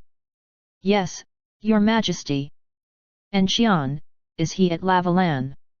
Yes, I heard he does not go out often. Keep watching him too. If he disappears from the hammock, check on the people around him. Yes, Your Majesty. It was no use watching Xian, but the king wanted to check on Xian to at least reassure himself. Xian was enjoying his peace. He was trying to enjoy it as soon as he got out of the scale, however, it got pushed back as he needed to find steel. He knew some of King Narish's men were watching on him, but he understood Narish's concerns, so he left them alone. It was tiring, but the trip did give him many things. He got the replacement material easier than he thought, and he also acquired the heart, which he did not know how to use yet. But this one is the best. Xian took out Karnine's handle and swung it. It was a weapon that he liked very much. An extracted power of destruction that did not wreak havoc. Durable enough to endure his power. Besides, if he did not pull out the blade, it worked as a nice club. Xian had already given the steel stick that he got from Lei Jiop to Steel. Steel didn't want to use it because she figured it would make her strikes duller, but Xian gave it to her anyway. Steel's gauntlets were too powerful. So, did you name your gauntlets? Xian asked Steel. How about you name it? I'm not good at it. Then what about Kantian? I think it fits the name best. Are you trying to tease me? No, not at all. Why don't you change the name of that sword too? Call it Kantian. It's what you got after destroying that mountain. Or call it or something. Isn't that cool? No, no, no. It's not close to being a god. Xian shook his head. He had witnessed the power of a seven-horned Harrigan, so he couldn't even joke about his power being close to that of a god. As he chatted with Steel, a shadow drew closer to him. Xian knew who it was and greeted him. Lei Jiop, you're here. Long time no see, Mr. Xian. It had been a while since Lei Jiop visited Xian to pick up the blood. Is the orb making going well? Yes, it's going smoothly. It might take some time, but it will be done soon. Lei Jiop also collected Xian and his family's blood. Xian was worried that the revival only was possible through his descendants, but Lei Jiop had reassured him. Don't worry about that. We figured it wasn't easy, so we focused on fixing that issue. Like in Liviatha's case, it was bad when the descendants weren't as talented. And in cases like Steel, who does not have any descendants, so we applied our new skills so you don't need to worry. Xian then remembered what he wanted to ask last time. The fairy called them nobles. He thought Lei Jiop might know why, but Lei Jiop left in a hurry after getting the ingredients. Lei Jiop, I have a question. Yes, I will do my best to answer it. Lei Jiop became intrigued after hearing Xian's question. Oh. Do you know? Xian didn't expect too much, but it seemed like Lei Jiop knew something. Of course I do. But it will take a while to explain. Do you have time for that? Yeah, Xian nodded. It has to do with our group. You should listen to, Steel. Steel then walked over and sat down on the hammock next to Xian. You two look great when you together. Lei Jiop laughed as Xian became embarrassed. Remember I invited you two to join our group? Let me explain that first. You should know what our goal is in order to make a decision. Xian and Steel nodded. Lei Jiop continued, our group, and the nobles that Rosh Aaron mentioned, you need a history lesson to understand. It's not like studying. It will be a fun narrative. You'll be interested once you hear it. Let me ask you a question. What is the name of this continent? Xian. Too easy. Next question, what's on the top of it? Sky Mountain and the Great Forest. Everyone knew about Sky Mountain and the Great Forest that blocked the northern area of the Xian continent. Good. Then, what's above that? Haha, that one's easy too. It's the Donasian continent. Xian answered easily. Xian, the land of rising sun. And the north of Sky Mountain was the land of the setting sun, Donasian. Even kids knew this. Good. Then, the next question. How do you know of its existence? Hey! You, Mr. Xian, know who lives within Sky Mountain and the Great Forest, right? Xian nodded. It was Dragona and Krina's territory. It was a place they had protected for thousands of years. Xian then realized something strange. No one should be able to go past Sky Mountain or the Great Forest. Even without Dragona or Krina, the two places were filled with powerful Harijans. Even if superhumans tried to venture in, they would get ripped apart by the seven-horned Harijans. However, the Eurasian continent knew about the existence of Donasian. You understand why it's strange? I'll start from there, so you'll need to listen from the beginning. Lei Jiao began telling the long story. Chapter 134, Bisa. If I start from the conclusion, no one on the Eurasian continent has confirmed the existence of the Donasian continent. However, there was an instance where people who lived there came over. They don't call it Donasian nor do they call our continent Eurasian, but we'll use those names to make things easier to understand. I see. It seemed to make sense if people who lived there came over. That's where the story begins. There was a man who lived in Donasian. The land was vast and all kinds of monsters and races lived together. It was full of dangers and also full of mystery.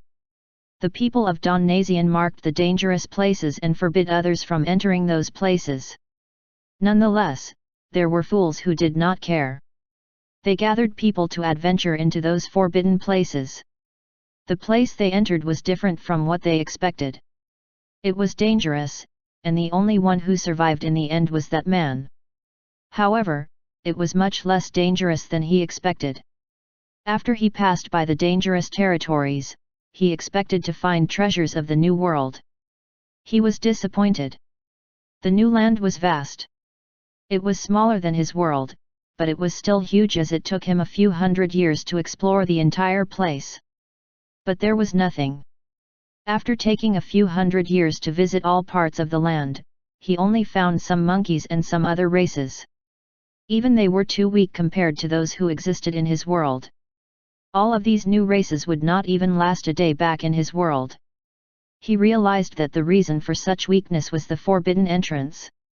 These lands were forbidden by the beings that had placed guards to prevent entry. However, they did not care about the lands inside, so there were no predators that would kill the weak beings. The man found an old kingdom, but it was destroyed and people who lived there had disappeared. It was only filled with some monkeys who seemed to be slaves. The man was disappointed. He gave up and tried to return to his homeland.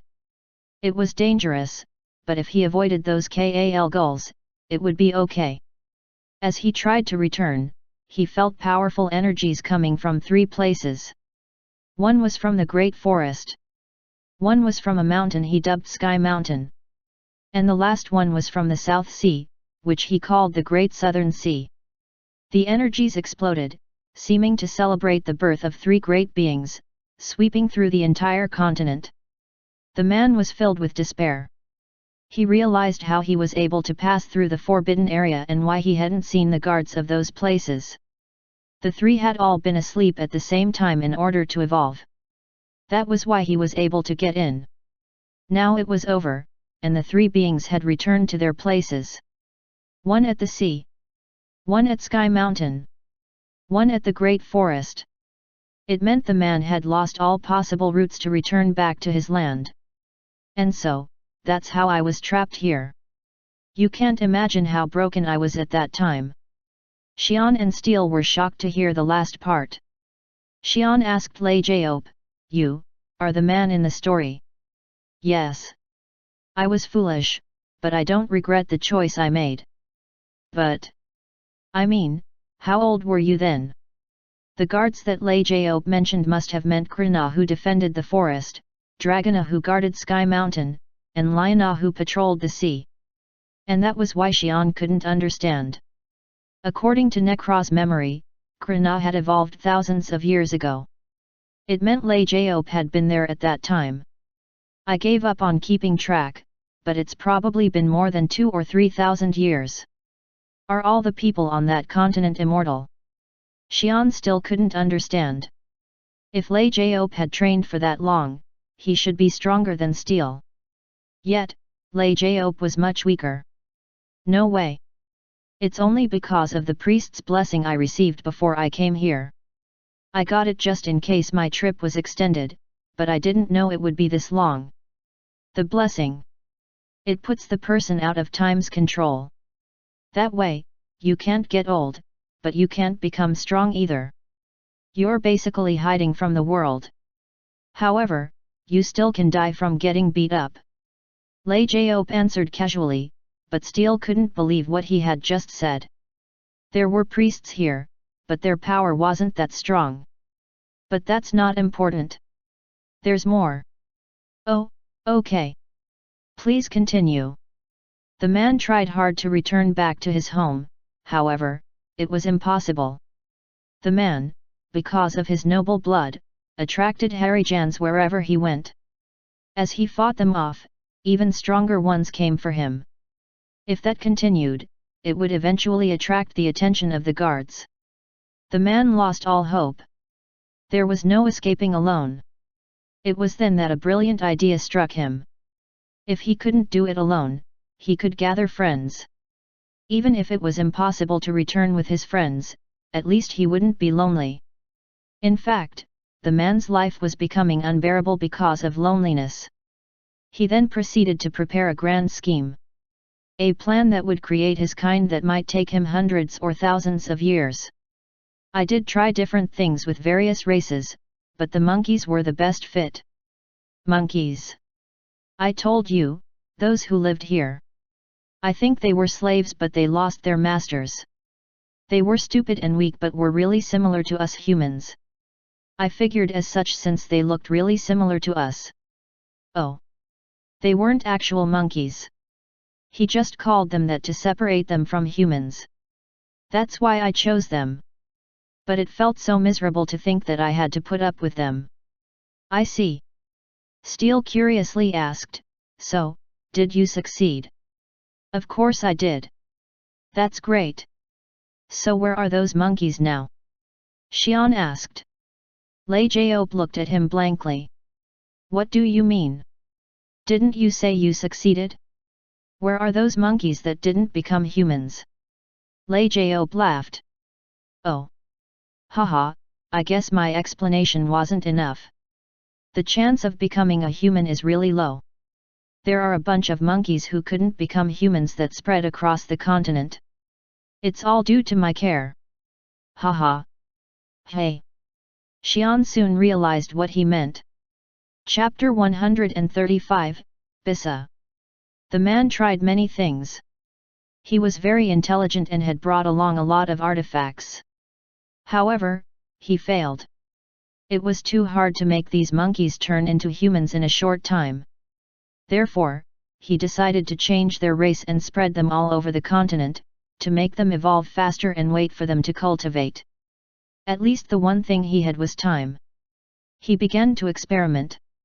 He mixed his blood with them to increase their power and intelligence, and for the most part, it worked out okay. However, the blood of the man was too little compared to their original blood.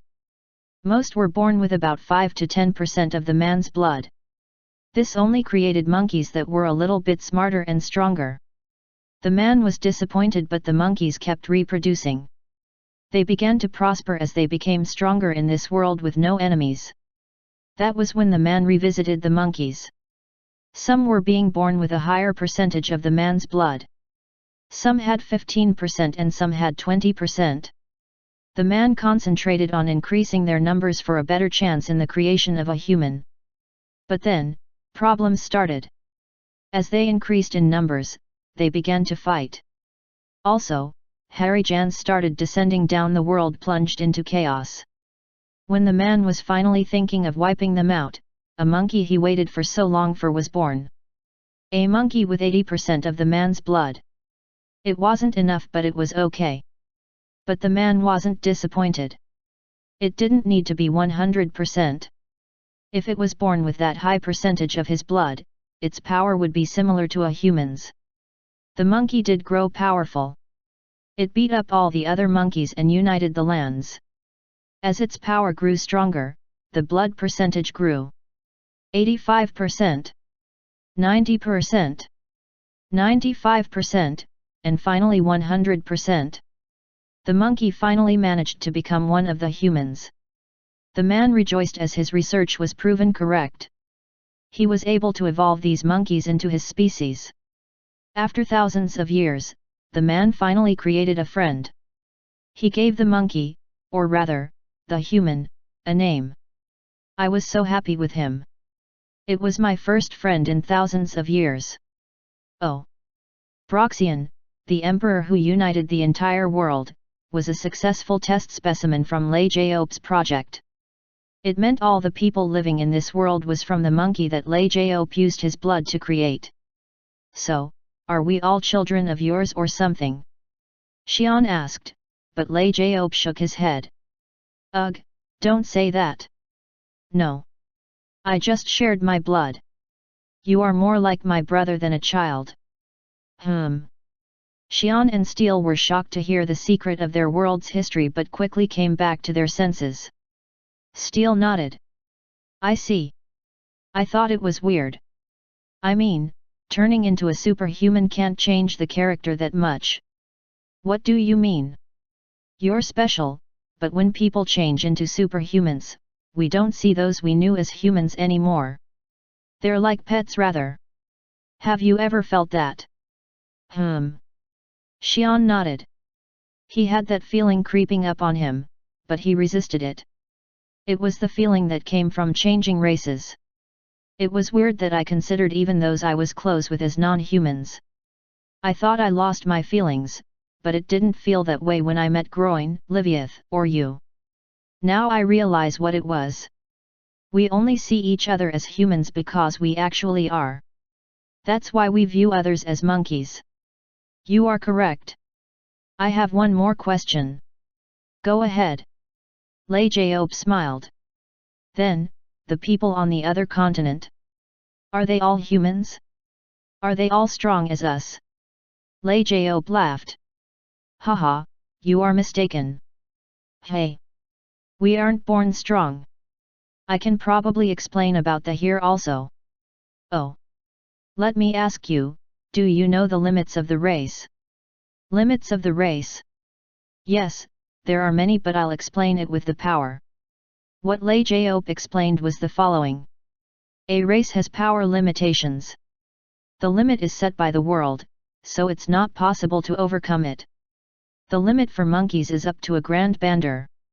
No talent or skill can overcome that. The condition for a monkey to become a human is to change its body as it trains itself until the limit is reached and it changes its blood to evolve into a human. When evolved, the new human will have new limits. So, Grand Bander is the limit monkeys can reach, and superhumans are at another limit because they are now human. Right. It will require at least RA Bander level of talent and skills for monkeys to switch out their blood. It's impossible to achieve when the blood ratio is too low. I will now explain some things about the people in the other world weren't all strong. They were born with the same power but different blood. They divided themselves like the way people did here, with Grand Banders and RA Banders. If a Grand Bander controls what is within, a RA Bander is one who controls the outside.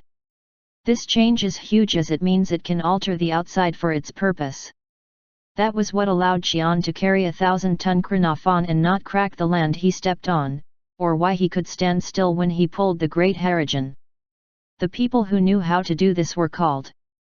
So, it's easier if you consider as another name for RA Banders. All the others are common people. We call them because they have proven their nobility. That's weird. It's the same word but it means different things. And there are a lot of instances where nobles and commoners fall in love with each other. We are of the same kind. I see. The reason superhumans considered humans as monkeys was because they were different races. The only difference would be that we have more variation in rankings. Why is that? There are not many RA Banders here, but we have a lot back where I come from. It's not easy, but there's still a lot of them. As you know, not all RA banders are same. That's why we divide it into different ranks. Xian was intrigued as it was the first time he had heard of such a world. So, you must know about then. I think the leader of Rosh Aaron must have met one from the continent. Or, they came here from that continent. He did not know all of the races and some lived really long, so there was a chance that they came over before all the passageways were blocked. Besides, Krishna was more generous toward Harijans than Dragana. I understand. I think I see what happened. They probably created the kingdom that I saw while enslaving the monkeys but had to flee from something. They then saw evolved humans for the first time and mistook them for as no monkeys here could be nobles. Lei Jaop seemed to realize who was behind the ruined kingdom and smiled. It probably was the Naraja level race, too bad they got caught up with Xian. Lei Jaop felt sorry for Rosh Aaron. So you created more superhumans after that? No, I can't do that. It's all random. I can only do one thing. Increasing the number of monkeys meant the chance of superhumans being born would increase. Lei Jaop then traveled around the world to protect the monkeys and helped them grow. I didn't try too hard, but protecting them from any large-scale disasters was enough. That's also why I'm making this orb. I worked so hard for my people. I think there were some side effects, as you can only live up to 300 years. Is it different in your world? Yes. Lifespan increases as they get stronger. After asking a few more questions, Xian asked his final question. So, what is your purpose? Xian became curious about what Lei Jaop was trying to do. He wasn't just playing around when he made the group. That would make Xian decide if he were to join or not. Lei Jaop answered, that's the main part now. We are going back to where I was born. The thing that Lei Jaop had failed to achieve over thousands of years. That was the goal of Lei Jaop's organization. Chapter 136, Migration. As Lei Jaop's people grew in size, he thought of multiple options but concluded. He was only a baron, the weaker of the nobles, but he knew what he saw. It was a suicide attempt with his current numbers. It would take 1,000,000 years to have enough numbers to cross. Besides, with the age limit at only 300 years, there wasn't enough time for them. They couldn't grow powerful enough to hunt down even the 6-horned Harijans. He could not grow any stronger either. And that was why Lei Jaop changed his goal. However, it changed again when was born Conrad, who grew powerful enough to fight against the annoying great warrior Nekra. As Conrad became more powerful, the monkeys began studying magic and it gave new hope to Lei Jaop. The hope of returning home. His world did not have magic. The individuals back home used were so strong that they did not need the help of magic. But these monkeys were weak and that made them study to gain more power. Lei Jaop changed his goal again to return back home. He announced to his people that there was a world where their people lived, and they agreed. Thus, Lei Jaop created an organization called. It meant migrator in his language. So, our goal is to go back home. The place called Donnazian. Is that possible? Xian asked as he felt the sheer power through the memory. We wouldn't be doing this if it wasn't. There's a way, and that's why exists. Steele asked, then why is the group a secret? I don't see any reason for it to be. Lei Jaop answered, it isn't a secret. I just didn't tell anyone who's not involved. Oh. We don't need to spread it others that are not superhumans. We just need those involved to help. Steele nodded. These were different beings who could play king among the monkeys. Xian thought about ways to pass them and came to an assumption. Are you trying to use some teleportation magic? Xian asked, but Lei Jaop shook his head. No, that is impossible. Why is that? That's only possible when both sides have the exact coordinates. Lei Jaop began retelling an old story. Conrad and Lei Jiop tried various experiments to return to their land. That was how Conrad made an amazing discovery. He discovered teleportation magic, and came shouting to Lei Jiop and his people. Everyone rejoiced. They began testing and experimenting with the magic. It was the first time they found such magic, so they were cautious. With Conrad's help, they were supplied with all the knowledge and power needed from the empire. That made Lei Jiop feel like the monkeys could be useful and started using contractors. That was how ALLA were created. People thought these were created to help with their lives, but it was only a byproduct of S effort to return to their homeland. However, both of them were failures. Had no way to pinpoint its destination, and required magic runes to be placed at both ends of the journey to work. The people of Donnazian did not use magic, so they had no such things. Yet, due to those discoveries, they created short-distance travel. The technology was later applied to the end. Lei Jiop was overjoyed. It seemed like it would be possible to teleport into his home soon. Sadly, problems occurred when the teleportation distance exceeded 20 miles. Hey? This isn't where we're trying to go. Takian became confused. He had proved to be of great help after joining with his vast knowledge. Lei Jiop turned to the open portal. The portal displayed its original destination, but on top of that was someplace else. The 20-mile experiment was still successful, but when they tested a distance of 80 miles, the teleportation portal did not connect to the intended destination. Instead, it connected to a red place where monsters were pouring out from it. They barely managed to drive them back in and close the portal. Was the most dangerous place known to people, even back in their land. It was a place where all kinds of monsters gathered, and no survivors had ever returned. All the other experiments had the same results. As the distance increased, it connected to. Takian and Conrad soon reached a conclusion. It's because exists half a dimension below ours, and it sucks the end destination into it if it isn't specified. They finally realized that teleporting back home was not a viable method. However, Takian kept studying about how to use the place. With Li Menu in their group, they managed to create the portal that allowed them to enter, but not to come out. It was named. It was who opened that. Hey? You didn't know?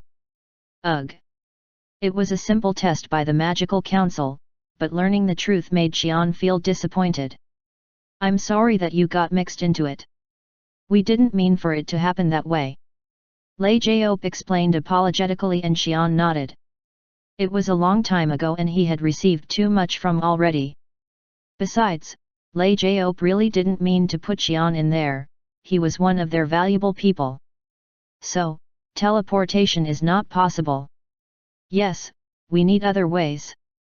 Do you have one? Xian couldn't guess what it was, but Lei Jiop shook his head. I'll tell you if you decide to join us. You don't need to know if you won't join, don't you think? I think you've heard enough to decide if you wish to join. I'll tell you everything if you decide to join us. This offer also applies to you too, Steel. Xian and Steel paused to think, but Lei Jiop smiled, already knowing the outcome. Chapter 137, Migration. Can I go later? Xian asked carefully. He had his family here, but if they died, then he would be left alone. He thought it might be good to go when that time came. However, Lei Jiop shook his head. No, we are running out of time. Our plan is nearing completion. You will not have a chance to come over if you miss this. He couldn't understand what the plan was, but it seemed to be a once-in-a-lifetime chance. Xian thought for a while and then decided. I'll stay here. Lei Jiop nodded as he expected the answer. I knew you would say that. He knew that Xian would not leave his family behind and he didn't seem as lonely as the other superhumans. However, he didn't want to force him. Steel also made her decision. I'll pass on that also. I'll stay with Xian. Xian was relieved to hear that Steel had decided to stay. He now knew what his feelings toward her were, and he had been worried that she might leave. "Are you sure?" Xian asked. He had family here, but Steel had no one other than him. "It's okay. At least I have you now." "Oh." Lei Jiao smiled. "Looks good. So you two will stay behind, correct?" "Yes. I'm sorry I can't join you." "No, it's not something I can force on you. It's good if you can live happily here." Lei Jiao and his people did not want to live here. But if Xian loved life here, there was no need to move. "I'll send you the orbs once they are finished. It will be done before our project is complete. It's our last gift to you. I hope you succeed in your project." Xian returned the artifact that Lei Jiao gave to him and Lei Jiao disappeared. They had learned the truth of the continent's history but nothing changed. Xian and Steel spent peaceful days together after Lei Jiao left them. It was a while later that they heard from him via a small box and letter. "Xian, it's for you." Ryan brought a box and a letter to Xian, who was spending time with Steel. "Xian, shouldn't you go out sometimes?" Ryan was worried and asked Xian as he had been staying within the castle for months. "I like it here, besides, old man Narisha won't like the idea of me going out." Haha, yet." Ryan nodded and went out. Xian opened the box first. It had 4 small gems. "Is this?" Xian understood what they were. "These should be the orbs." "What's the paper?" Steel rolled over from the other side of the bed, checked the box, and found a piece of paper. "Let's see," it says User Manual. Writer, Lei Jiao. Instructions. Put the orb in a bathtub in a safe place. You need a lot of water, so it might work better if you throw it down into a lake. Soul Transfer Orb 1.15 will activate once it senses the target's death. When the target is dead, the orb will sense the target's death and begin reviving the target starting from the bones to the soul.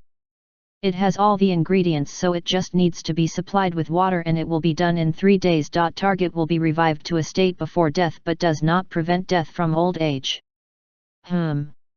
It was a weird explanation, but it seemed okay. It was good that the orbs didn't require any descendants. Xian then picked up the letter. It was very long. "Dear Mr. Xian, I hope you have checked the gift already. I have good and bad news. The good news is that we have completed the orbs for your family. Like I said before, it cannot prevent death by age, but it is limited when used on a race other than ours. The bad news is that we failed to create your orb." "Hey!" Xian became confused and looked back in the box. It had 4 orbs. He continued reading the letter. "We tried multiple times, but your orb kept failing. I think there's something different between you and us, but we couldn't find out exactly what. We have included 3 of the version 1.15 orbs for your family and a version 1.03 orb for Steel. It looked like you two would create a child soon enough. I think the orb can be used after that, so we did not create a new orb for Steel. We lacked ingredients as we failed to make yours multiple times. Besides, I don't think there's a chance that you will die in that land after we leave. I'm sorry that I did not fulfill my promise, but I hope you are satisfied. It is about time for us to leave, so I'm sorry I can't hand this over to you myself. The chance I mentioned before has come earlier than expected. We'll leave this land soon. I think we will be on our way by the time you're reading this letter. It has been a pleasure knowing you. I hope you live happily with Steel. P.S. We might meet again if we fail, but please pray that we won't meet again." He looked closely and saw that one of the gems was different from the other 3. Yet, he couldn't complain as they were free. Xian took Steel's gem into his void storage and threw the gems for his family into the lake. "So, they're leaving. Yet. I'm not sure what the chance is though." However, Xian was able to find out what it was in a day. Xian suddenly jumped up and looked into the sky. "What's going on?" Steel quickly went closer to him, but Xian stared into the distance with a grim expression. Steel could not feel it yet as it was coming from a distance. However, it also meant that power was not something to be ignored as it could reach this far. He also felt his feeling activating again, even more strongly than before. Miss Steel, I'll be back soon. Hey? Xian, where are you going? Xian ran at an incredible speed, leaving Steel behind. Lei Jiop, what have you done? Be careful. You're doing good work. Construction was ongoing on a plain, located at northeastern Tian, between the Great North Wall, the Great Forest, and Sky Mountain. It was a giant construction project led by the Magical Council. The Great Magic Defensive Rune. The Great Magical Council claimed that they would never allow anything like the undead invasion to happen again, and thus they began building this rune on the plains. When this rune was complete, it would block the passageway for all Harijans into Tian and Tehran. Every country agreed to the rune being installed and it was now almost over. This is really huge. The knights who were in the construction project were in awe of the rune that stretched on for miles. They did not know much about magic but they never heard of such a giant rune. I guess those smart people needed this to be made. So, we just need to place that in the center and it's done. The knights spoke as they stared at the giant sphere. The sphere made of sheet metal was huge. If we place it there, it will buy us time while we finish expanding the wall. Let's move it. But the council is really amazing, how did they make such a thing? They were warriors, but they couldn't move such a gigantic sphere by hand so they used a mysterious machine provided by the council and placed it into the center of the rune. Chapter 138, Migration. Are you all ready? Lei Jiop asked his people in front of him. Everyone looked worried. A sharp-looking man that looked uncomfortable asked, Hey, Lei Jiop. Are you sure it's okay this time? Haha, it's okay for sure, Kilatable. Lei Jiop reassured him, but Kilatable remained unconvinced. You said that 400 years ago. Everyone died. You would have died if it wasn't for Conrad. Lei Jiop then smiled apologetically. Haha, but you are all alive here. We had orbs anyway. We have orbs this time also, so don't worry. Humph. Kilatable turned away. At least they did have a way to revive if things went south. We won't have another chance. This one is better than 400 years ago. Right. A calm woman answered next to him, agreeing with Lei Jiop. Isn't it? Robinaton, don't worry. It'll work out. Yeah, I think it's better than using an underground tunnel or flying. Among the many things he tried, those were the worst. It was too hard to run through Sky Mountain in a tunnel and there was no way the Seven-Horned would not sense it, so the project was abandoned. The flying plan also turned out to be problematic. As they went to higher altitudes, some unknown force kept dragging them down. They could fly as high as about 8 miles, but that was still within range of Krona or Dragona. It was a plan that wasted a whole year's budget from the old empire. Lei Jiop grinned. But shouldn't we take that new one and Stantle with us? Robinaton asked curiously. The others seemed to share the same idea. They were busy preparing for the plan so they had never met them, except for Liviath. Hey, it's okay. It's better to avoid such disasters. Why? Robinaton turned to Liviath. She'd never seen the always arrogant Liviath to be scared of a man. He was overbearing to almost anyone except Conrad. It doesn't matter and we won't see him again. Liviath avoided the question and Lei Jiop opened up to answer Robinaton's question. Well, it was their choice. Besides, Mr. Xian will live here with no problems. He's one of a kind. Lei Jiop spoke as he thought about Xian's love for his family. He was most special kind of noble he'd ever met. If he killed Nekra, it meant he was stronger than Conrad. To be that strong when he was just 22 years old. Lei Jiop couldn't believe it.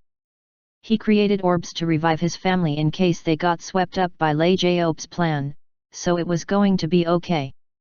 Lei Jiop then checked the egg going up on the rune through the video. Good. Is up. Can we not hide now? Kilatable asked. Yes, get ready to jump out. Lei Jiop answered, but Liviath asked, Lei Jiop, can that really provide energy to the rune? Even I don't have enough energy to power the rune. Liviath asked because he saw the rune's sheer scale. Even they, would not be enough. He couldn't believe one egg could do such a job. Don't worry. It's not just some egg. Get ready, it's going to start. Evacuate. Hurry. The steel orb began to shine as soon as it was placed above the rune. The light from the rune shot onto the orb and made it shine. The weak beam of light shone stronger and the orb was now shining as if it was the sun itself. But the light was being swallowed by the rune and then the large rune itself began to shine. People who were working on it had evacuated and watched from afar. They then felt tremors from the ground. Something starting. A tremor that felt like the pounding of a heart became louder. Then people realized something was wrong. This was not a pulse from the rune. It was more like... Isn't this like a footstep? Hey? No way. It's not like a mountain's walking over, the knight replied. They couldn't see anything happening nearby. The only thing they saw was Sky Mountain and the great forest. If they could feel the tremors so far away that they couldn't even see the object, then they couldn't imagine how big it could be. And there was Xian who was watching it happen. He ran here as his feeling had guided him. I'm not sure if I came to the right place. Something ominous was being activated and there was something approaching from the distance. Wow! Xian, what is that? I told you not to follow me. Xian sighed. But Steel didn't care as she had already seen something interesting.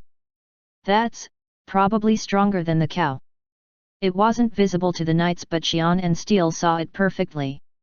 It was a gigantic monster walking toward this place. It had much thicker horns than the cow monster Xian fought before.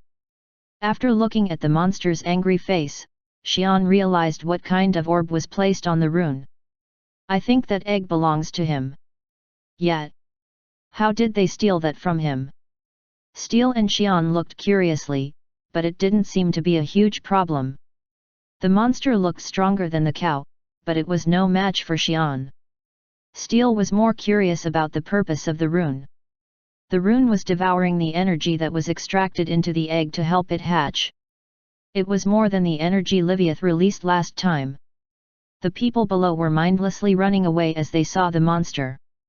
This place was too far from the wall so there was no one around to defend against such a monster.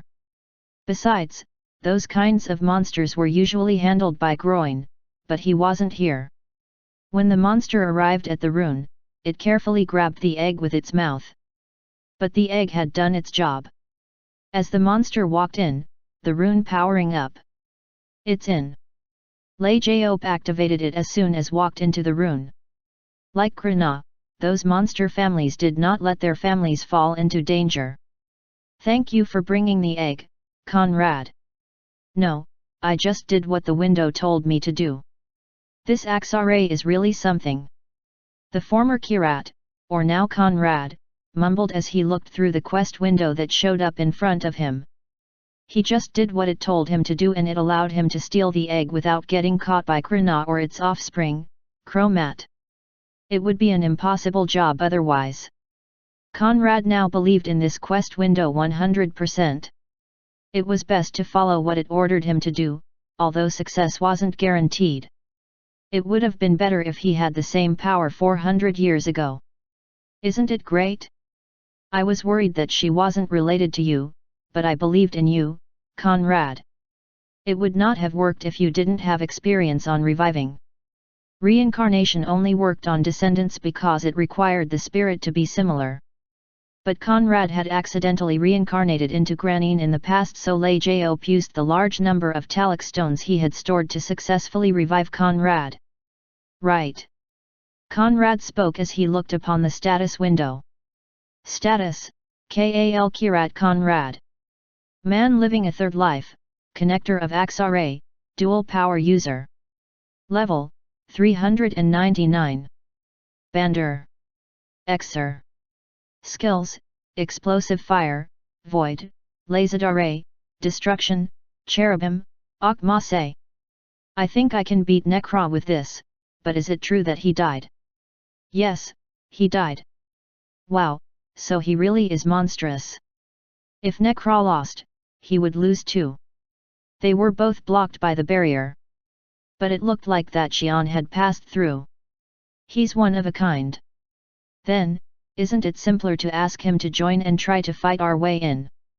Conrad answered as he didn't like the current plan. Did you lose memory when you came back? You know it's not something we can deal with. Lei Jiop answered as he remembered the events of 400 years ago. The plan went well back then. They made the Empire do their bidding and helped Conrad to make the soul transfer orb. It was good as they needed insurance for backup. They made the Empire tie down the Kal Gulls and Conrad dealt with Necros so they could kidnap Krina's offspring that was trying to lay an egg. They tried their best to not to be captured by Krina. Yet, it failed. As the offspring let out a wail, Krina came in seconds and their plan was over. The one breath that she fired killed everything. Lei Jiop survived because he was out of range to do other preparations.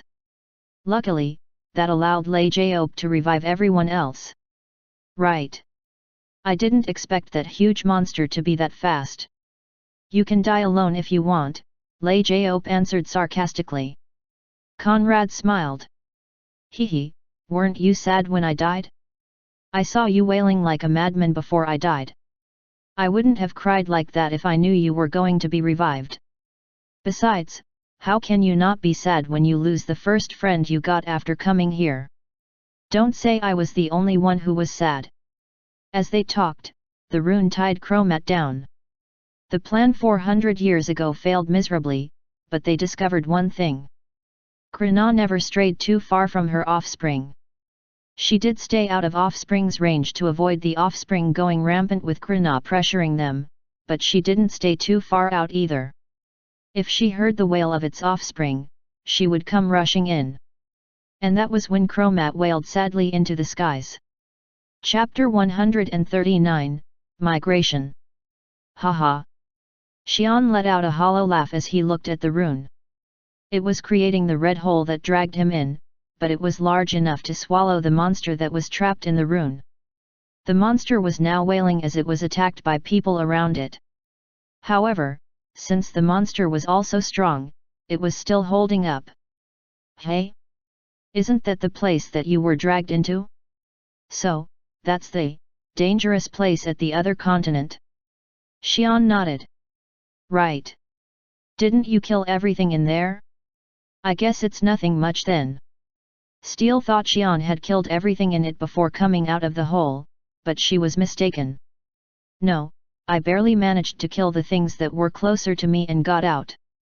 The hole that dragged him in was small, but the world inside wasn't like that. It was vast and was full of monsters. There were also monsters who were as strong as Xian back then. He quickly dealt with monsters around him and got out before he got attacked by those monsters. Even that short fight almost killed him. He thought it might be okay since he had become much stronger, but it wasn't. It's still dangerous. It would still be dangerous if he got caught in the place. But, he wasn't worried. Just like last time, the hole didn't let anything inside jump out. The problem now was the reason for installing it. It was too much to kill the monster. Xian figured it was enough to even hold back the seven-horned for a moment. Wait, hold the seven-horned. Xian began to speculate something that was very concerning. Damn it! What is it? Steel was curious as Xian scowled. You should stay in here for a while. Hey? Wait, hey! Xian quickly took out Carnine and activated the magic. After putting Steel into where she was captured in before, Xian began running away at an incredible speed. A gigantic structure was coming toward them at an unbelievable speed. It was coming from far away past the great forest, but it already looked so big. Its movement didn't seem realistic. It was big as a mountain, but it ran easily like some cat pouncing in. It didn't make any sound or tremors, proof that it was changing the outer environment at will. Even without considering the 7 horns on its head, its movement and size proved how powerful it was. Xian knew what it was. He saw it in the memory. Krina, the ruler of the great forest. It was running straight toward the red sphere. That's gigantic. It felt different to see the monster in real life. Xian then realized what the monster that was thrown into the hole was. It was different from Necra's memories, so he didn't recognize it at first. It was Krina's offspring that Lei Jiop had thrown into the rune. It was what made Krina come running for it. Lei Jiop, what are you up to? Conrad shouted as he saw the status window popping up in front of him. We got it. They were reaching the end of the quest. Cross the great forest. Krina will not use her full power as she is close to Dragoness territory. She will take time to rescue her offspring. Pass through the great forest before Krina comes back to guard it. Krina will not go after you once you cross it. Success, migration complete. 0 EXP, experience at its limit. Failure, everyone dies.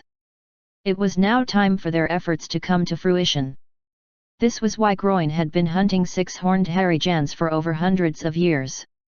Krina must not be bothered when her offspring fell into the hole. There were some 6 horns within Krina's territory, but that was okay. The weaker ones could be taken care of by Groin and others while Conrad could take care of the stronger ones. The Kal ghoul that was most bothersome had been eradicated a long time ago, and so was Necra.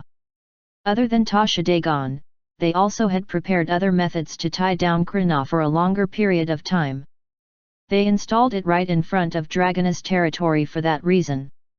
400 years ago, they wanted to kidnap the offspring, put it into Dragoness territory, and bail, but they didn't expect Krina to be that close and powerful. They knew Krina was powerful, but just knowing it and actually facing the monster were 2 different stories. That's why they tried to make the 2 7-horned fight each other, but they had to change their plans drastically after that. 2 7-horns fighting meant doomsday for all. That was why they just planned to pin her down for a while. It was a petty plan, but even such a plan was hard to achieve against the powerful Krina. Run! They ran out at great speed. With Conrad in the lead, they ran through the great forest. They were destined to die if they were captured. They didn't know why she didn't follow them after the great forest, but Axare never gave them wrong information. They just needed to cross the forest. Xian watched Krina looking into the sphere at its offspring. As she arrived, she opened her mouth wide. Ugh, is she going to fire? Xian flinched, but Krina then turned toward Sky Mountain. Then she closed its mouth. It looked like she had given up on using the beam that Xian saw in the memory. Krina then struck the red sphere with its front leg. It was a simple strike, but a deafening sound came from it and the sphere shattered into pieces. The evil energy began pouring out at once. Xian frowned as he was familiar with the energy. But it wasn't just the energy. The monsters inside stopped attacking the offspring and began crawling out to attack Krina. When Krina destroyed the sphere, the whole thing grew even wider. So countless monsters began crawling out from it and attacked Krina. Krina began smacking down the strongest ones as if she were annoyed. She ignored all the weak ones and crushed the annoying ones first. Wow, it's not even working. Krina seemed like she wasn't using her full power either. After she killed each monster, she then put her head into the hole and grabbed the offspring that stopped moving due to fatigue with her mouth and dragged it out. But it's so calm. Xian was fascinated as Krina was for sure caring for its offspring, but she remained so calm. What was more fascinating was that he wasn't running away. The feeling was telling him he needed to do something here. Don't say I have to smack her in the face or something. He did not want to do that. Xian was also proud that he had become strong enough to even dare think of smacking its face. As he was pondering whether he should run away, he felt powerful energy coming from the mountain. It wasn't only the mountain, but there was also powerful extraction energy coming from within the lake. Then some opaque stone monument soared from within. Weapons created with all technologies of, and it was a strengthened one that was powerful enough to damage superhumans. Lei Jaop and Takian did not name them as they were to be used once and Krina would destroy them. All kinds of magic began activating from the monument, targeting Krina. It was all powerful enough to crush a capital city in seconds. Xian then realized what Lei Jaop's goal was. He's just trying to buy time. The magic was more focused on buying time than destroying it. It was powerful enough to crush the city, but it was nowhere close to fight against the seven-horned. It seemed like it worked as it stopped Krina for a few seconds. Krina then swung its leg to destroy the monuments with ease. There were too many monuments, and Krina was also being dragged down by the monsters coming out from the red sphere. There was a limit, however. Krina carefully destroyed all the monuments and killed the monsters. After destroying the monuments, she fled. As Xian watched Krina disappear, he realized something. Hey! Xian began thinking about what was going on. The sphere that Krina destroyed wasn't closing and looked like it would not close if it was left like that. Monsters were still crawling out from it. Xian was dumbfounded. He thought Krina would jump in to take revenge inside as it seemed like it was very annoyed. It was a bit dangerous for him, but it would be nothing for Krina. Yet as he thought about it, there was no need for Krina to do such a thing. She just needed to return with her offspring. Xian then realized why he was led here. I need to close that. The world was doomed if that was not closed. Xian would survive, but others wouldn't. Either way, it was no big deal. He was strong enough to close the hole from outside easily now. Xian then began approaching the rift. Chapter 140, Migration. Xian intentionally wielded his power as he approached. The monsters began rushing toward Xian as they had found another target. It's much easier than I thought. I just need to be careful to not go in. He crushed the ones charging at him and sliced the stronger ones with Karnine. He didn't realize the power of it yet, but it was much more useful than he imagined. It cut down anything it touched and it transferred the energy from what it killed to the user. Xian realized how strong he had become while he fought. After killing all the monsters rushing at him, he arrived in front of the red sphere. It had been damaged by Krina, and it had ripped the space itself. Xian realized his sixth sense was useful yet again. It would take at least a month to repair the damage if monsters kept coming out, and it meant doom for everyone here. Xian began slashing his sword to destroy what Krina had done. It seemed like it would close by itself if the damage was gone. As he slashed down his sword, the damage disappeared little by little and the sphere began sizing down. It's refreshing. Xian began killing the monsters again as the sphere began to close. It was much easier this time as the number of monsters coming at him had decreased drastically.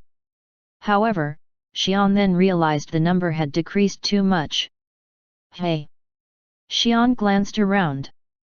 He then realized why the number decreased. The monsters were running towards something at full speed. Xian checked on the direction and saw what it was. Damn it! Krina threw down her offspring after she got away from Dragona's territory. She turned to her offspring that was barely breathing on the ground. Krina let out her anger. Arrgh! Who dared to attack my valuable offspring?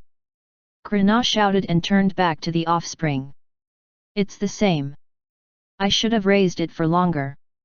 I should just eat it here and vent my anger out on them. She knew who they were. She just left them alone as she couldn't cross, but they tried to take her food. And those insolent things even tried to attack her. She couldn't open it herself if the door was to close, so she pinned it so that it would not close. Krina left it open so she could eat the offspring and jump in afterward. Fool! You fell for the trap 400 years ago again. Krina then snapped her offspring's neck.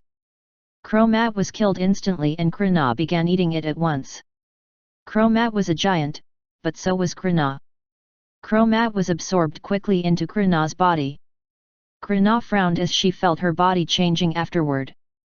Dragona grew in power by molting, but Krina consumed her offspring to become more powerful.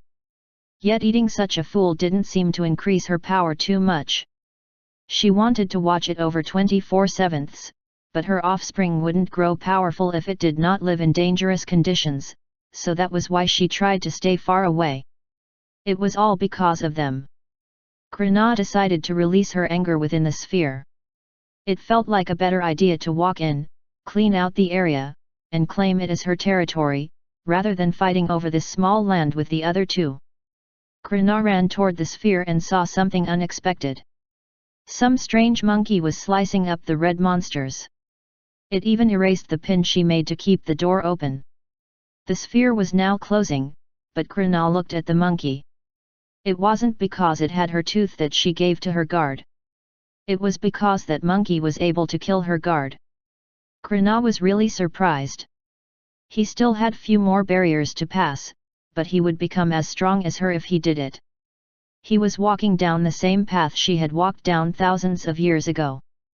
To become a different being. That was why Krina became interested. If she made him her guard and ate him when he grew a bit stronger, she would gain unimaginable power. Then she'd be able to defeat Dragona and Liona and then run up to the north. Krina destroyed all the red monsters charging at her and approached the monkey. The monkey watched Krina without making any moves. Krina felt the urge to eat it now. She felt like she would become more powerful even with the monkey in his current state, but Dragona and Liona would attack her at once. She held back her urge and decided to ask him. If she threatened him with fear and reward, he too would succumb to her will. Human. Ugh. Krina felt pain coming from her face. It was the first pain she felt after hundreds of years ago when she fought Dragona. Krina then realized what happened. It was the monkey that smacked her face. Arg! You insect! Krina raised her leg to strike, but she panicked. The monkey had disappeared. It was powerful, but it wasn't enough to avoid her senses. Then Krina turned to the red sphere. It was now fully closed. The monkey smacked her in the face and disappeared through the hole. Krina let out a terrifying roar full of anger. She began venting her rage at the space in front of her and soon, a roar came out from beyond Sky Mountain. Krina came back to her senses. It wasn't a good idea to fight against Dragona or Liona here. She also needed time to digest her offspring, so she began running back toward the great forest. She was greeted by a more frustrating scene. There were traces of people that ran through the great forest. All the six-horned she had been raising in her territory had been killed. Krina was enraged. This humiliation was something she had never felt for thousands of years. She chased after the tracks, but the intruders had long passed the great forest. She had wasted too much time. She didn't want to chase after them out of the forest, so she began destroying the great forest. However, there were no more beings powerful enough for her to vent her stress on, and the weaker Harijans had fled in multiple directions. Some ran straight to the Great North Wall and it made the humans panic.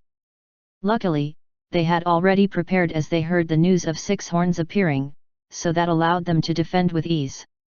As such, the number of powerful Harijans decreased drastically and the wall enjoyed a moment of peace. Chapter 141, Encounter. Steel felt a bright light shining upon her. Hey! Ugh, what's with my body? Her fist that was powerful enough to crush steel, became powerless. In addition, her legs that allowed her to jump over buildings became weak like a little girl's.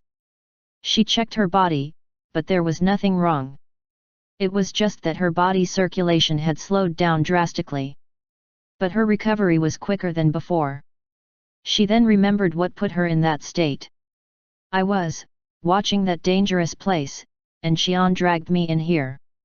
Steel was curious as to why Xian did this to her, but she focused on regenerating first. After a while, she opened her eyes. Hey! It was a place she did not recognize. "Are you okay now?" Steele glanced back at the voice. It was Xian, but he looked quite different than what she remembered. Xian. It felt as if he had become more mature and a bit stronger, but Steele couldn't realize what the difference was. "Yes. Are you okay?"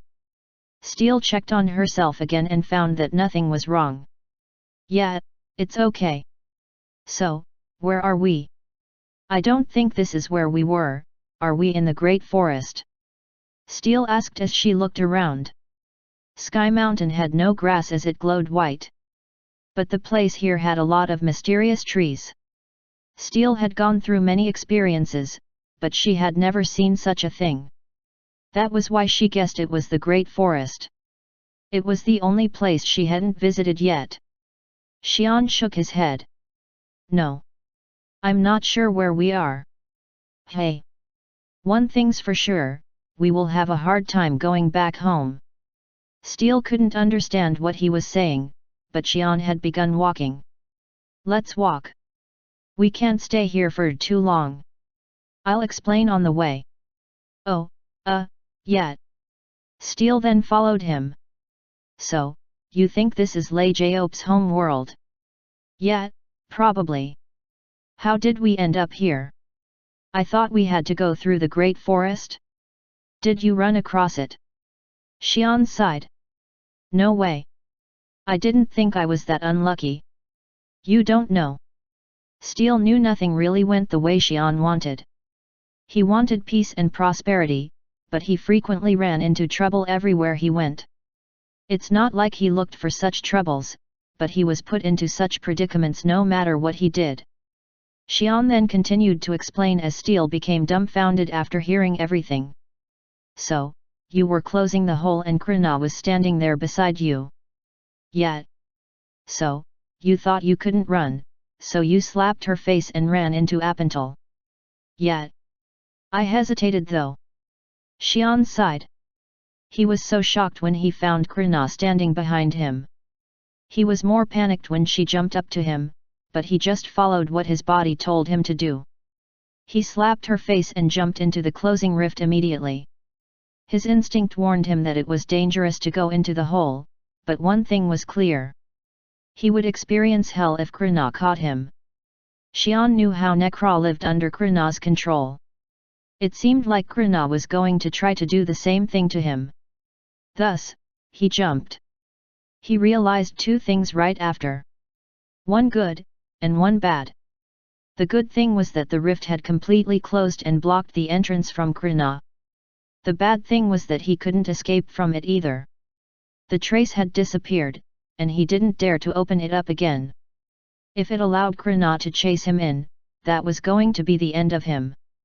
As Xian began fighting off the monsters rushing at him from all sides, all of the traces had disappeared and Xian was now trapped in a dangerous land. That's when I remembered what Lei Jiop told me. What about it? Steele began to think and realized what he was talking about. Apental is connected to our world. We tried to return by going through that land but we couldn't dare to do it. Oh, if you take the lead and open the way. I knew it. Besides, it will be hard for even you, Mr. Xian. To protect us all while we go through. Did you, really? Steele became shocked and Xian smiled bitterly. Yeah, I did it. Xian's body shook as he remembered what he had done in Apental. He thought it was going to be much more bearable as he was now stronger than he was before. It was easier, but it was still life-threatening. He didn't know where to go, so he wandered about aimlessly. At least Karnine provided him all the energy he needed to keep him alive. He fought and fought again. The monsters at the entrance were actually the weaker ones. Stronger monsters appeared as he walked deeper in. He looked for an exit while killing a countless number of monsters. He was lonely but he couldn't take Steele out in such a dangerous situation when he could barely keep himself alive. After continuously killing and wandering around for a long time, not many monsters were left, so he went hunting after them. He needed to kill them to absorb their energy and live. Finally, he found the exit. It was at a small well in the corner of Appental. His instincts told him that it was the exit he had been searching for. The well was located at the bottommost floor of the 8th-floor world. And when I jumped in, I was sent to some lake. Hey? That easily? Steele became confused. If that worked, it should have worked for the monsters too. I think monsters don't want to come near the well. In fact, Xian wasn't sure what the well might do him, so he captured a monster and threw it in.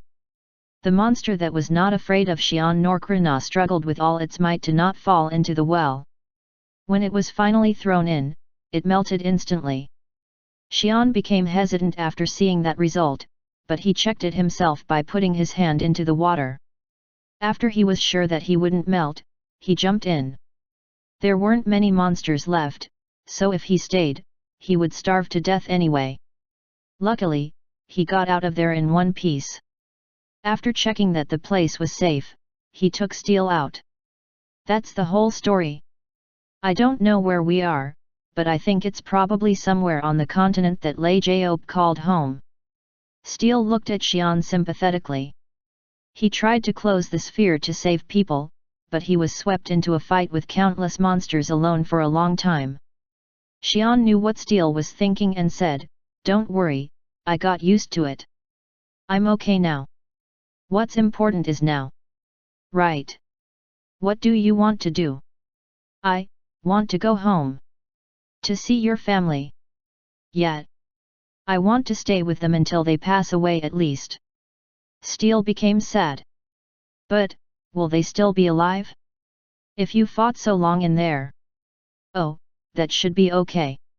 When I went into the sphere back then, you told me that time didn't pass that much outside, right?" "Yet. It was longer back then. I think that time in Appental is different than the outside world. My guess is that time hasn't passed that much here." "That's good if it's true. But how are you going to go back?" Lei Jiop wanted to come to Donnazian from Xian, but those monsters blocked him from doing so.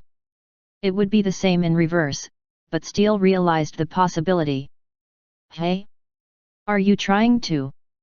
Steele looked at Xian with hopeful eyes. If Xian had overcome life-threatening situations in Appental and had broken through the barrier. Xian shook his head. "No, unfortunately, I didn't become that strong." "Oh. But there's a way." "Really?" Xian nodded. Chapter 142, Encounter. Xian and Steele walked through the endless forest and discovered some things. What's with all these weird things? Yet. Unlike near the exit of Appental, they met various monsters as they walked further in. Strange frogs spat out a weird liquid that melted insects, which the frogs then licked up to consume their prey. The green and black trees tried to capture Xian with their roots when he walked near them. The common thing between them was that they all tried to consume each other. It was fierce. And too weak. Right. I thought this world was filled with powerful monsters, Steele answered as she remembered Lei Jiop saying that the land here had countless superhumans. It made Xian and Steele think that the world was filled with powerful hairy Jans. These monsters in the forest were dangerous for normal humans, but they were still weak enough for a Grand Bander to take care of them with ease. Even now, insects did not dare to approach Steele, who began emanating her energy to turn them away. Maybe this tree has a type of poison that can kill a superhuman. I think it's just some tree. Maybe that wolf-looking monster can hunt superhumans. It's being dragged by that tree. Did Lei Jiop lie to us? Steele asked, but Xian shook his head. There was no reason to do such a thing. There must be a reason. Lei Jiop told us that it's been thousands of years since he left his world. It might have changed a lot. Besides, we've only walked for a day. We shouldn't draw conclusions just yet. Steele nodded. Nothing was certain right now.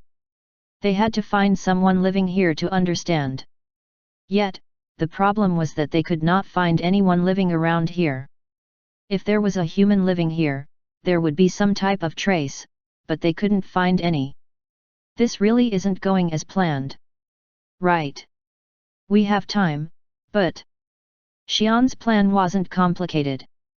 He was going to find Lei Jiop and ask him to build a Roa that would connect this place to Xian. If his group had succeeded, they should have returned to this world, and Xian thought it wouldn't be hard for them to create a Roa here. In this vast world, Xian didn't think he'd find Lei Jiop so easily, and thus he decided to take it slow. With no clues, however, he didn't even know where to start. After a while, Steel spoke. Should I look around on top of a tree? No, hold on. Xian then closed his eyes and began to focus. After a while, his face brightened as he opened his eyes. We're lucky. Let's go this way. Did you find something? I'm not sure what it is, but we have a lead. Xian began running and Steel followed. After a while, the trees started clearing and they soon reached a small hill. After that hill was a vast plain. Xian and Steel managed to succeed with the first part of their plan. There were human-looking figures standing in the plains, but there was something that was more eye-catching. Is that a carriage? Yeah, but much bigger. And it's not drawn by horses. There were many animals in front. One looked like a rhinoceros, but it was much bigger. Each one was about as big as a house and they had strong armor on their backs. The weirder thing was what was the carriage itself. It was big as a house, and it was created with some unknown, durable-looking material. It seemed like the carriage was too heavy for any horse to pull it. The carriage was made to protect the passenger, and it seemed to be working well. Protect the Muvakal. Bring the women and children inside. Human-looking beings were forming a defense around the carriage and some small green beings were attacking them. They were firing green fireballs from their hands and the human-looking beings were desperately dodging the attacks. The fire did not damage the carriage as they were easily reflected. The defense became relieved as they discovered that the carriage was safe and fought against the small green ones. It looked like green ones were weak in close combat, so the human-looking ones tried to approach them. However, they were then blocked by a swarm of insects. Xian had never seen such insects before, but the outer carapace made the insects look very powerful. A master warrior would have a hard time fending one off. The leader of the defensive line seemed to be at the level of a Grand Bander, but even he was having a hard time. Xian and Steel watched them for a while. Then they realized something. So, Lei Jiop did not lie to us after all.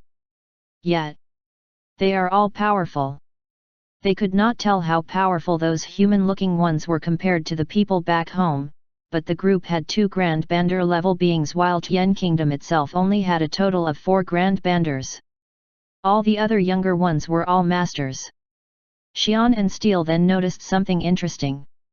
The green ones began mumbling and some of the insects pulled out of the fight before they began charging at the carriage. They were going straight toward the animals that were pulling the carriage. The leader of the defensive lines realized this and shouted, Liren! Damn it! Have all the Ravas crouch!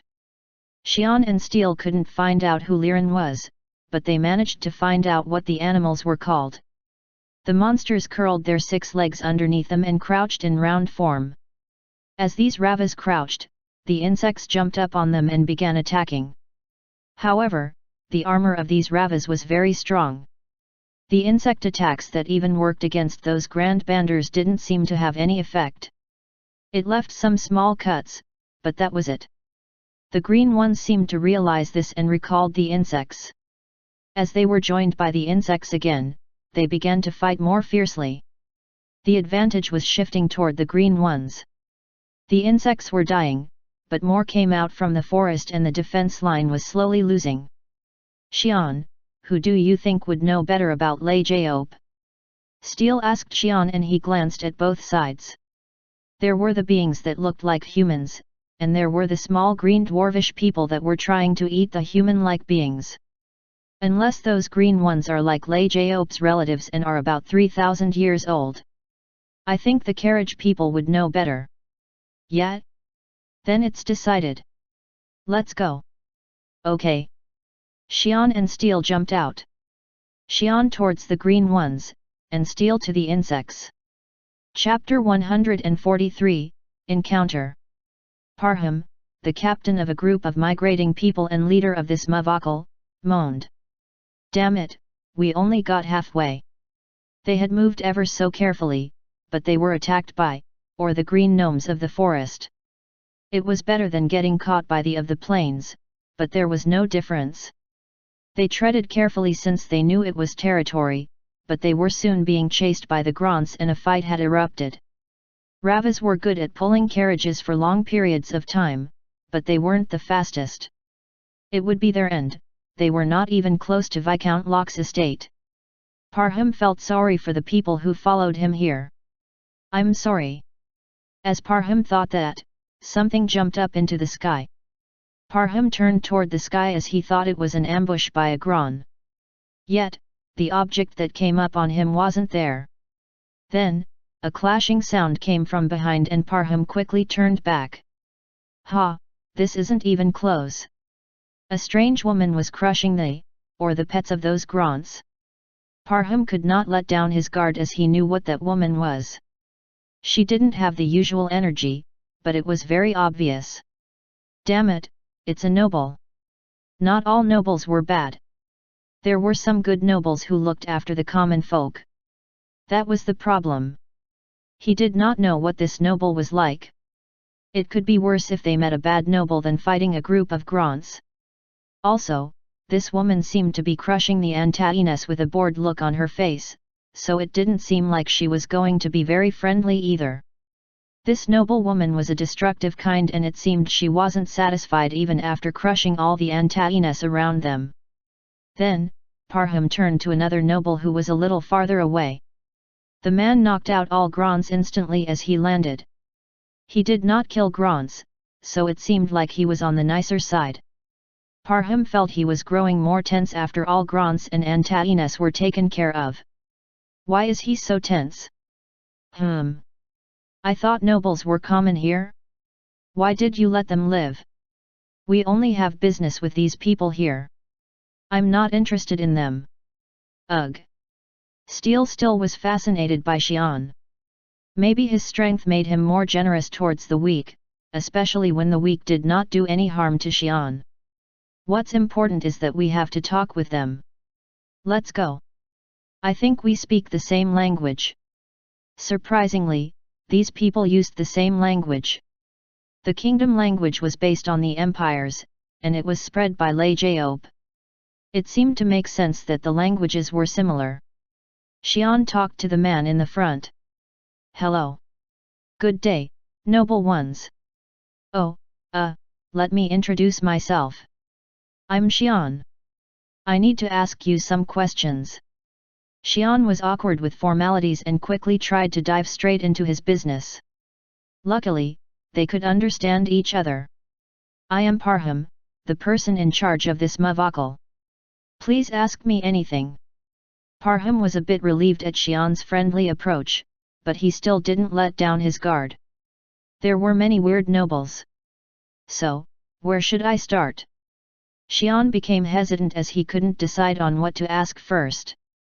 It didn't look like Parham would know about Lei Jaob anyway. Parham became confused and Steel stepped up. Xian, we should just ask everything we need to know. Hey, you. Parham. Yes, ma'am. Please speak. Parham felt the tension coming back. The man didn't feel like a noble so he had relaxed a bit, but the woman was like a standard of all nobles. She had the prideful approach and arrogance. It's our first time here. We don't know anything so we got a lot to ask. Are you in a hurry? We are. Well, it doesn't matter. We can hop on that carriage. Carriage? Do you mean the Mavakal? Parham became confused but quickly realized she was referring to the Mavakal. So, that's what you call it? Yeah, that. Let us take a ride too. Xian, is it okay? Yeah, I think we can do that. It looked like finding Lei Jaob wasn't going to be an easy task, so Xian decided to get to know more about this world first, and it seemed like a better idea to follow these people for now. Is it okay? We'll take care of any attackers in return. We won't ask for a free ride. We can't thank you enough for that. Parham could not refuse the offer. The noblewoman didn't look like she'd accept no as an answer, and there was no telling what she might do if he refused. Besides, the offer to protect the Mavakal was also very tempting. They were not even halfway to their destination yet. Okay. But if you are lacking space? No way. We should still have plenty of room. Please come this way. They did not have much space, but Parham did not mention it. Some died from the last battle, so he thought he could clear their rooms and arrange it so that he could lend the best room to these nobles. Xian was surprised when he walked in, as the Mavakal was very pleasantly decorated with appliances and furniture inside. As they walked further in, they were escorted into a small room that looked like it was for guests, and they started talking there. So, you are moving together with your people to another noble estate? Yes, that is correct. Xian realized this was really a different world. Superhumans acted as the lords of the state. It was something that was hard to imagine in his world. So, why are you traveling around instead of settling down in one place? Aren't those attacks common? It seems dangerous. Xian became curious as he looked inside the Mavakal. As he looked around, he realized that it wasn't meant for short journeys. It was made to provide a living space, implying that these people were ready to travel around without settling down. Parham then turned to look at Xian strangely. It's our first time here, so we don't know much. Understood. Well, traveling is dangerous, and places beyond any estate protected by nobles are dangerous. Nobles protect them. It was very fascinating to hear that superhumans protected humans. And those nobles don't hunt down those monsters? Xian asked. Those Grants and Antaines were powerful enough to put Grand Banders in danger, but it wasn't much of a threat against superhumans. It wasn't like Xian, where all superhumans were not interested in protecting humans. Xian could not understand the superhumans who had those monsters roam the land outside their estates if they did protect their land. They do that on purpose. Hey! So, you really did come from very far away place? Well, yeah. There were some cases where humans became nobles after training deep within the forest, as those with great talents would allow them to become nobles quickly without any help of Akra. It was weird that these nobles had no Akra coming from them, but it made sense now. Parham then decided to explain everything from the very beginning. Nobles leave them alone on purpose. They sometimes raise them. It's all because of Duke Lorville's law. Duke Lorville's law. That was the start of the weird situation made by the superhumans of this world. Chapter 144, Encounter. Thousands of years ago, the continent was in chaos. It was caused by the difference between the nobles, the commoners, and the environment.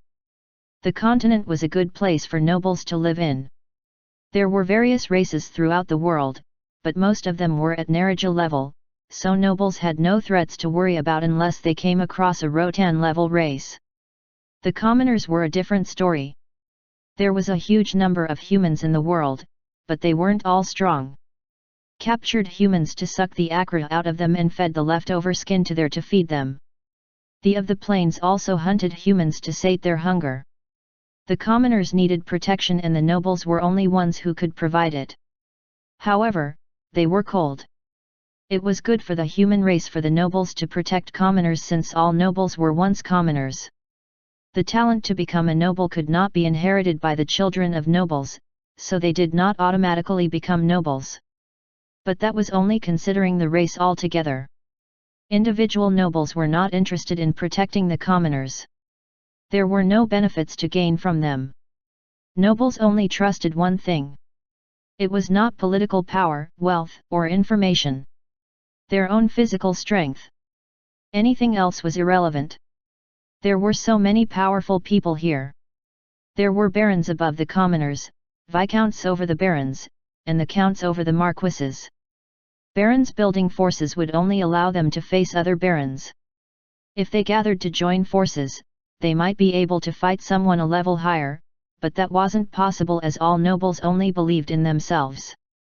That was why there was no point in having political power or forces. And that was the same for wealth. Nobles took everything from the weak and the strong took over everything. Nobody protected the commoners. There was no country here, so there were no such rules. These powerful beings did not abide by any laws as they were impossible to enforce. That was why nobles only sought to become stronger and only focused on that. They needed talent, effort, time, and a lot of other things to become stronger. Yet the commoners could not provide any of that. That was why the nobles did not care about protecting those commoners. The power of the human race began to dwindle. The nobles grew stronger, but the commoners became weaker. The nobles then began to grow concerned. Not many races were powerful enough to fight them, but it was not zero. If the other races joined forces, the human race would be wiped out. That was when the Duke and the others joined together. We need to protect the commoners to some extent. We should share our duties to protect our race. Everyone agreed. But to some extent was too vague. They did take up the duties, but they had no rights. Even if the commoners they looked after became nobles, it only meant that they would have one more competitor. The world was too dangerous to look after all the commoners. Those words became pointless as the nobles did not follow the law, hid themselves, or only protected the commoners under their family's care. Duke Lorville became concerned. He did not want to help commoners, but they still needed the human race to survive. Duke Lorville then thought of an idea. If you abandon the duty to protect the commoners because they can't provide anything, I'll give you one. You will try your best to protect them with this. Duke Lorville then gathered his talented people and created magic. The secret magic that created. The human race underwent a huge change after this spread among the commoners. Finally, the commoners had something to contribute to their nobles' strength. So, nobles and commoners alike learn. It has two effects. Ah! Xian and Steele looked at Parham intrigued looks. First, it strengthens the user. One becomes much more powerful with the current power one has. It almost got a lot of commoners to rise up to become nobles, but it did not happen. Why is that? Or the magic created by Duke Lorville, was made to strengthen the individual. It's because of the second effect. You can transfer the stacked by to someone else. The downside is that it can only be transferred to the nobles. Hey? Then. Yes. That's why the nobles protect commoners. Commoners supply there for protection. They received in return for protecting the nobles within their boundaries. The gathered by commoners was very little, but once collected for a long enough time period, that accumulated into sizable amounts. Steele then became curious and asked, "That's weird. Then it doesn't make sense that you are walking around like that. No noble will allow you to leave. If strength is that important, then there's no way that the nobles would let the useful commoners leave them." Parham nodded with a bitter smile. Yes, it did at first. As spread, the nobles began to collect commoners fiercely. Yet it didn't mean any good for the commoners as the nobles did not care about their well-beings and forced them to do their bidding. There was no way for the commoners to resist them. Duke Lorville was also prepared for that and made a new rule. No one will be forced. The nobles did not care about the laws, but it was different when someone more powerful was enforcing them. Duke Lorville was a powerful man. He even went as far out as to enforce the law himself, punishing a few nobles for not following the law. He consumed of those nobles who did not follow the rules. Commoners now were given a choice. They were now able to choose to provide for protection or become strong themselves if they had. Steele realized it then.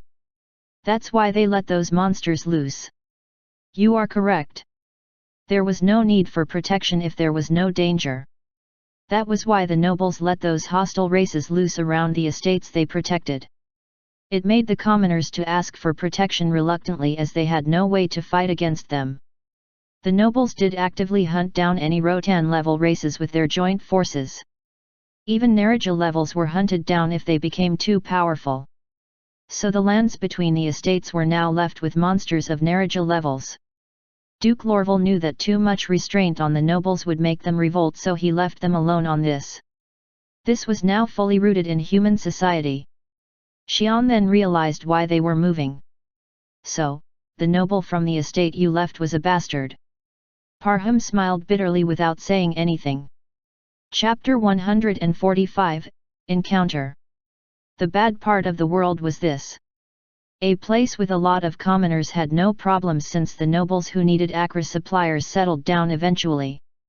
If a number of nobles gathered in a city, they had to be careful about how they treated the commoners as they might lose their suppliers to the other nobles.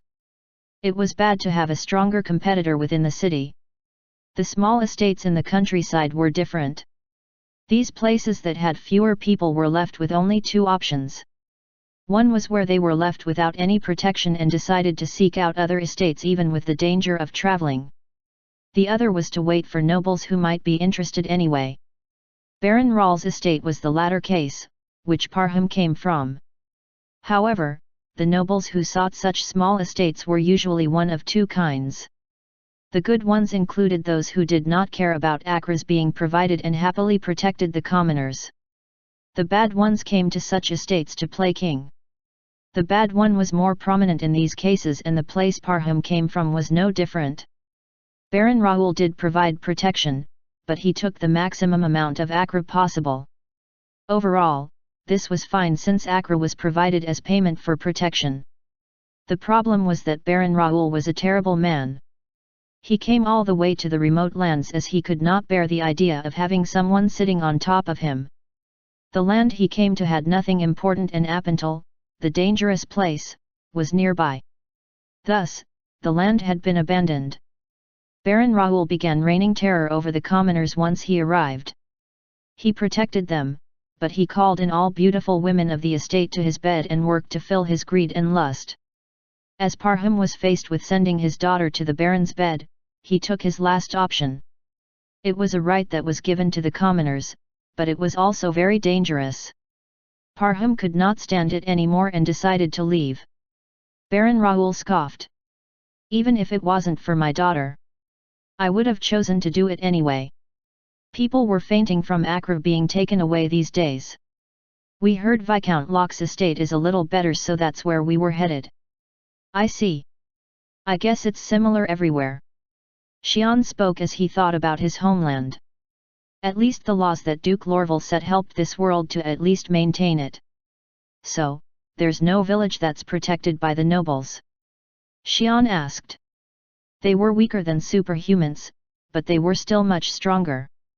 It seemed like if someone like Parham joined forces with him and strengthened their defenses, that would allow them to live in peace. Parham shook his head. There are two reasons. We can't last too long without noble protection because hostile races also group up to attack. The village is a non-starter because of that issue. We have to be on the move constantly. There are some commoners who grouped up as you mentioned, but they too cannot settle down and make villages. Why is that? It's because of the underground dragons. Gigantic underground dragons spelled disaster to all. The dragons grew in size as they got older, and they would burrow a huge hole under a village to force it to completely collapse. There were some instances where one would come up to the village and swallow everything whole. But it was very careful as it did not dare to come near the places where the nobles lived. These dragons were doing a great favor to the nobles as it prevented commoners to live without providing Acra for protection. That was why commoners who decided to live without protection had to move constantly. Wow! It's only confined to the lands in this region. Other places might be different in some ways. They talked more afterwards. Xian asked about Lejo, but he got nothing out of it. Xian decided to head to the Viscount's estate to gather more information. After Parham went out, Xian talked with Steele about their future plans. I guess we have to meet with those nobles to collect more information. It seemed Parham did not know much because he was from a small estate, but he mentioned that an estate protected by a marquee or a count was huge and populated. Let's head to that lock estate first. But I'm curious what my power would get me to. That was Steele's main question after she heard Parham's explanation. She was on the stronger side of superhumans, not counting Xian. She was much more powerful than Lei Jiop or Liviath, and she was about the same as Groin. But this place had a lot of superhumans and she was curious about where she ranked among them. We'll find out once we meet them. You look relaxed.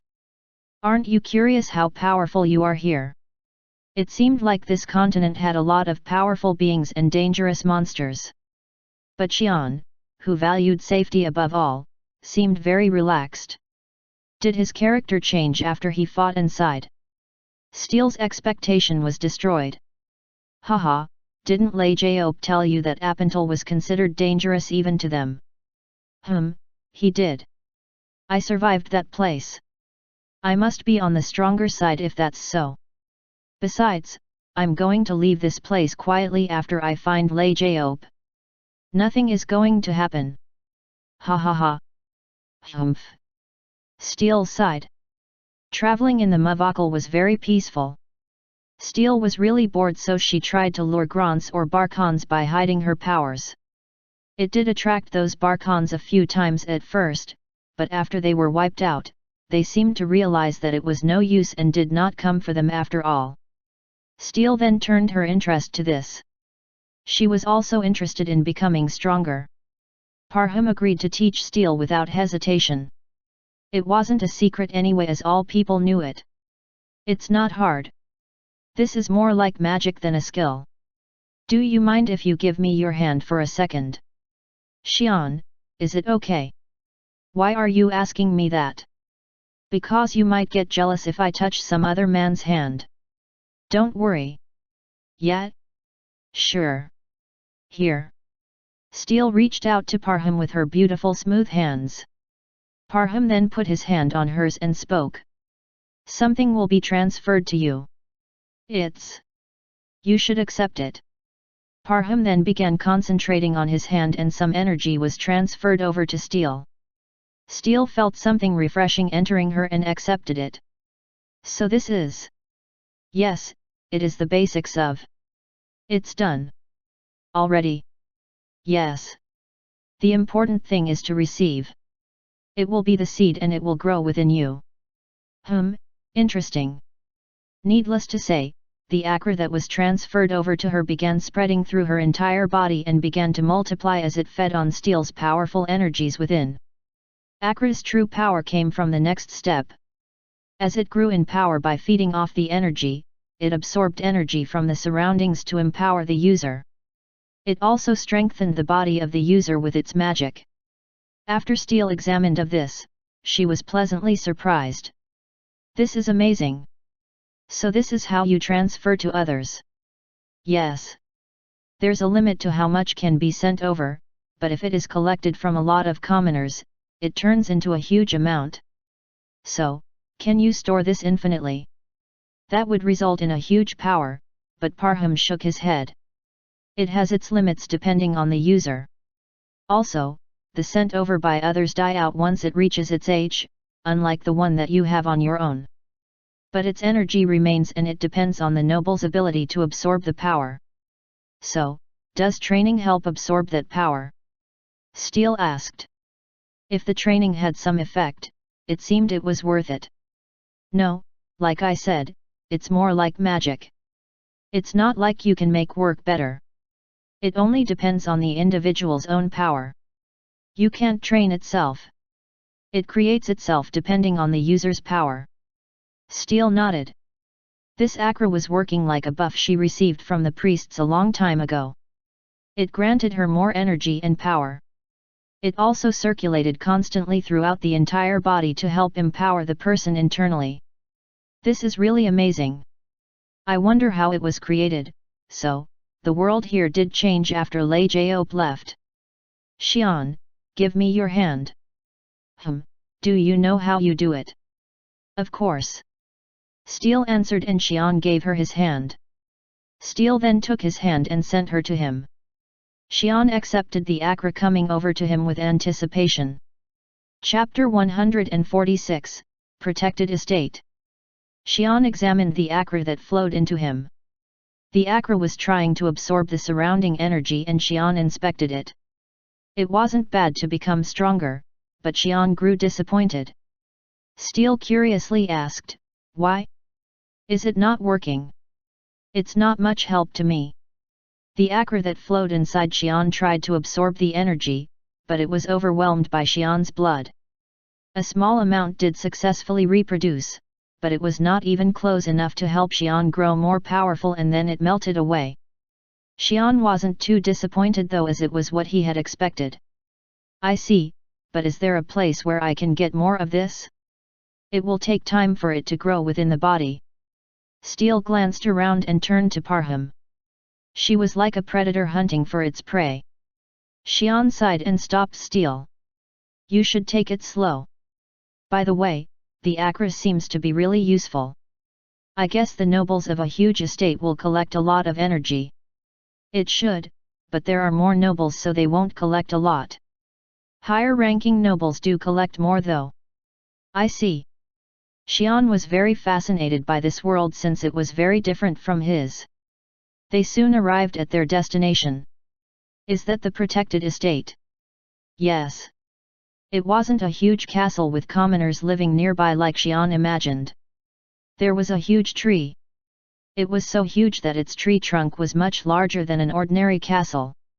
It wasn't as if it was a holy tree or anything like that, but its sheer size was very mysterious. Then Xian realized there was a huge town beneath the tree. "Gods, so that's the Viscount's estate?" "Yes. That is Locke Estate. Have you not seen the tree either? Where did he come from?" Parham was intrigued by Xian and Steel, who had not seen a siculus tree before. "Did that grow on its own?" "It's complicated." Parham explained. Marquis Siculus was a powerful noble who wielded powerful magic. His tree was the one of the masterpieces that his servants created. It helped humans grow in power and live in protection.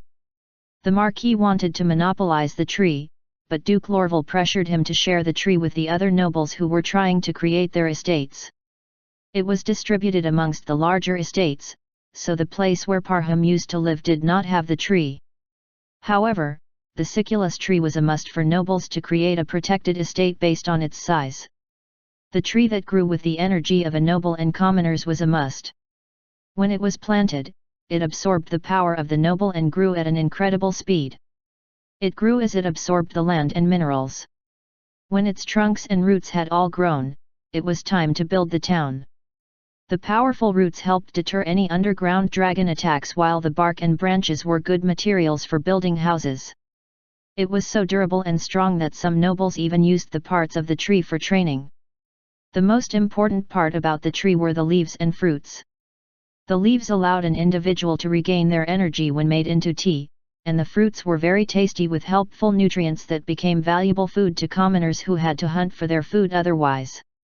"We might have managed for a bit longer if we had the tree, but the Baron's estate is too small for it." "I see. We have to go out to hunt if we don't have the tree. Crops aren't enough." Xian nodded. "So, you'll settle down once we get there?" "Hopefully. I thank you very much." Parham thanked Steel and Xian as he remembered Baron Ral's scoff. The Baron must have figured that Parham would not survive through the journey. He decided to leave the estate as he thought he knew the dangers that lurked outside their town by the experience he acquired from hunting, but the roads were much more dangerous. If it wasn't for Steel and Xian, they would have been killed a long time ago. As they talked more, they got closer to town. And as they got closer, Xian was now able to see details of the town. The town wasn't comprised of buildings. It only had caves that were made by digging a weaker part of the tree roots. It seemed primitive, but the tree roots were so large that it seemed like they provided large rooms as residences. Besides, the roots were very clean and the people living there also kept it very clean. So it was like a town of fairies from the fairy tales. Parham opened his eyes. They don't need to build houses as that is sufficient enough. They do have to provide a small portion of energy to the Siculus tree if they live in there, but it's small enough to recover through living normally, so it's okay. Actually, they become more healthier with the energy flowing through the tree. So, how are you going to find a place to live? Do you know the people living here or something? Xian asked. Haha, no, I don't. I'll just find a good place and dig into the tree to make one. It will take time, but we have the Mavakal to stay in while we do that. I see. Xian thought there might be someone guarding the entrance as they entered the town, but there was nothing. Xian and Steel said farewell to Parham and parted ways. Parham thought it was a weird experience as Xian and Steel weren't like any nobles he'd met before. Oh, maybe I should have told them this. Well, I guess it doesn't matter now. Parham realized he had forgotten to tell them one important thing about Accra, but it was too late now. Parham said the nobles stayed in the high branches of the tree. Xian felt powerful energies on the branches. The tree roots that were revealed above ground was also very large, but a lot of people filled them from within. Xian then realized the answer to one of his questions. So, that's how they receive all the Accra. Hey? What do you mean? I was curious. If they have to get the Accra by hand, it will take too long if they collected Accra routinely. Right. It did seem like the Accra could be transferred via air, but it couldn't work from a distance. This tree works as a tunnel to collect the Accra. Can you even see that? Of course. I can't look deep into the trunk, but I can see the energy flowing from the roots to the trunk. I guess it's flowing to that Viscount Lock. Or the other barons below. So it's like taxes. But this would be easy for larger estates to collect it then. Xian and Steel walked on the road created by roots. They had no way to find Lei Jiop anytime soon, so they were more relaxed now. Xian was now thinking of looking around this new world while he was here. Then Xian felt something awkward. I think these people are ignoring us. Is that just my feeling, Xian? Steel spoke and Xian realized where the awkwardness was coming from. Chapter 147, Protected Estate. Rupika scowled at the man and woman who were walking along the road on the roots. They are lowlies. But it wasn't only Rupika who was making such a face. Everyone else was too. The weak were to be despised. Nobles did not care how strong the commoners were, so they only divided their power amongst themselves, but the commoners also made divisions between themselves. It was a simple measurement tool. It was a simple but clear standard. It applied to the nobles, but it also applied to the commoners. The weaker ones were looked down upon and ignored. It was even worse when compared to nobles. The commoners were afraid of the nobles, but they did not hate them. They envied them and dreamed of becoming nobles themselves. If one became a noble, one didn't need to be good at anything else. They only needed to be good at ruling, and the only way to rule was to become stronger. The path was open for commoners to aim to become stronger. Providing Accra did not hinder their chances of becoming nobles in any way, so commoners also valued power. They were fed by the Siculus tree and the nobles provided them protection. These people living within the protected estates were provided with an environment to aim to become stronger. To compete with each other. That was why the weak ones were despised. The commoners also had the power to sniff out the weak via their Accra. Accra resonates with other Accras. With its resonance, one can find out the amount of Accra the target contains. This amount of Accra is directly connected to the power of its holder. It was the same for the nobles. It was good for commoners because it allowed them to see who the nobles were and prevented them from attacking the nobles without knowing. Nobles had very powerful Accra resonance that was strong enough make commoners faint. They did have the ability to hide their powers, but they couldn't mask their Accra resonances. It meant disaster to those without talent. Their strengths were revealed fully and it made commoners divide themselves based on their power. Those with weak Accra either lacked talent, or were fools trying to seek out alternative ways to become strong. The latter was more probable for those two, but it didn't matter. They were both weak. They also did not provide enough akra to the nobles, so the nobles did not like them either. The nobles even encouraged commoners to discriminate against the weaker ones. That was why these people were labeled as lowlies and were cast out to the outer area of the protected estate. Lowlies were afraid that they might get lynched if they walked to the inner town, so none of them approached the middle of the town. Yet these two lowlies were walking proudly in the middle of the lock estate. The evidence was apparent. There was no akra resonance coming from these people. The woman seemed to have a very slight resonance, as if it had been only a few days after she had received akrata. The man, however, had nothing. Rupika wasn't nice enough to let these fools dirty their place. It was the same for the others. It was time for someone to step up and do the job. Rupika walked out and others followed. Hey, lowlies! Stop right there! Xian and Steel turned to each other as they found 4 men approaching them. It was very refreshing. No one dared to approach them in their own world. It was Xian's first time being approached by someone trying to intimidate and taunt them without any hesitation. Lowlies? What is that? I don't know. Do they not feel the power because we're from a different world? Xian knew how to hide his power, but he let out some of it just to scare others to save them from Steel's wrath, so it was very interesting. No. I don't think it's that. They are too sure of it. There must be something else.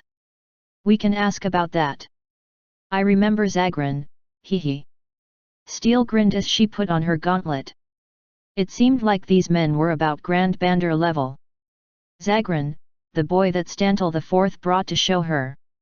It seemed they were strong enough to pound them with the gauntlet. Xian quickly held Steel back and replaced her gauntlets with the steel stick that Lei Job had given him. Steel rambled, what? I haven't tried this, but I don't think it will feel as good as the gauntlets. Yes, but if you use that gauntlet to make you feel good, it will kill them. We're here to ask a favor, so use that instead. Oh, I wasn't trying to kill them. Ha, okay. I guess you don't appreciate me for trying to put your present to its best use. I gave those gauntlets to protect you from getting hurt. Steel then began swinging the stick and approached those men. Rupika became dumbfounded and scoffed with his other friends. It was ridiculous to see a lowly trying to put up a fight. Hey, that gauntlet is gonna be mine. Oh, then, can I take her first? Hey! I'm first. I like the man. Hee, you guys can fight each other. The 4 of them began to quarrel as Steel came up to them and asked, Hey boys! I have a question. She asked so casually that Rupika was at a loss for words. He turned back to his friends, trying to see if anyone recognized her as a daughter of any nobles here. They shook their heads. Information about nobles were vital to the commoners. They needed to know families of nobles and who they cared for, but they could not remember this woman. Unlike other big estates, their estate only had 4 barons and 1 viscount. Rupika then approached the woman. Haha, you mad girl! You know that you don't even have any resonance? Didn't your parents teach you that it's dangerous outside? My parents were killed by their brothers and sisters. My place was more dangerous inside than outside. By the way, the resonance you said? So, is that how you measure things? She wasn't sure what resonance was, but she could ask slowly. She thought about taking out her gauntlets in appreciation of reminding her of her disgusting past, but it didn't need to end up messy as Xian said. But my parents did teach me one thing. Hey! Why use your mouth when you have a sword? It's my life motto. Steel then smacked the man's forehead with the stick. Arg! Hey! Steel became confused at the unexpected outcome. She smacked hard enough to crack open the skull as she was going to knock this one out, beat other 3 while he took time to wake up, and then ask what resonance was. But the guy was rolling on the ground with a painful scream instead of getting knocking out. That was the reason why Xian gave the stick to her. Oh, so this is special. I'll see what it can do then. Steel then began hacking away at the other three who seemed to be in shock from behind. Chapter 148, Protected Estate. So, ALLA resonate with each other. Yes, ma'am. I see. So that's why you all were so confident. Talking about my parents and all. Rupika regretted what he had done. But that's troubling. I guess the people here trust ALLA a lot. Steel, you look too excited to be saying that you're troubled. Hey? No way.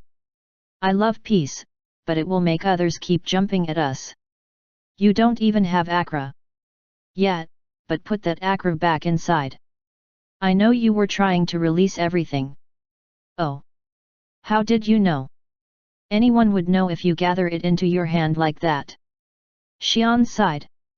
Steel was gathering up all her ALLA onto her hand as she heard that people could find out how much ALLA was stored within others. It seemed like she wanted to impersonate a commoner, but Xian wasn't going to let her do that. Okay. I'll keep them. But it will take a long time for it to grow to my level. ALLA was slowly absorbing Steel's energy to grow.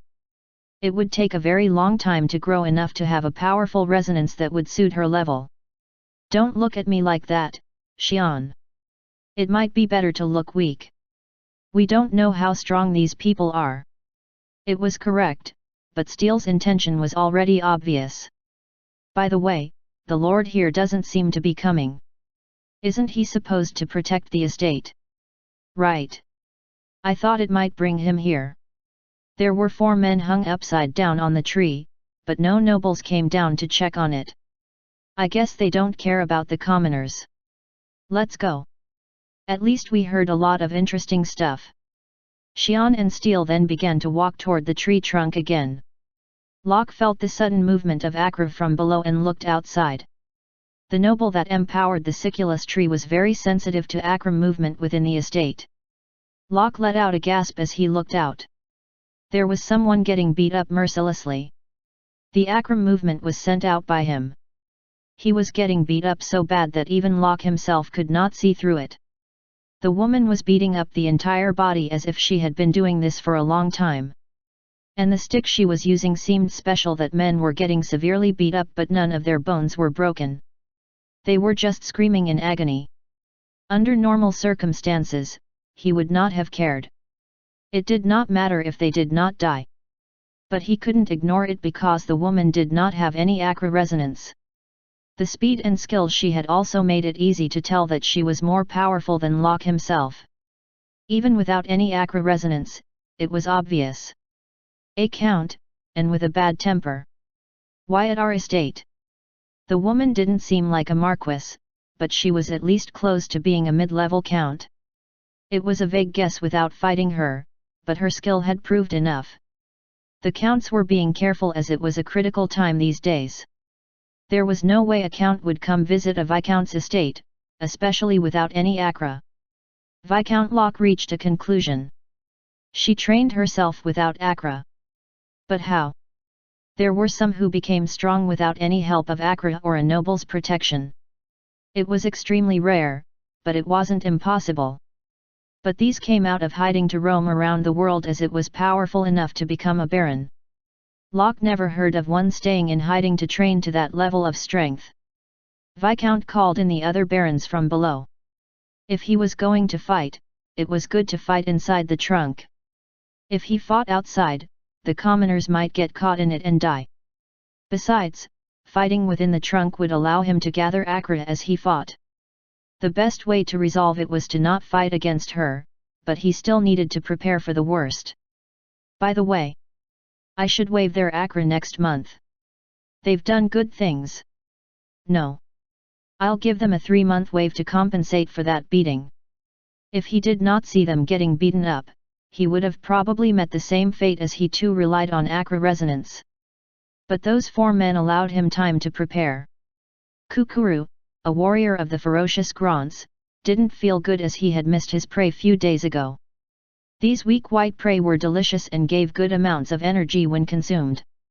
But these things hid behind weird trees, so it was rare to find them out in the open. He almost succeeded in attacking them but was knocked out. When he got back up, he and others were all knocked out and the antagonist that they raised so hard had been all killed. Kukuru felt unpleasant and kicked the anton that he was riding on.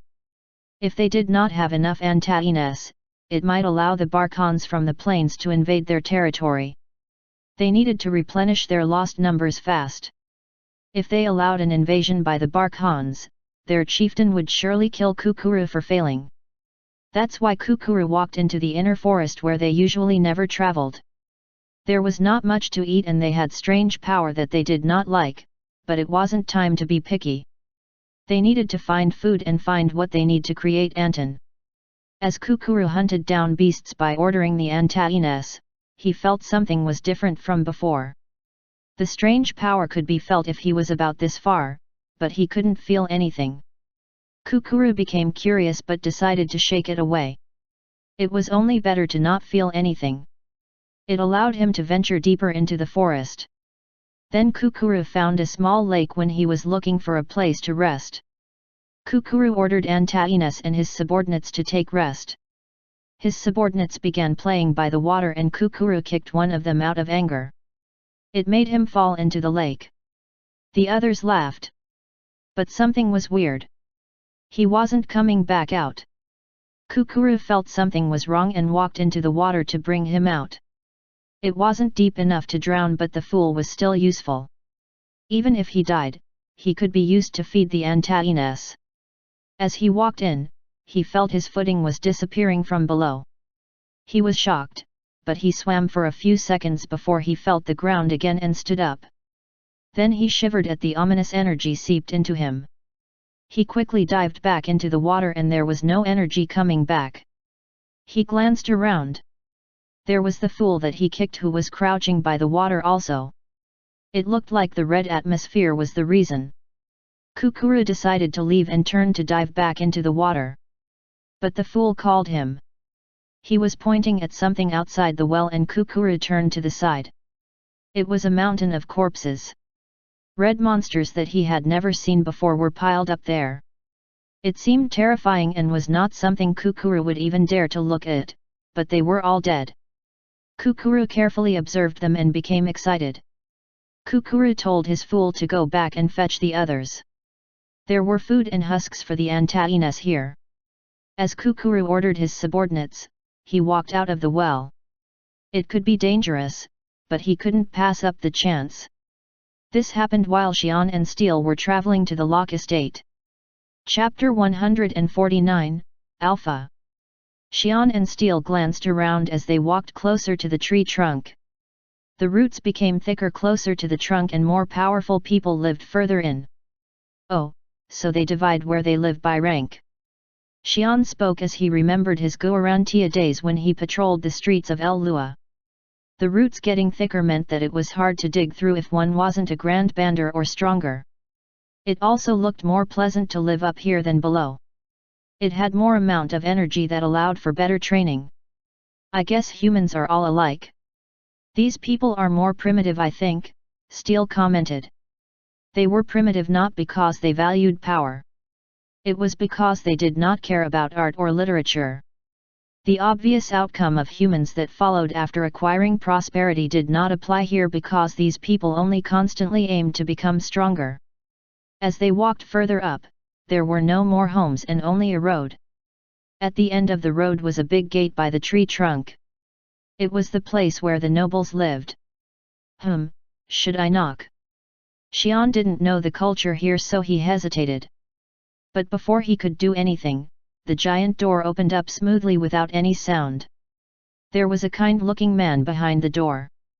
Xian felt his power was similar to Lei Jiaobe's.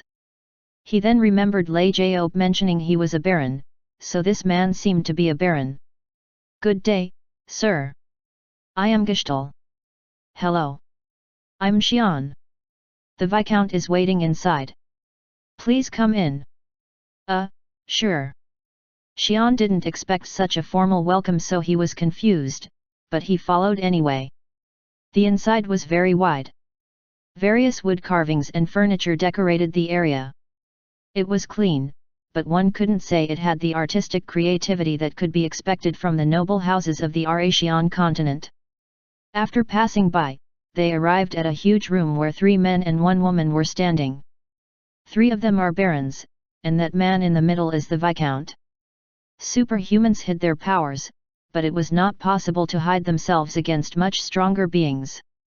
Xian managed to see through their powers easily. He then realized what would steel be considered here. Steel would be about a count then. Steel was much more powerful than the Viscount, and by comparing the Viscount to the Baron, he was able to draw a conclusion. As Xian thought about the rank, they opened up first. "Good day, I am Locke. I am in charge of this town. I'm Xian." "Steel. Hee." Locke was more confused. The woman was surely much stronger than himself. But that man that followed the noble was very mysterious. However, he didn't want to cause trouble by discriminating against the man, so he concentrated on talking. "So, why are you here? Have you come here to settle down?" He was worried about that, but it had the highest possibility.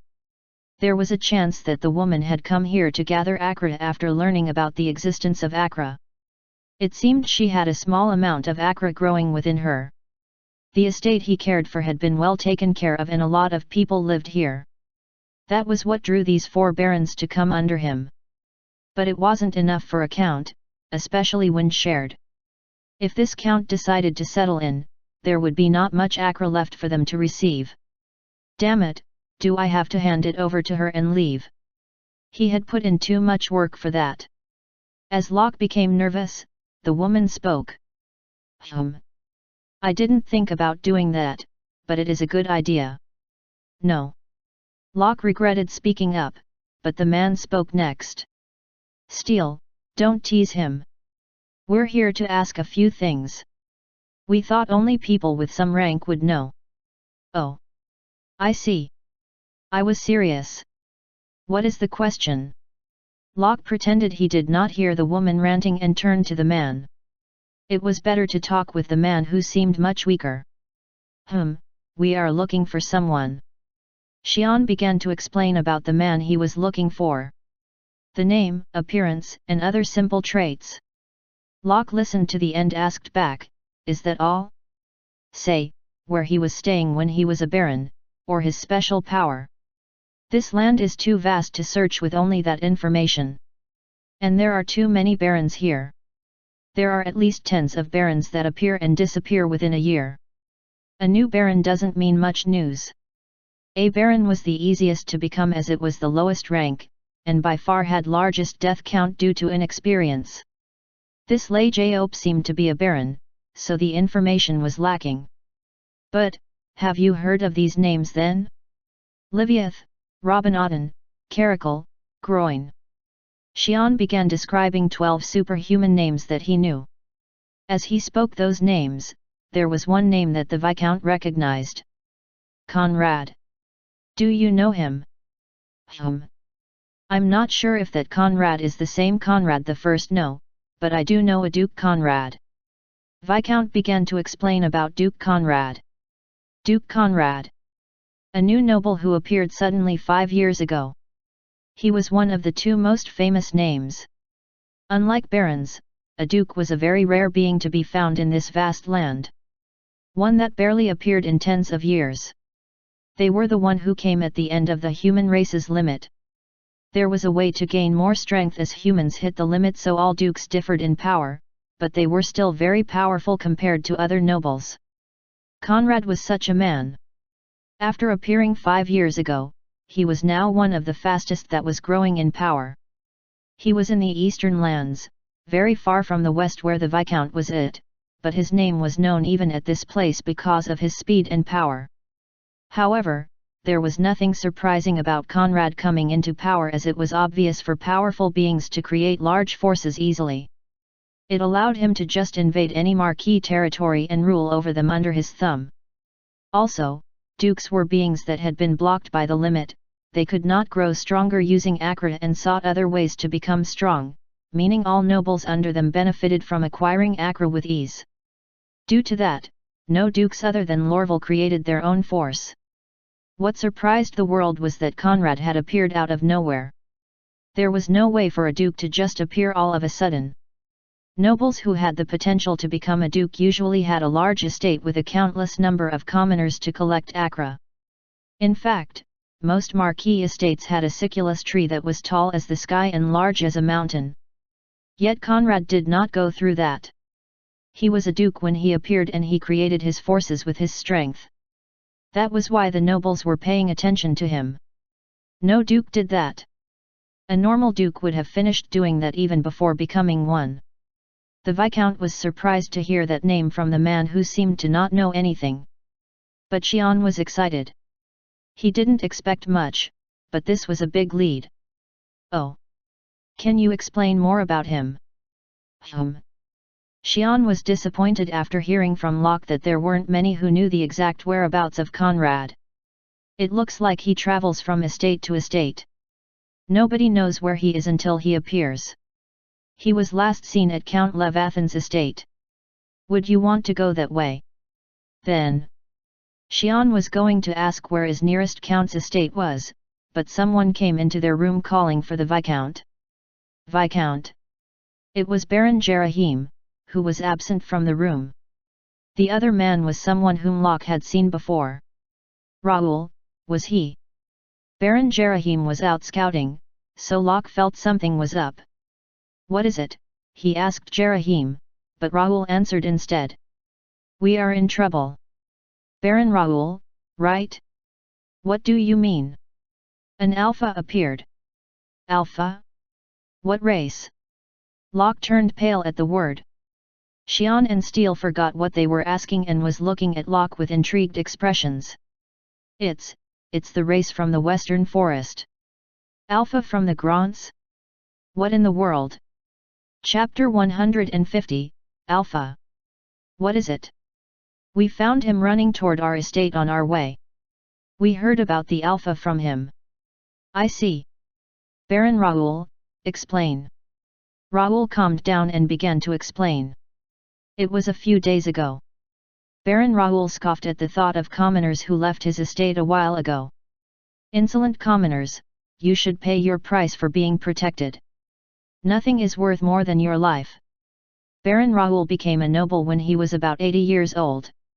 He was excited at such power and felt like he could do anything.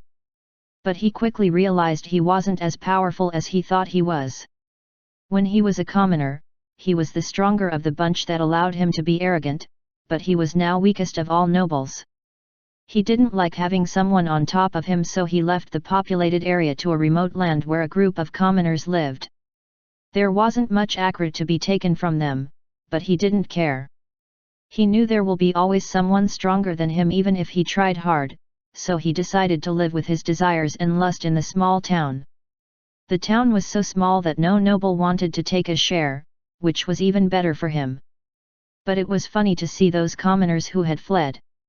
He didn't care about accra, so it didn't matter if some of them died out there. He felt good at the thought of them dying out and the survivors running back to his town, begging to be forgiven. Haha, but they are holding out longer than I expected. Raoul thought it would be nice Parham's daughter returned. She was quite attractive and it would be a good chance to kill Parham if he dared to attack him. Parham had better talent than Raoul himself during his commoner days. It was best to kill that kind of potential, given the opportunity. Then Raoul felt something ominous from the west of the forest. Raoul knew what that place had and became worried. Did something happen to Apental? Apental was safe as long as no one entered it, but he didn't like having such a terrible thing near his land. He got up from his bed and left behind the girl he slept with and jumped out to check what was going on. He scoffed at the figures from the forest. Familiar gnomes and insects. It was the Grants and Antaines. They were very far away, but its army was advancing toward his estate. Haha, mad dogs. You're just some Naraja trash. Raoul came back to his room and took up his sword. He thought it was a good chance to have some fun in a while. But something made him stop. As they got closer, he managed to look at them in detail. It wasn't the same Grants he was used to. They were now bright red instead of green, and the antagonist in front of them had very durable-looking armor on them. But the last thing was more obvious. They were letting out an ominous aura. Raoul felt a shiver running through his spines. He realized what was going on. Damn it, there's an alpha. Evolution of the race, the biggest concern of all nobles. It was the birth of the alpha. It wasn't something Raoul could handle by himself, so he headed for Locke's estate. It was largest estate within the area and the closest. He ignored those antagonists charging toward his estate and fled to Viscount Locke's estate at full speed. This was what happened a few days ago. I met Baron Jerahim along the way and got here. Xian looked at Baron Raoul, who seemed to be proud of what he just informed them about. It looked like he just left his people to die as bait and fled, but he seemed to be thinking he was successful as a scout to share this message. I guess Parham had every reason to run. Xian thought as he knew what kind of Raoul would have been. Alpha. Xian didn't know what it was, so he decided to ask them when they were done with their meeting. Alpha of Gran, we didn't notice any signs during our scouting. No, but even if it did, it will take long time for the entire race of Gran to undergo the change, given their traits. If Raoul was not lying, it seemed like most of Grans had changed. That was what Locke was most concerned about. As Xian could not join in on the discussion, he could not resist the urge to ask. What is an? Don't look at me like that. You can ask, right? Ha, what are you? Raoul became irritated as some fool cut in to ask stupid question. He didn't have any acra resonance, so he must be a lowly, which angered him more. He was already irritated as he lost his estate, so he thought about unleashing his anger on the man, but other barons and viscounts were present, so he decided to hold back. Hey! How dare! Steele knew what that squid-looking man was thinking as he looked at the lovely Xian, so she began thinking about what kind of punishment she would give him, but Raoul did not know that and glared at Xian. Locke saw all that, but he ignored it as he opened his mouth to answer the question. It's better if he makes trouble. I'll get to know more about that man. I'll tell you about alphas. There was a clear limit on how powerful a race could be. Everyone on the continent knew about this. Some races had no way they will be able to achieve the power of a rank. It didn't matter how long it passed and how powerful it got. Theses' race were called. It was a race with no. As such, it didn't pose any threats to the nobles.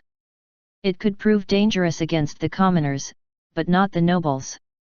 Above them were they. These were races that allowed to attain level power. Humans were in this rank. As such, races that labeled as Rotan were very dangerous for nobles. Thus, the nobles worked together to wipe out all Rotan races and left the Nerages. The Nerages were left to keep on threatening the commoners so that the commoners would ask for protection. If it wasn't for Duke Lorval, who protected the rights of the common people, nobles would have enslaved all commoners already. But with Duke Lorval's law intact, this was the best outcome. However, there was one question: why did the nobles want to kill the Neraja race? This was because of. It was a rare mutant among the Neraja races. There was no telling when it occurred, but these broke their limits and became stronger. They were dangerous enough to be a threat to the nobles. One alpha did not mean much. Even if one became a noble, it only meant that it was as strong as a baron. However, nobles always were wary of an alpha's appearance. If an alpha were to born, they needed to be killed when it was weak, and nobles constantly scouted the areas near their estates. As such, there were tens of alphas that Viscount Locke killed himself. It was not known to the commoners, but for the nobles who had lived long lives and knew what happened thousands of years ago, and what kind of disaster could occur when an alpha and the traits of dangerous races were combined. The birth of the two dangerous races, and, represented such disaster.